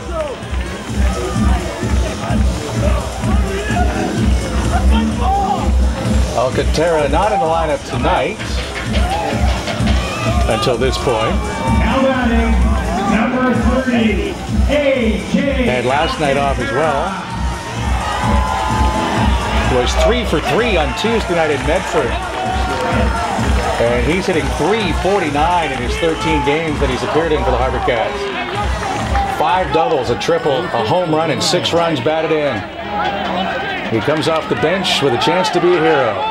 8-7 for Bellingham with 1 out in the 9th inning and the bases loaded. The pitch by Longenecker. Breaking ball in and over, strike 1. Longenecker walking the tightrope as he goes for his 3rd save. HarbourCats going for their 10th straight win. A 1-strike pitch. This one's smothered by Delgado.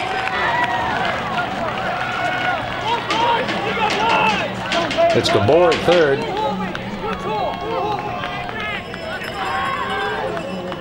Rankin at second.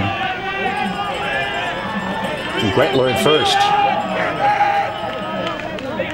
Tying run at third, potential winning run at second base. The pitch from Longenecker, that hit him? Ooh, just about. Alcantara tried to wear that one in the hip. Tough way to get an RBI, but it would have tied the game. 2-1 now the count. Alcantara was 3 out of 4 on the recent road trip. That one's right on the black. And the count 2-2.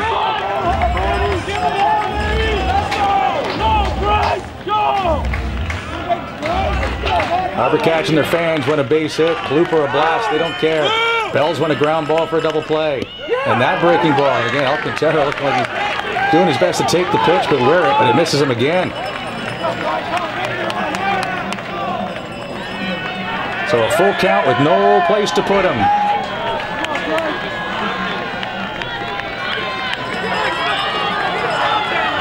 High drama at Sports Traders Diamond.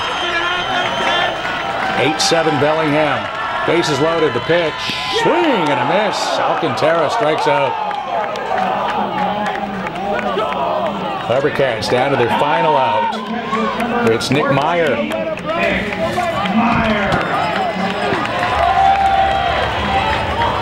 Two for three in the ball game.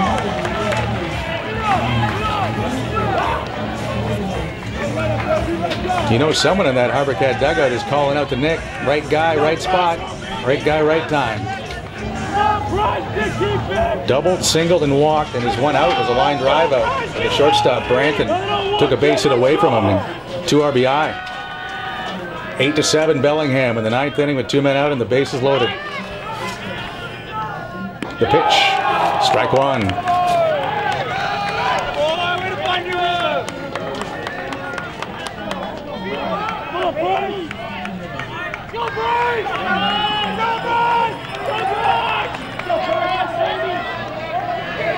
DeBoer at third, and Rankin at second. The pitch, flared foul. HarbourCats are down to their final strike. As we hit the 4-hour mark for this 9-inning ball game, it ends up being a real nail biter.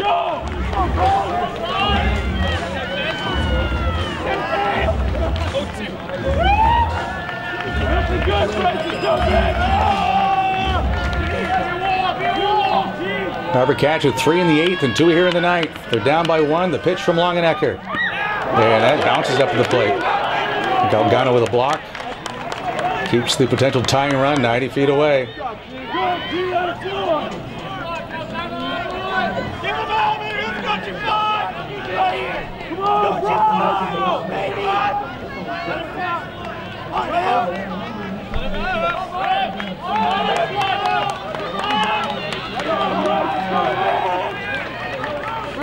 Bases loaded with 2 out in the 9th. 8-7 for Bellingham. A ball and 2 strikes on the HarbourCats catcher, Nick Meyer.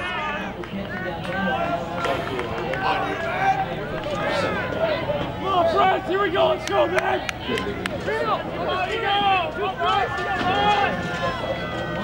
Bryce Longenecker, who throws at Moorhead State, trying to get a save for the Bells and extend their lead in the West Division to 5 games. Time called once again. Meyer trying to break their heart, pick up a base hit that could win the ball game and cut the lead to 3.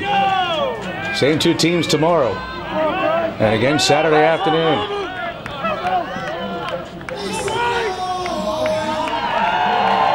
Here comes the 1-2 pitch. Outside, ball 2.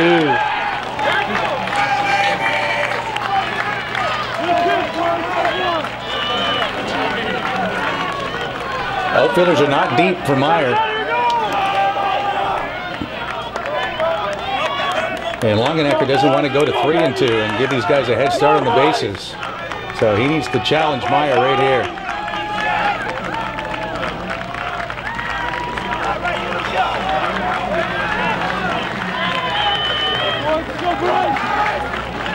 DeBoer third, potential tying run, potential winning run at second base.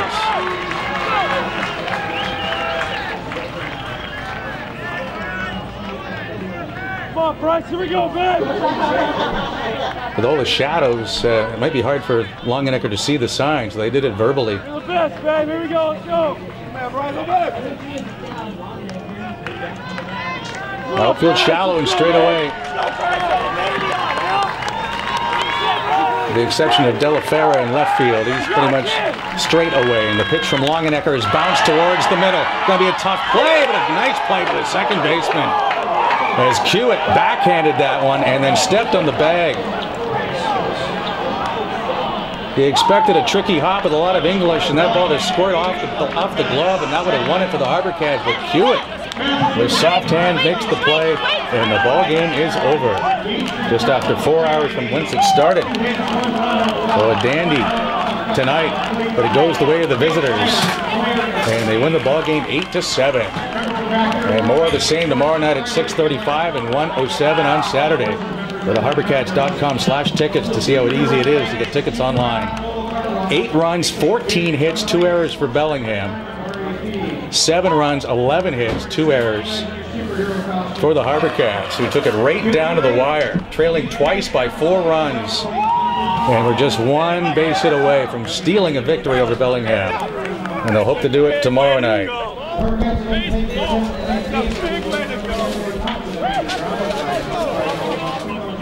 As Bellingham scored 2 in the second and a Chase Scott home run, 2 more in the third. With RBIs going to Rickenbach and Olis to lead 4-0. HarbourCats got 1 back in the third. The teams traded runs in the 6th. Bellingham got 1 more in the 8th and led 6-2, and it looked like it was done for the HarbourCats. Come back with 3 in the 8th inning, make it close, and then the back-to-back home runs from Olis and Scott of Ty Vanderford rather, in the top of the 9th, and Bellingham was back up by 3, but the HarbourCats wouldn't quit, and they got a 2-run double from Austin Gabor in the bottom of the 9th that closed the gap to 1, had the bases loaded, but Nick Meyer's bouncer through the middle was backhanded by the second baseman Jesse Hewitt, and he got the force out at second base to end the ball game. So your final tonight is Bellingham 8 and the HarbourCats 7. For Go Live Broadcast, Chris Jaycox and his crew, and my silent partner Kevin the intern, I'm Jay Longpre. We'll talk to you tomorrow night at 6:35 on Shaw TV and HarbourCats.com.